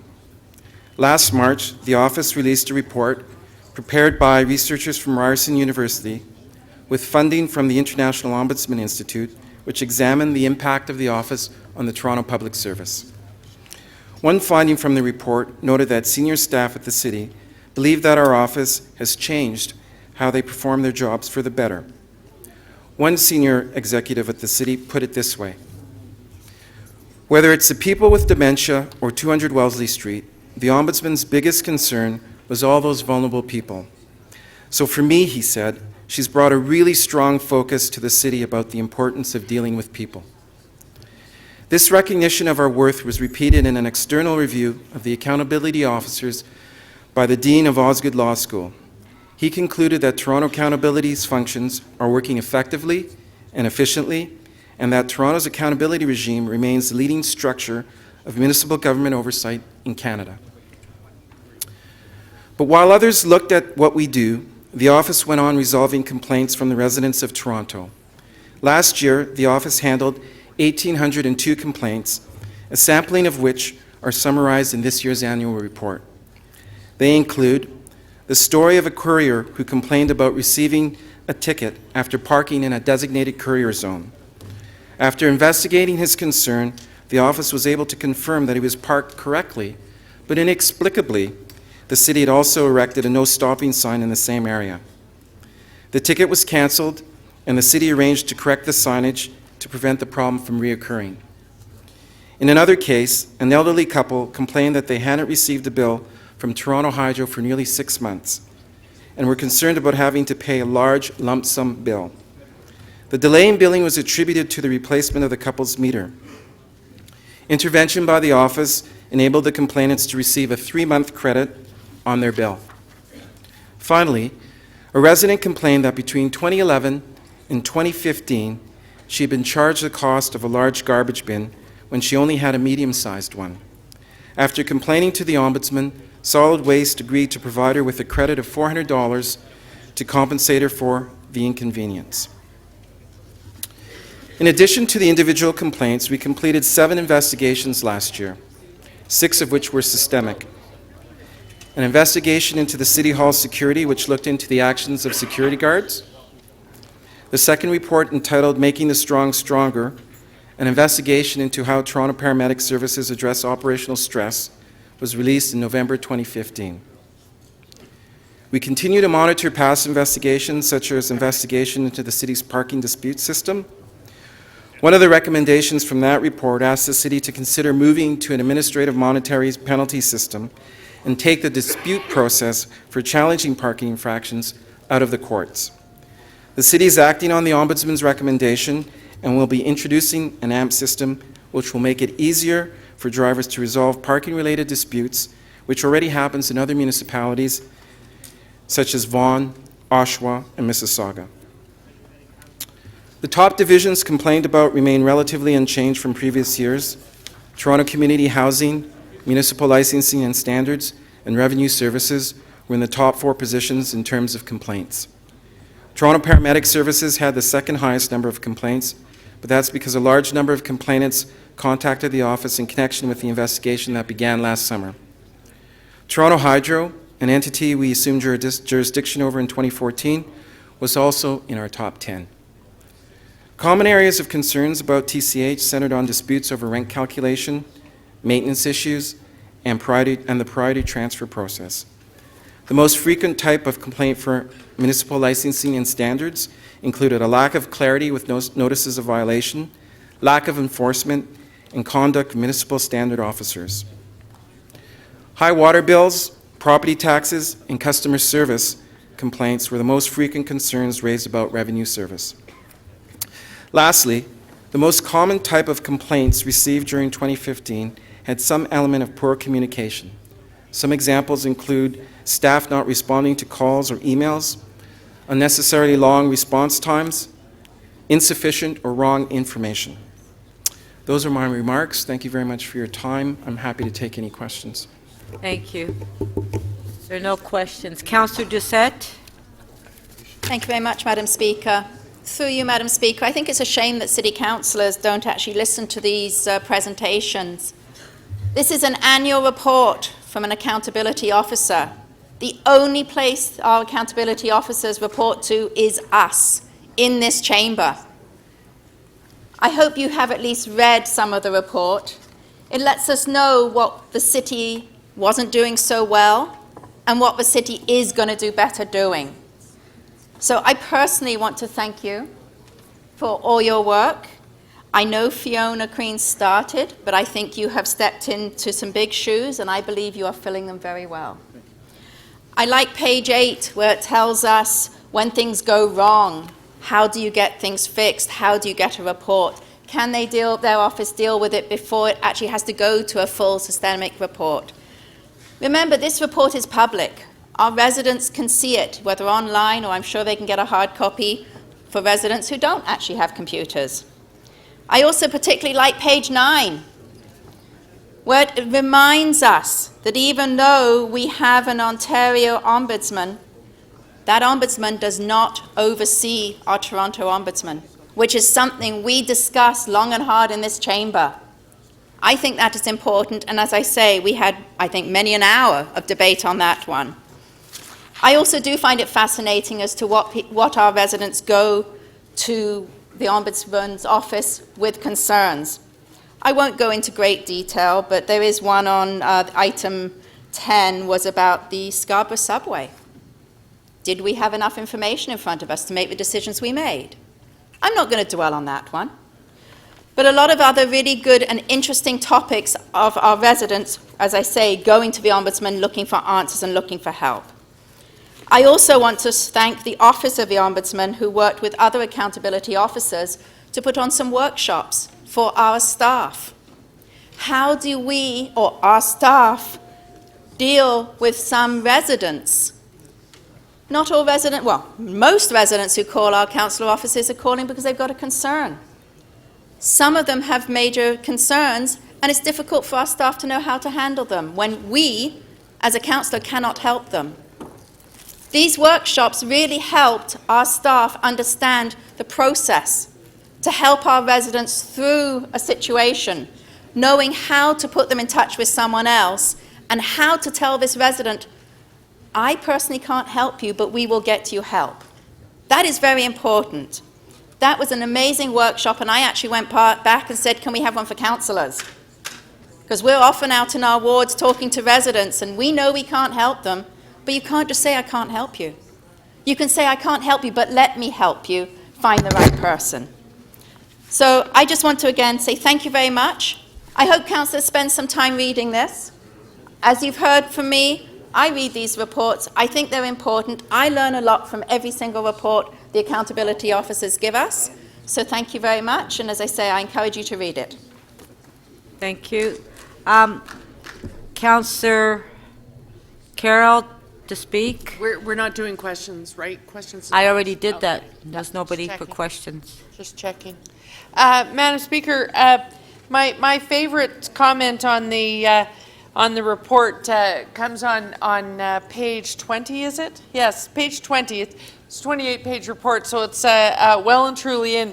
But it's feedback from one of the division heads. Says, in so many cases, and this is a quote from a staff member, and this is how far we've come from the beginnings of the Ombuds office. In so many cases, we've approached the Ombudsman for advice about stuff before it becomes a complaint. That's the win. That's the win right there on page 20. Some councillors will have forgotten by now, but we did in earlier annual reports hear that this is a big cultural shift, and staff were used to us coming to them and saying, hey, it's taking too long to get back to my resident, but they having an office of last resort, which is what the word ombudsman means, was kind of a big cultural shift. Why do I have to answer to this person? And why are they coming here? Is this like being audited? What's happening now? Are they looking for ways to save money in my office? No, they were looking for ways to help someone with a complaint of last resort. That they are now proactively saying, you know, here's a trend. We think we have a trend. Can we talk about this? It's becoming a complaint. You may be hearing about this. That type of back and forth exchange, that's to me the highest order of accountability, is when our corporation now welcomes the accountability officers coming in and trying to make it more so. I only want to go on, though, to say that if you don't have time to read the 28 pages, if you think it's a salesman's job, then just read the trends. There's a map that shows you not necessarily that you're doing the greatest job, and so there are no complaints in your ward. You'll note if you look at the map that as you get to the 401 and north, which is where I am, the number of complaints to the Ombudsman's office go down. I don't think that's because we're perfect north of the 401. I think it's because outreach, which is a very clear component, a very key piece of the Ombudsman's mandate, isn't perhaps making as big an impression as we need it to north of the 401. So we have to do part of that job. We have to tell people, you know, there is an Ombudsman office, there is an office of last resort, and I can send things there and you can send something there. And so we've got to help with that outreach. But the trends are things that we know darn well from our own constituency work, and they're challenges in any large city. But they come out in words that we don't like to hear about ourselves: poor communication, unreasonable delay. Getting to the point where it's reasonable delay, or that people understand the nature of the delay and why we need to take that time, and that people feel like we did our utmost to communicate with them, that we picked up the phone, that we did get back to them, that we did say, I'll look into it, and then phone back with the looking into it. That's a challenge. And what the Ombudsman's report is telling us at the end, those trends, it should be our job, as well as the Office of the Ombudsman, as well as the city manager and his team, it should be our job to see one of those trends disappear from the report next year. And so that it is in such a digestible form, and out of 28 pages, you really only need to read the last 4 to know what you want to do before next year, is actually a gift in the design of the report. Thank you, Madam Speaker. Thank you. On the item, all in favor? Carried. Councillor Cole, you have a motion?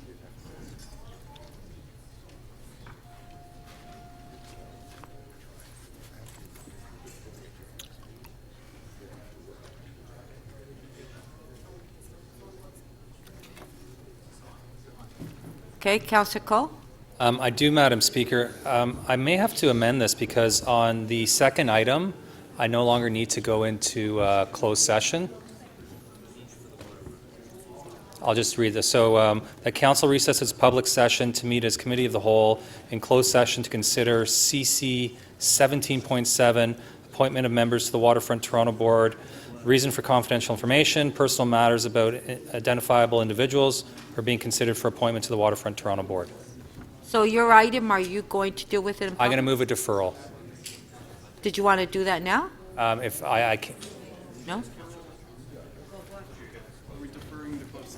No, I've got an item I'm going to defer. No, Councillor Cole is saying that he can move deferral of his item. Can he do that now?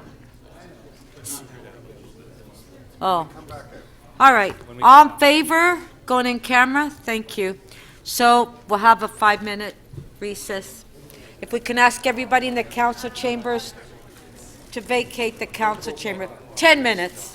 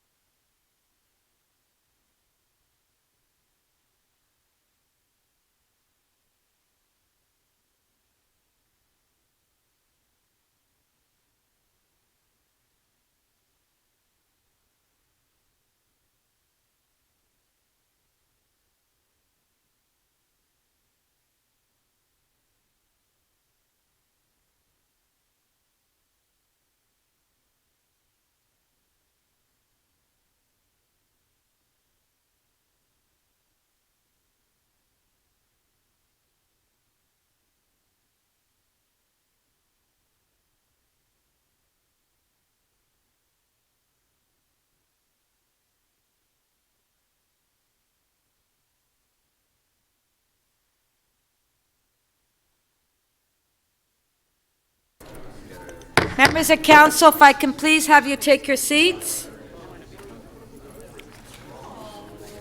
This meeting is now resumed. Please take your seats. City Council has completed its closed session consideration of item CC 17.7 on appointments to Waterfront Toronto. No motions were made during closed session. We will now proceed to the public debate on this item.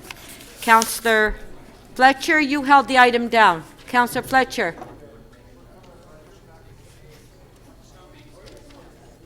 Councillor Fletcher, you held the item down, so you go first. No, whoever holds the item down goes first. I'm simply going to say I am going to support that deferral. I think in conversations now, there's a month between meetings, and we can try to meet all of the goals that the city might have in representation. And I believe that things are best done in an elegant way and shouldn't be done here in a big scrap. There's fantastic candidates, there's many of them, and the three in front of us are fantastic. I believe continuity is a very, very important thing on this particular board, given everything that has gone on in the City of Toronto regarding the waterfront. And I would think that we should be able to work things out by having that deferral. And I ask you to support Councillor McMahon's deferral today. Thank you. Councillor McMahon to speak. Thank you very much. So I'm moving deferral, as I mentioned. And so I just asked for another month to see if we can work this out. There are terrific choices, terrific candidates. I can understand wholeheartedly how challenging this can be for the committee and all of us. As I said, I'm a big believer of term limits. I think that institutional knowledge is important. So when I leave in 2018, you will have others to carry on with institutional knowledge and continuity and staggering process. And I also think that City Hall experience should matter and matter as well as everything else, all the other credentials. So there's a deferral up there, and hope you support it. Thanks. Thank you. Deputy Mayor Min Wong. Yes, Madam Chair, just a few comments. I don't think there's a need for deferral. I believe that we don't, I think Councillor Fletcher said she doesn't have a big tussle about this. I think something along those lines. I don't think so either. I think we should just move on with this and vote on it. In terms of continuity, we have current board members Kevin Garland, who has been on the board for 12 years, Ross McGregor, who's been on for 12 years, and Dave Johnson, that has been on for 8 years. If that's not continuity, I don't know what is. With regard to the current selected candidates, they have a varied and broad skill base, and they have extensive talents and years, if not decades, of experience of distinguishing themselves as city builders, people involved in building infrastructure, and people involved in waterfronts. And those are the people that we need as representatives of this city on that board to realize the potential of Waterfront 2.0. So I don't believe that we need to defer this and let this continue to fester. I believe that the package that we have now is skilled, talented, and diverse. And those are the things that we are looking for to sit on such an important corporation to serve in one of the most important initiatives that the city has undertaken. Thank you. Councillor Grimes. Thank you, Madam Speaker, and I'll be brief. I had the opportunity to sit on the nominating panel for the first time, and I applaud anybody who sat on these panels in the past. The resumes that come in are quite extensive. Chair Holland was part of it. I was with Councilor Wong. We went through an exhausting process. We had some really good candidates, and I agree with my colleague, Councilor Wong, that we made some good choices, some good people. So I stand by what came out of our panel, and I'm not going to be supporting deferral. Thank you. Okay, so on the deferral, pardon?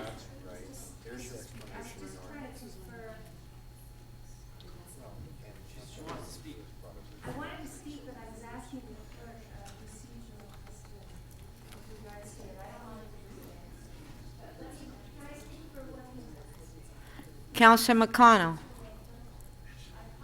Madam Speaker, I wasn't fast enough on my feet. I was just trying to find us a elegant solution if we could, and one of the, I think people will make up their minds. They've made up their minds. I think that there's a real opportunity as we move forward. We have some very good candidates, some on the list and some not that didn't end up on the list.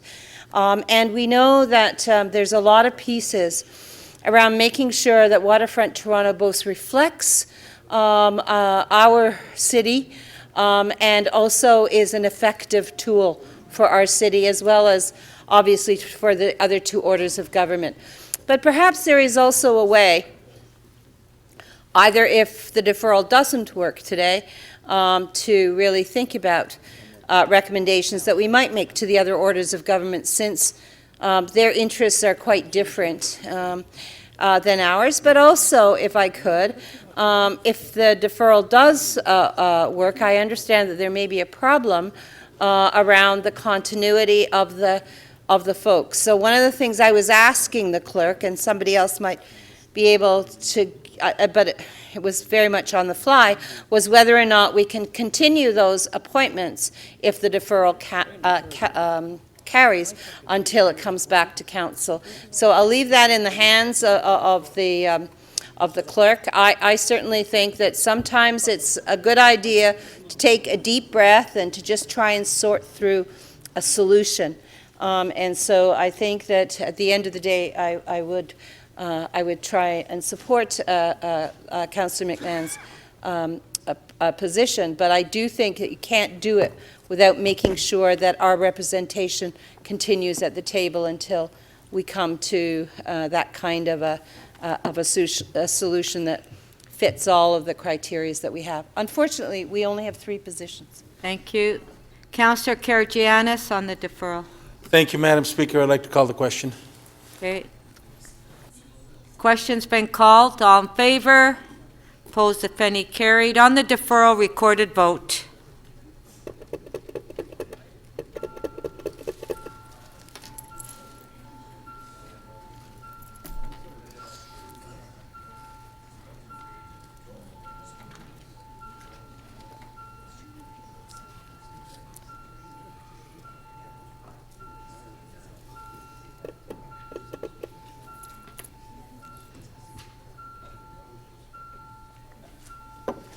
Councillor Perruzza, please.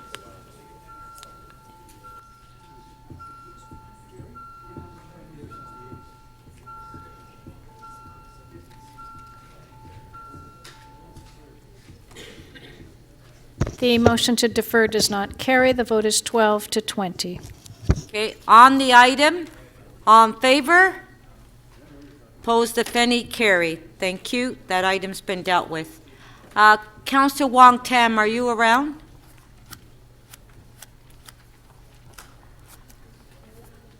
Okay. MM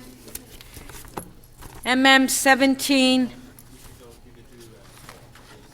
Councillor Cole, did you want to deal with your item, CC 17.8? Sure. Madam Speaker, I'm just going to move that the consideration of the item be deferred until the May 3rd and 4th, 2016 meeting of City Council. Okay, on CC 17.8, Councillor Cole is deferring. Questions on the mover? Recorded vote.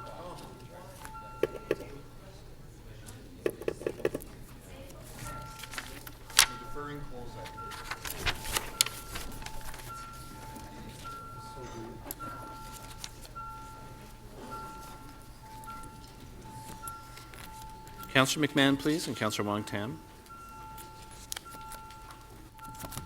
Councillor Crisanti, please. Councillor DiCiano, when you're seated, thank you.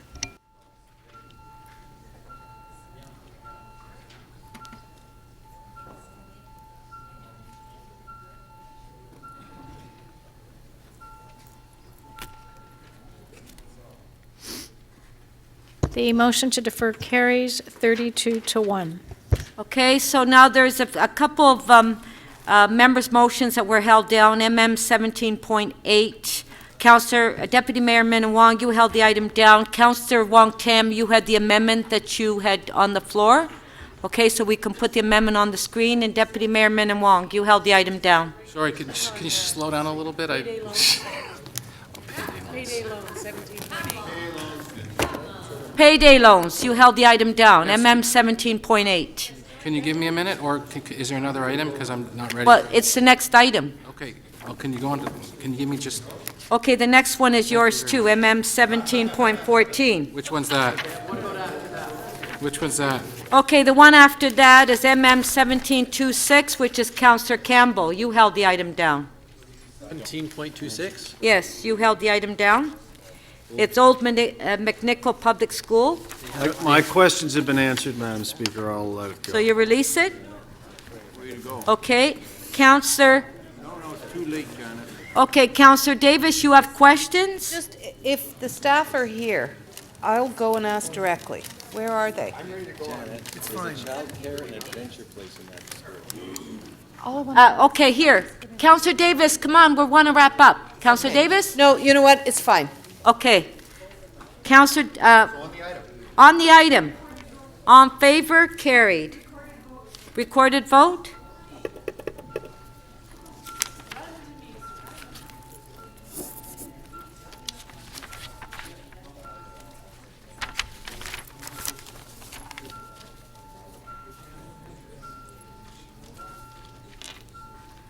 You're next.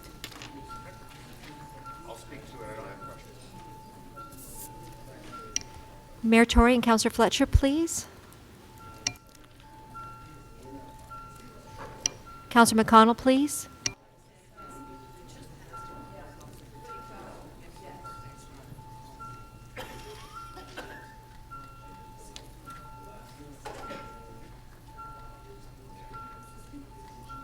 Councillor Perruzza, please.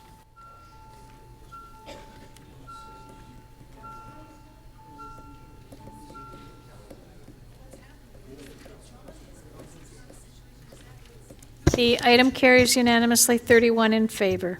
Thank you. MM 17.35. Councillor Perks, you held the item down. Yes, Speaker, and I'd be happy to address it now. So, members, this is MM 17.35. Okay, Councillor Perks held the item down, Councillor de Beermaker. I had questions of staff, so before he speaks. Oh, okay. Okay, sorry, I didn't see the list. Councillor Doucette, did you have a question? I did. I'm not sure who I'm asking the question of. Could you just tell me, normally when a school is being built, what percentage of the roof do we require to be a green roof? Hello. 33%. And for that, we give them There is funds? there's a subsidy in the amount of $75 per square meter. And that comes to roughly 100,000? Yeah, this is... I Up, yeah, have to- current, I yeah, was up just to seeing if it's purple paper. current that's all. maximum of 100,000. So the request here is for them to do approximately 63% of the roof, They're doubling it, and we would give them more money because of that. right. Where would the difference between the 100,000 and the 210 come from? The dollars? Yeah. Developers have an option. They can either put in an eco-roof, or they can contribute into the eco-roof fund at the rate of $200 per square meter. So all of the payments for these eco-roof grants come from the fund created by the contributions from those who choose to go that route. I have heard schools say that eco-roofs, green roofs are hard to maintain. Is this going to be what I call a green roof with plants, or is this going to be a white roof or a fabric roof? This is a green roof with plants. With plants. Do we give the same grant if they were to do, say, their allotted amount of a green roof, and then the rest, to make up the 63%, would be a white roof? Would that be the same grant, or have we not asked them to do that? Instead of 70? So instead of the $70 per square meter for the green roof, it's $5 for a white roof. $5? per square meter. Ooh. They're much cheaper to install. And they're cheaper to maintain as well? Correct. And do they have the same sort of eco value for? No, again, they're different. White roofs are largely reflective, so they don't absorb and re-emit heat, and it's basically a green or a heat island effect. Right. You get the added benefit with the green roof of water retention in the event of runoff. When we ask schools to do green roofs, do they have to keep it a green roof for a certain amount of time? So if we're to give them $210,000, how long will that green roof actually be alive? Yeah, there's an ongoing expectation that they maintain the roof. Forever and ever and ever? It's like with childcare, we give them X number of years, they have to maintain that property as a childcare if we give them money. So I'm wondering if there's a term. Basically, it's for the lifetime of the roof, and I think at the current estimate, that's at around 20 years. Okay. Thank you very much. You're welcome. Thank you. Councillor Holliday, questions? Thank you, Speaker. I do. Could someone explain the rationale for the $100,000 limit that's built into, I guess, the program right now? What was the genesis of that number? The EcoRoof program was created in 2009, and at the time, it was funded out of a reserve fund. So basically, there were finite and limited dollars. So the thought at the time was to preserve or to extend the fund to a larger group of participants, that there should be a limit. At this point in time, the program is self-funding, and we can accommodate more.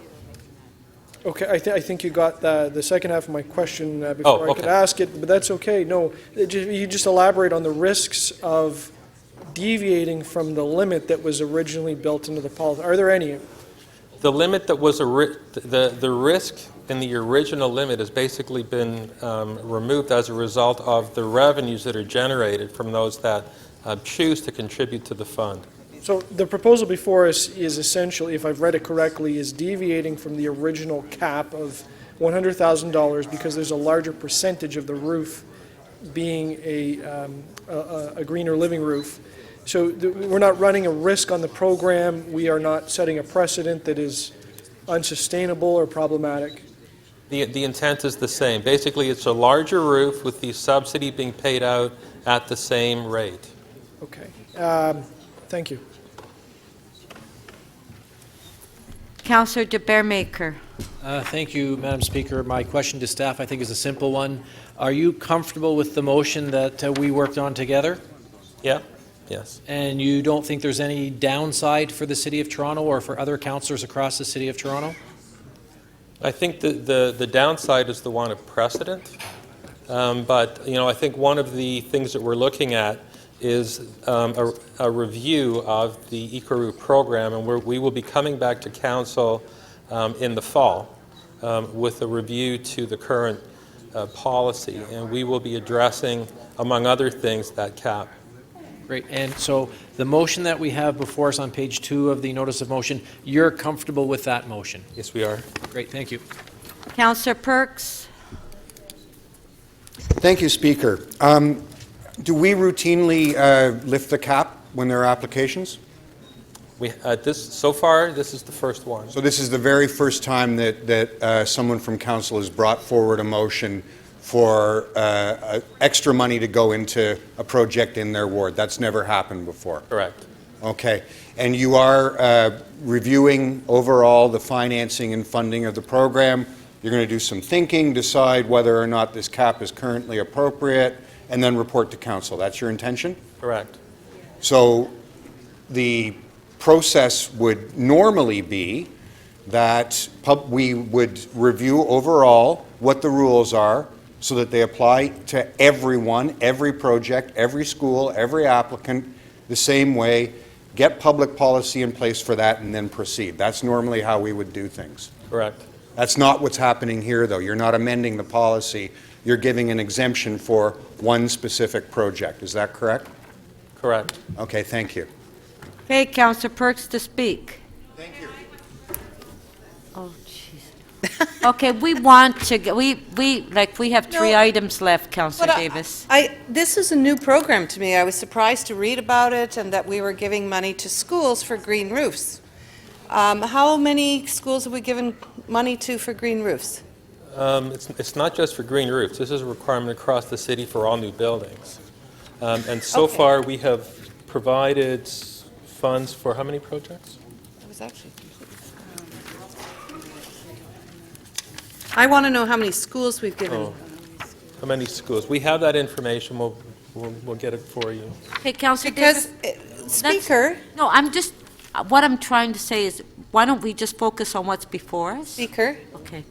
Do we have a number? Thank you. It's just that I'm dealing with a situation where we're building a brand-new school in Ward 31, in my ward, and the school board is refusing to put a green roof on it. So they have said to planning, we're prepared to give you, they've said to the city, we're prepared to give you $200,000 in lieu. So the $200,000 in lieu is going to come from the school board, and then we're going to turn around and give money back to the school board, another school board, for this roof? Like, I'm trying to understand the policy here around why we're giving this kind of money to school boards when they should just be required to meet their obligations. The monies that are being collected are not just from school boards. They're being collected from any building within the city. I understand. That chooses not to put the green roof in. And the incentive program is open to anyone who decides to put an eco roof in. So if the school board that is paying $200,000 to us in lieu were to ask for additional funding to go along with its $200,000, they could actually do a green roof. Yeah, So how does it work? The reason that they're paying $200,000, if that's the number, is that they have made a decision to opt out, to not install the green roof. Because they don't have enough money for it. Yeah. So I'm wondering if we give priority in any way to the schools? Or do we simply, who gets priority? Maybe that's how are the priorities set? Do we have priorities? No, we don't have priorities. No, there are no priorities on different or across different building types. So how many school board requests have there been and how many have we awarded? We've awarded, there are 9 green roofs on schools.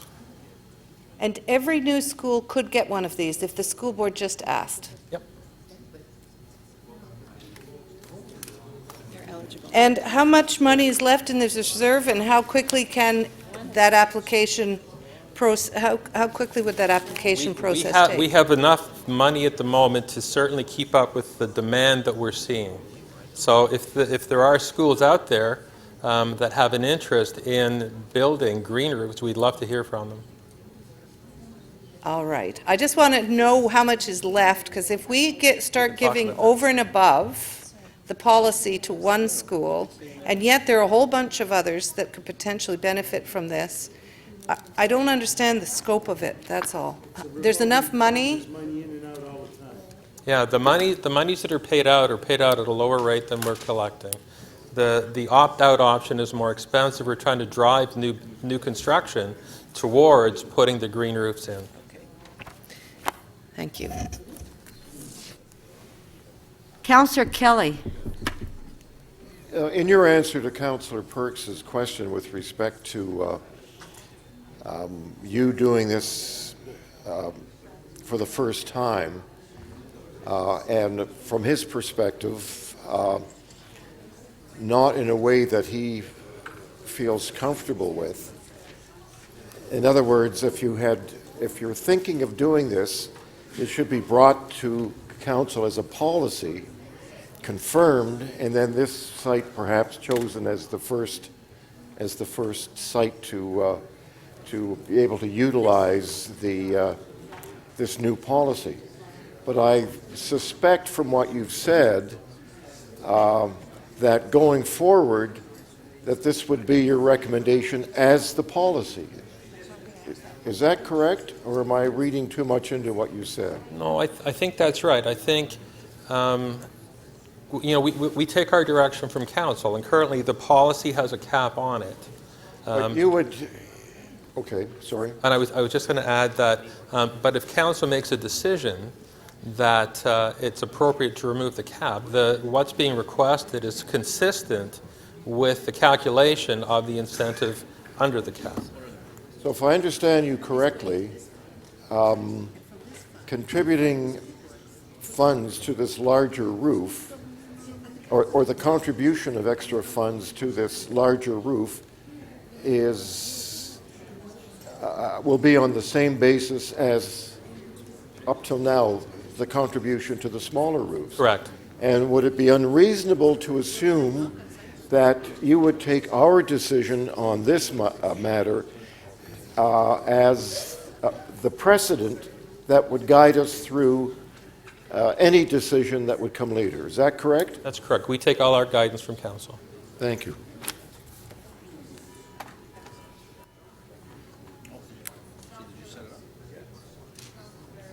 Fletcher.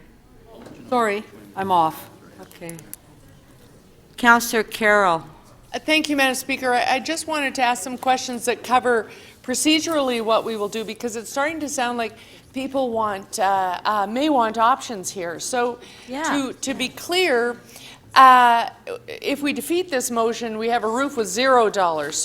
So is the motion amendable if we want to amend it to provide the policy amount, given that it's a motion added to the agenda?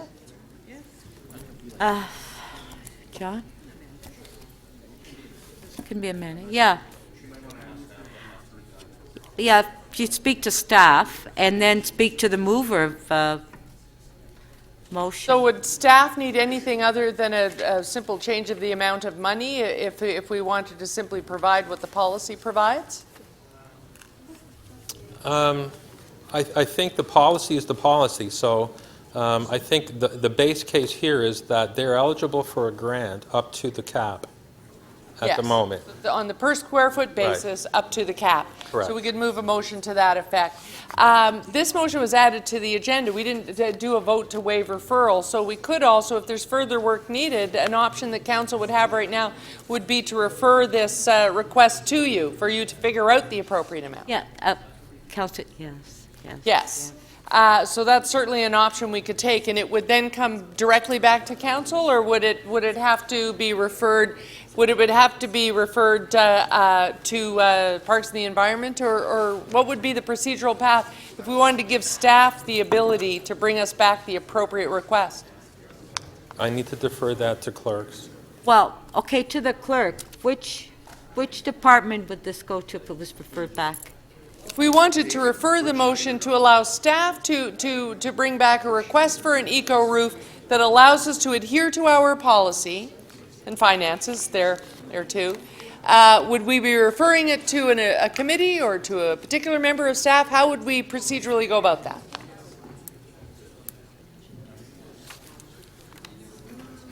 My thoughts were the same. Huh?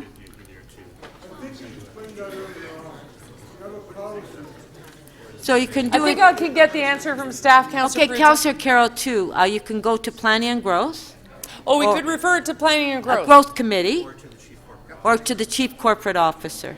Oh, excellent. Thank those you, two Madam options. Speaker. So there are options for council. Yeah. Thank you. Thank you, Madam Speaker. Councillor Campbell. Just a very, very quick question. When was the last time the council had an update on this particular program? 2013. And are there plans afoot to bring another update to the council? Yes, this fall. It's part of our review of the program. Could it be an undertaking to bring forward a review sooner than that in the form of a briefing note to Planning and Growth? We can do that. we can certainly do that. And also, I'd also point out that in 2013 and 2014, we produced annual reports, and there's updates in both of those annual reports on the amount of activity. It would be good to know on the amount of activity and where the activity is planned this year. We can do that. Okay. That's fine, thank you. Okay, thank you. Councillor Perks to speak. Thank you, Speaker. I have a motion. I move that motion MM 17.35 be referred to the Planning and Growth Management Committee for consideration. Speaker, through questions, most members of the Council now understand what's at issue. We have a policy. That policy has been developed over several years. In fact, I remember back before I was elected, I sat on an advisory panel to the Toronto City Council, chaired by former Deputy Mayor Pantalone, to create green roof bylaw. It was put into the original City of Toronto Act. Eventually, we developed an incentive program. I remember Councillor Min Wong was deeply concerned about it at the time. Those were the good old days, Speaker, but we crafted a very carefully balanced policy, and as you heard from staff, we've had several updates and reports as recently as 2 years ago or 18 months ago on this. And we have been careful all the way through to make sure that there is a policy that businesses and schools and other entities understand so that they can develop their business case and rationally come forward to the City of Toronto knowing what the rules of the game are going to be so that they can plan around this. We risk throwing all that out the window if we suddenly start monkeying around with and changing the rules by a motion that's added to the agenda partway through the second day with no staff advice. It's just the wrong way to decide that we are going to double the amount of money available. This isn't how you create certainty in the development community or for other public agencies in terms of the City of Toronto being a responsible partner in incentivizing green roofs. We've heard from staff that if we refer this to the Planning and Growth Management Committee, and I've just quickly spoken to Councillor Shiner about that they will be able to update the policy in a way that would permit perhaps some extra subsidy, but it would be done on a rational basis rather than just every councillor for themselves. Can you imagine if we did all the funding for all public programs on the basis of a councillor brings in a motion and says, the daycare in my ward gets more subsidies. Vote on it now. Or the playground in my ward, we're going to triple the amount of money from the Parks Capital Reserve that goes into that just because I say so. That's no way to govern. That's no way to have public policy that's clear and predictable for our partners and which the public can understand is rationally and fairly distributed in terms of our expenses of public money. So while no one in this chamber is a bigger fan of incenting people to better buildings, to greener buildings, to more sustainable buildings than I am, I know that the best way of getting there is to have clear rules for doing it that we are held to account for and we can justify. Because the minute that we can't justify them, those programs which I cherish and fight for every month at this council are put at risk. So please support the referral. We can still solve this problem. Let's solve it in a thoughtful, consistent, and coherent way. Thank you. Councillor de Bearmaker.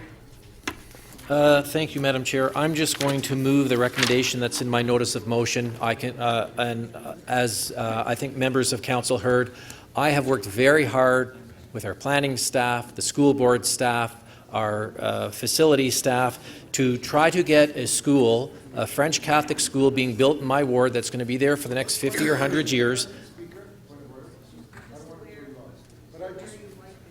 That's a deferral motion. Isn't there another list, 2 minutes, that you get to speak just to the deferral? Because you're eating up the councillor's time on his main speech now, or whenever he's going to speak on the matter, as opposed to the deferral. Are we now speaking to deferral? Yes, So we're speaking to referral. So, we're speaking on the, speaking to we're referral. speaking on the referral now. all right, thanks. Okay, thank you, Madam Speaker. I would ask members of council not to support the referral.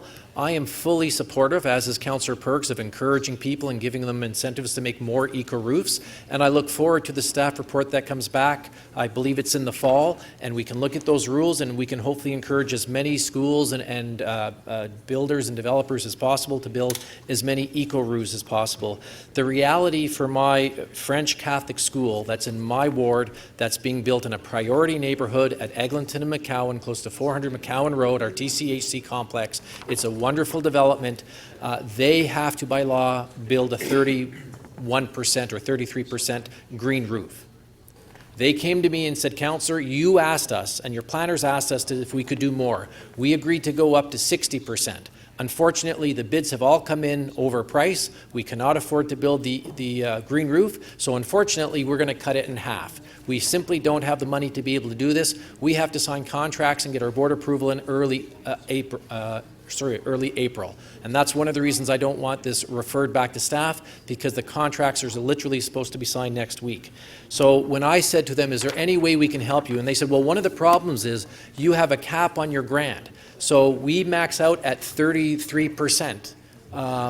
Grant. We want to build a roof that's twice as big. All we're asking you to do is apply the exact same rate that everybody else gets, except we're asking you to apply that exact rate to the full footprint of what we're building. We're building twice as big a green roof as everybody else, and we're asking you to give us the same level of funding that everyone gets for the whole roof and not for half the roof. Our staff, after discussions with them, have said, you know what, Councillor, we have the funding available, we're comfortable with doing this, and we support this motion. In fact, they wrote it for me.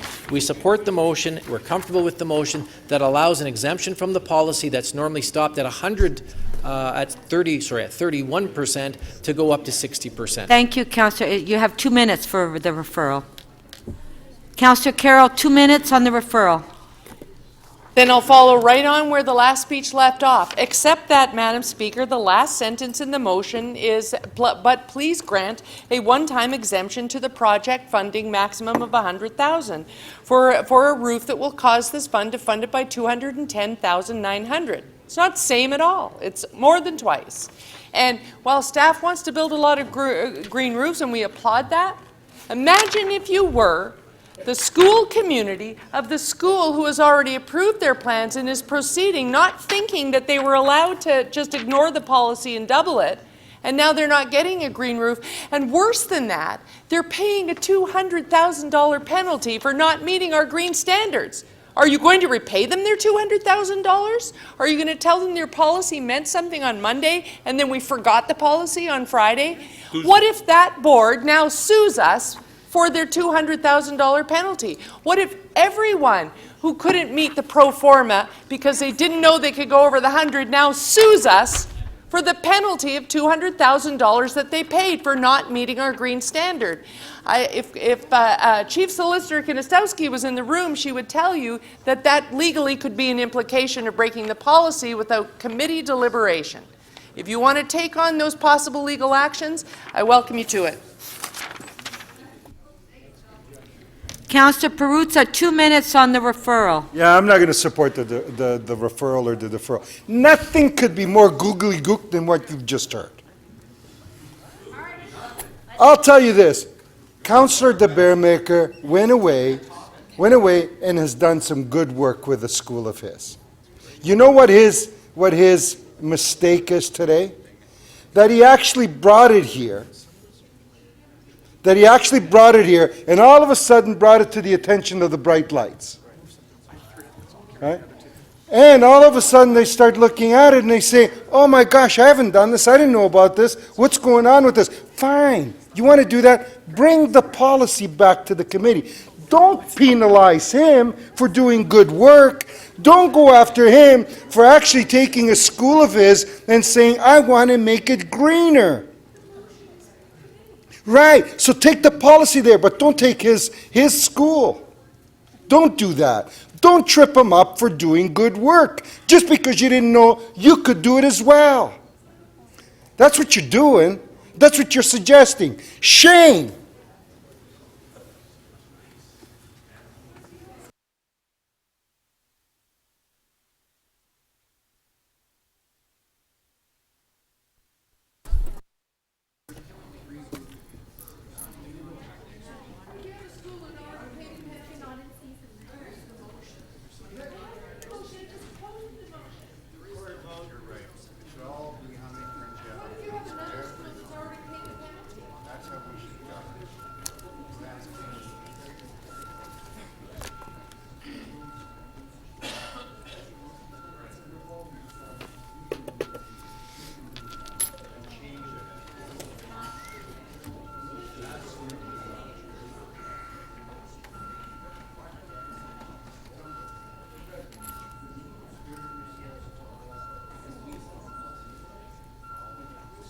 Councillor Crawford, please.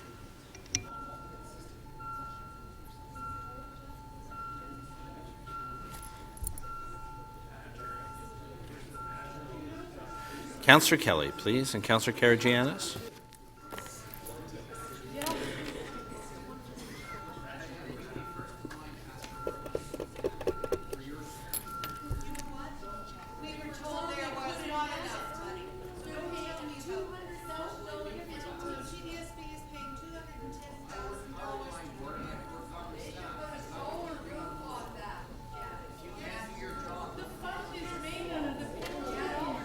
Okay, come on, let's stop arguing.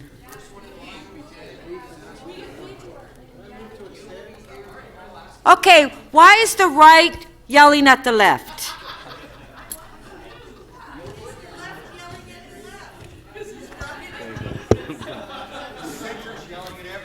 The referral carries 15 to 14. Okay.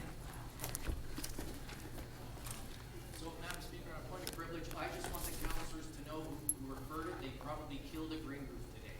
Thank you very much for being environmental advocates. I'll remember this when you come and ask for money for your That's how we should govern. Shame All on favors you. and back scratching. Shame on Good you. for you.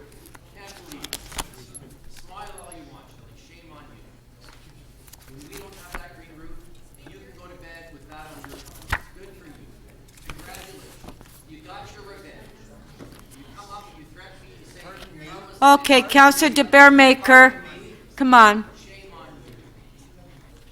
Okay, Councillor, Deputy Mayor Minnan-Wong, come on, let's try to get rid of this and so we can all go home and get a nice rest. MM 17.8. Councillor Wong Tam, are you around?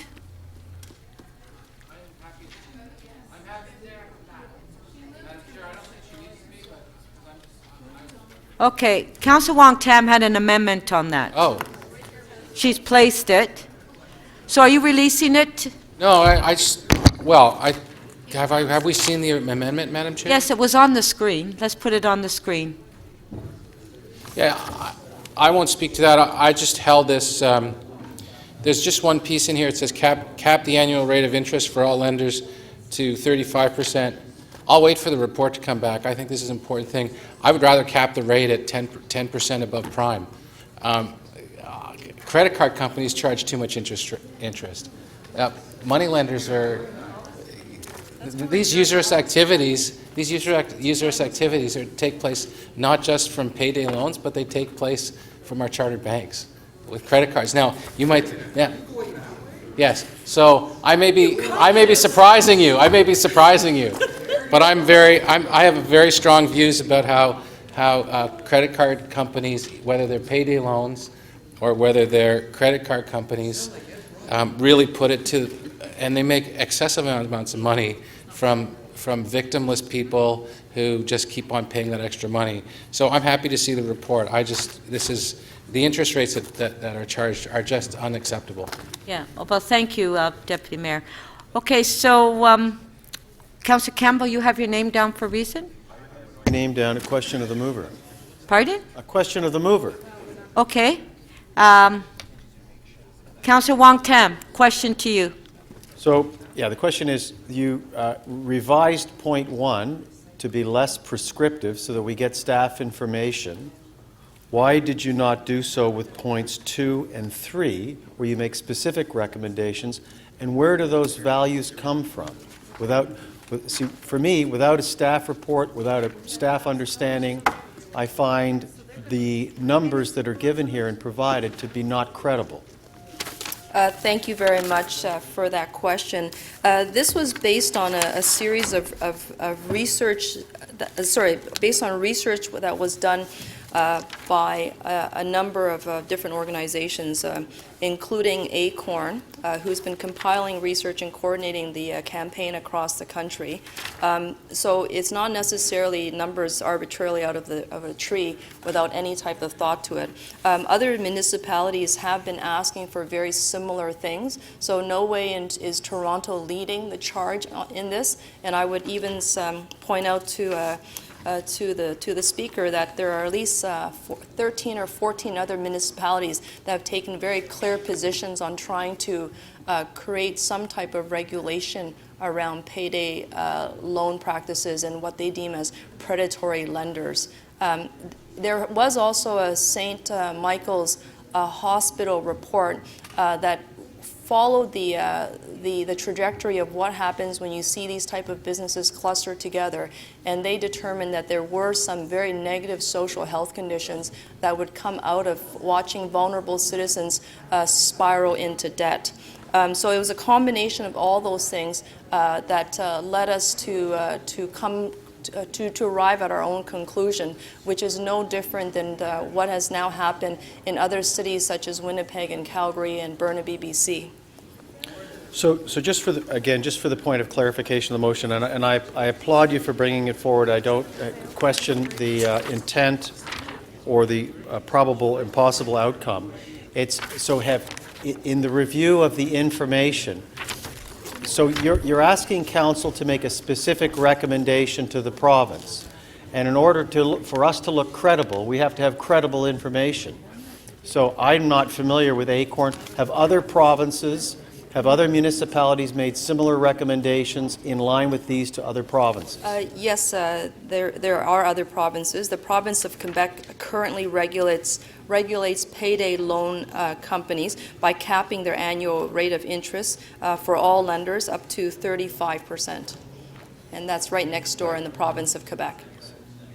Okay. Well, Thank you. That's fine. Councillor Shiner, did you have a question to the mover?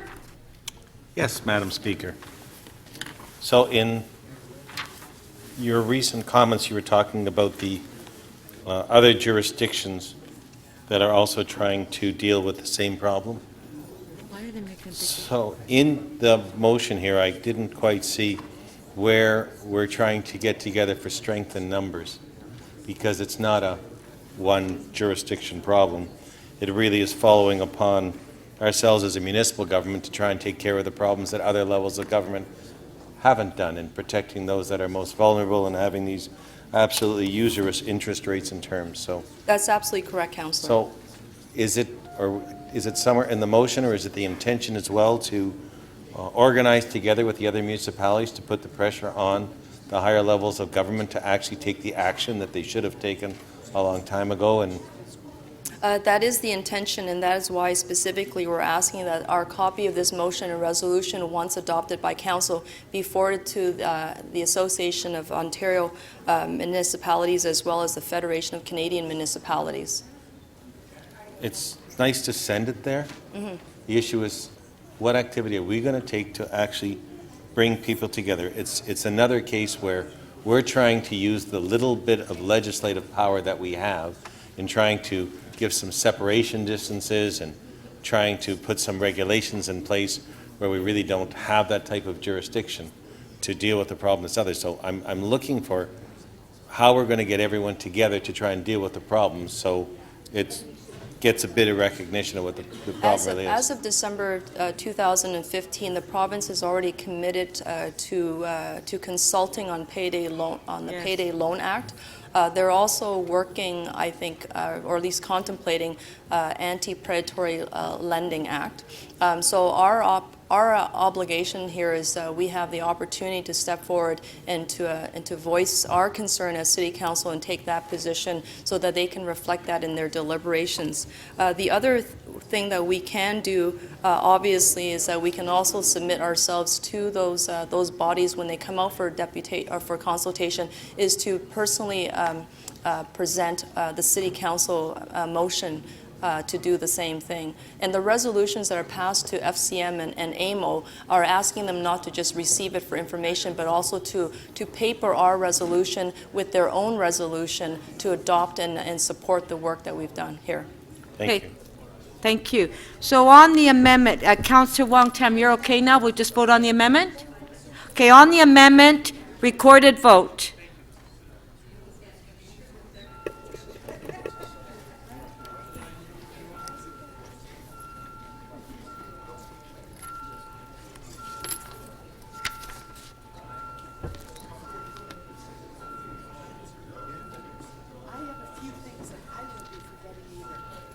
Councillor Al-Jamari, we're in the middle of a vote. We're voting on Councillor Wong Tam's amendment. Yeah.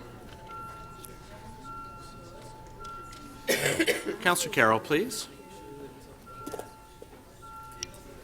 Councillor Filion and Councillor DiCiano, please. Councillor Fragadakis.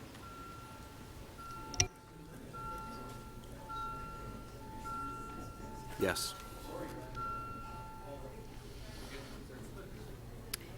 The amendment carries unanimously, 31 in favor. Clauses amended, recorded vote.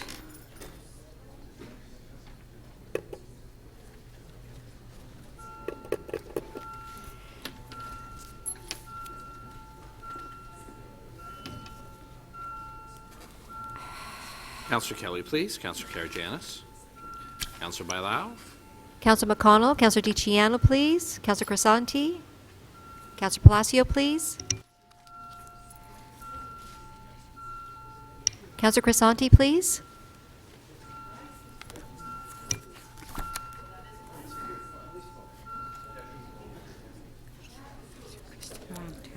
The item as amended carries unanimously, 31 in favor. Okay, it was carried. Thank you very much, Acorn, for your assistance on this. Thank you. Okay, MM 1714, Councillor Minnan-Wong, Deputy Mayor Minnan-Wong, you held the Thank you. item down. I have questions of staff, so Okay. just to confirm, because I did speak with you about this, the current arrangement is there are a maximum of 2 boxes allowed on every property on their side of the property, not on the city's property, correct? That's correct.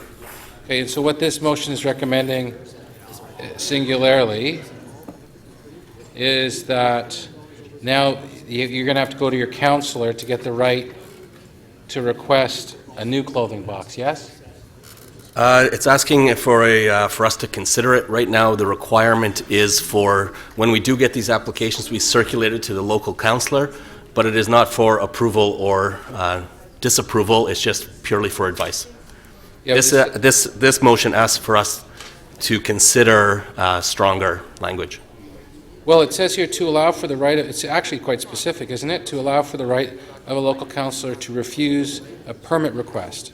So that means we would have the right to say to refuse the request. I believe that's the intent. Yes. Okay, so I'll speak to that. Madam Chair, I don't have any other questions. Okay, does anybody else have any questions on this item? 14. No? Okay, Deputy Mayor Minnan-Wong, you'd like to speak? I mean, the local councillor's not here. I appreciate there might be a certain level of frustration. He in his summary speaks of the possible number of applications coming through with Goodwill no longer being around. But, I mean, you know, as a more seasoned veteran of these council chambers, I think you really want to carefully consider whether you want the right of staff, whether you want to be turned into staff. They will all be coming to you now. There will be no staff doing this anymore. They'll be coming to you to say yes or no, and if you say no, you know, there are a whole bunch of consequences about saying no. To have two sounds fine. If you want to make it one, make it one. But to have the councillor be the arbiter and the decider of deciding, and then they're going to ask, so why did you say no? Why can't I have it? And it's an arrangement that I think, as a local councillor, you don't want. And so I would urge members of council to vote against this.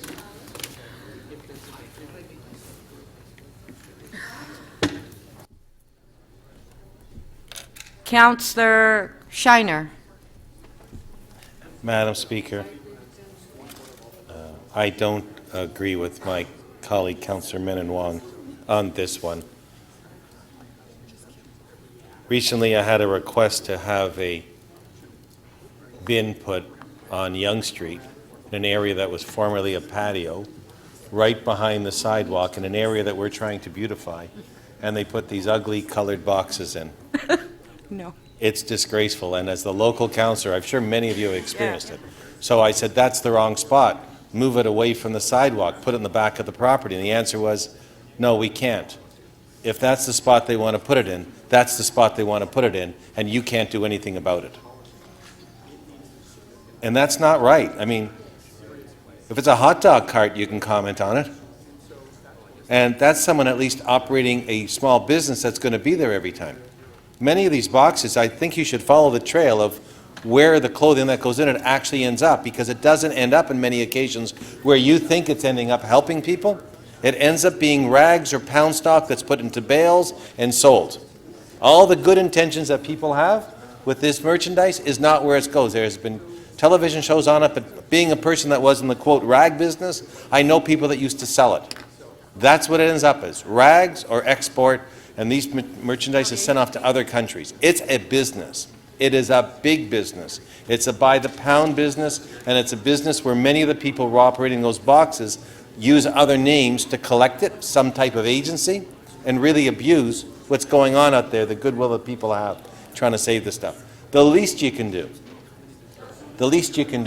is try and be sure that if they're trying to put a box into the area that you represent, it's in a right spot, not a wrong spot. And if it is there, it's someone that takes care of the box and doesn't make a mess out of the place because it's a good user of it. There are some really good people out there that have boxes out, and there are some people that I would say aren't good.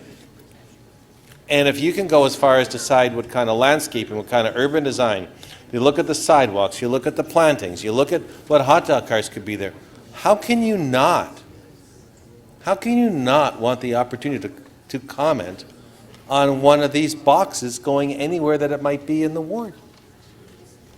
I think it really usurps your responsibility as a member of council and representing your community to say, I don't want to do that. I think you're failing your community, and I think you should be a person that's involved, each of you, in where these boxes go in your own communities, and allow your residents as well, if they needed to have a say, as where they might or they might not be appropriate, and the operators of the boxes, based on their past experience in your own wards, to know which ones are the good ones and which ones aren't.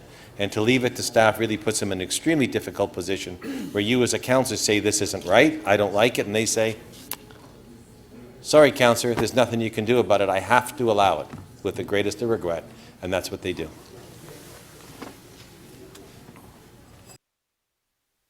Thank you, Councillor Shiner. Councillor Carroll. Well, Madam Speaker, I just want to draw council's attention to your work. Folks may have forgotten because it's quite a few months back, but just around the corner is a report coming forward to us on clothing boxes that Speaker Nunziata has commissioned in a council session a few months earlier. I'm inclined to support Councillor Menon Wong's request that we defeat this motion in anticipation of that report. I can't refer this motion to the report. We already waived referral, but I really think we're better off waiting. Councillor Mihevc would then have the opportunity. He could add this consideration to whatever we decide in that committee. But here's what concerns me. I don't like clothing boxes any more than you, Madam Speaker. They are a mess. Even the ones that claim to be good, it's not the owner of the box always. Sometimes it's the residents who just sort of don't even slow down the car and fling the clothes at it, and then someone phones to complain. So none of us is crazy about them. We've been struggling with how to control them for years. But it's our usual practice to create a bylaw and then have enforcement staff enforce it. If you don't, if you leave it to our own, personal fiefdom discretion, you get, I always say no, so I have none. But 6 blocks away, there's a ward boundary that my residents don't really know about, and suddenly there are 50 clothing boxes, because that councillor is saying yes. But both sets of residents are going to complain. They want us to control this issue, and I would rather wait until the staff report comes and rely upon the advice of staff and the work that Councillor Nunziata has already set in motion. And then if Councillor Mihevc wants to add this to it, we could do it as in the course of our committee work. We could then consider it then. And I understand from our licensing and standards staff that report is coming very soon. So I'm going to be taking the same direction as Deputy Mayor Minnan-Wong and defeating this motion, but not because I don't share Councillor Mihevc's concern. So are you referring, Councillor Mihevc's motion to licensing? We actually can't, Madam Speaker, because we have already waived referral, but by defeating it, we can leave it that this notion can be part of that discussion. Okay, just a sec then, Councillor Carroll. Hold on.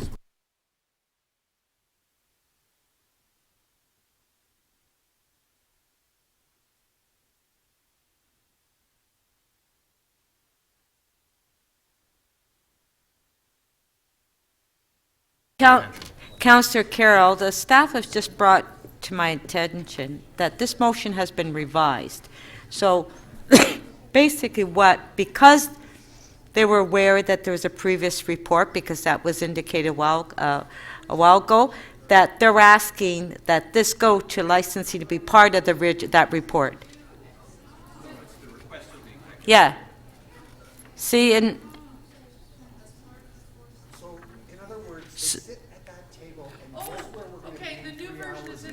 yeah. They revised the motion. So really, it came on your desk yesterday. So really what the revised motion is to send this to the staff to include in their report that's coming.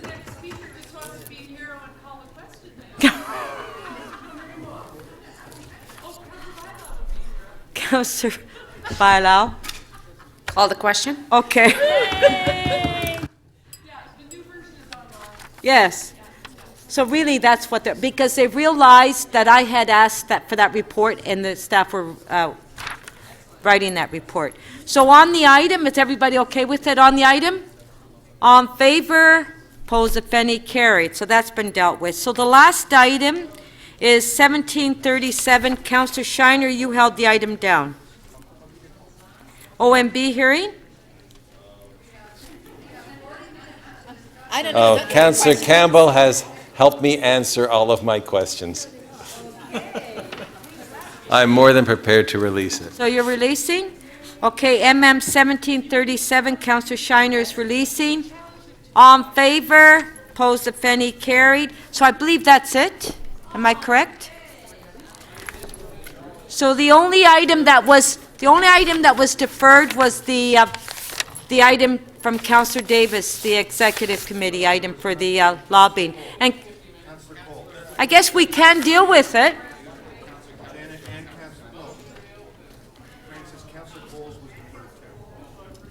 Yes, that's right, yeah. Councillor Cole.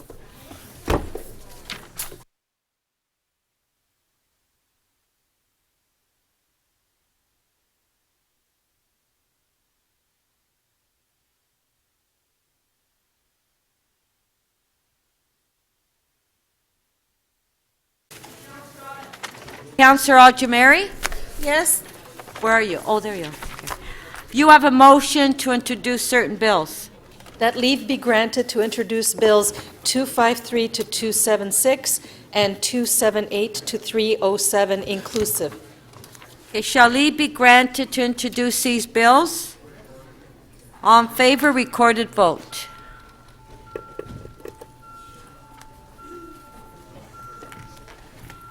Councillor Keller, please. Councillor Perruzza. Councillor De Beermaker.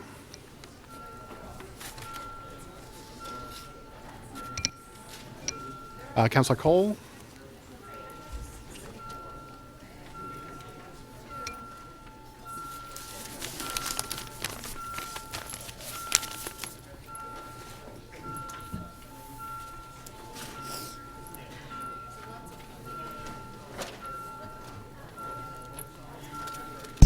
Councillor Fillion, please.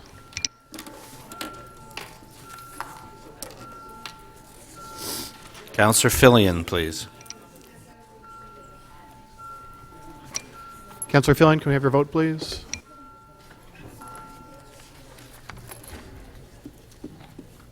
The motion to introduce the bills carries unanimously, 32 in favor. Shall these bills be passed and declared as a bylaw? Recorded vote. Councillor Karygiannis, please. Councillor Carroll, Councillor Bailao, Councillor Perruzza, Councillor Davis. Councillor Perks, please. Councillor Crawford, please. Councillor Fillion. Councillor de Bearmaker, please.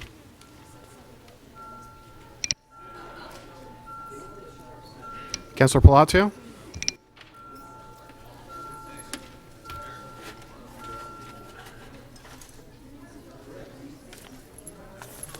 The motion to enact the bills carries unanimously, 32 in favor.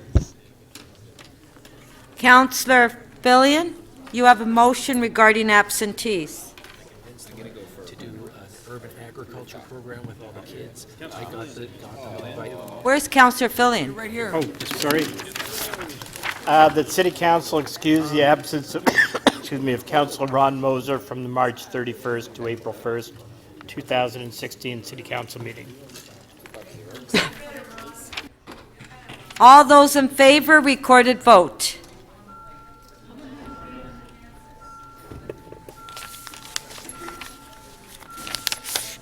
Councillor Perruzza, please. Councillor McMahon. Councillor Layton, please. Councillor Matlow and Councillor Lee, please. Councillor Fillion, please. Councillor Cole, please.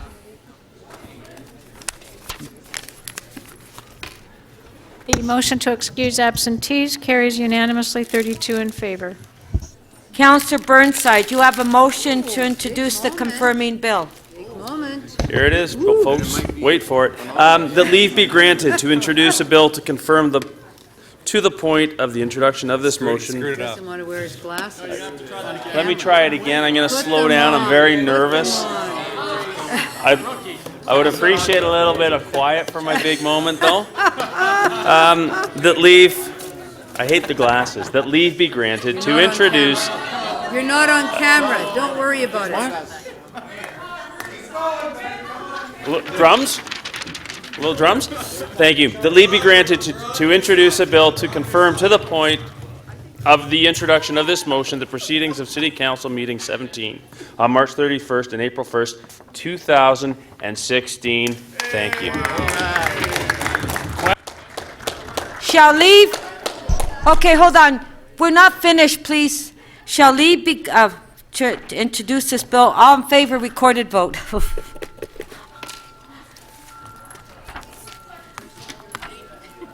Okay, just a sec, because after this vote, I just want to make a few comments. Councillor Karygiannis. Yeah, one more vote. Well, we have one more vote. Councillor Lee, please. Councillor Lee. Councillor Lee, please. The motion to introduce the confirming bill carries unanimously, 32 in favor. Shall this bill be passed and declared as a bylaw? Recorded vote. Councillor Kelly, please. Councillor Karygiannis, Councillor Perruzza, Councillor Lee, Councillor Now- Mallow, Councillor Davis.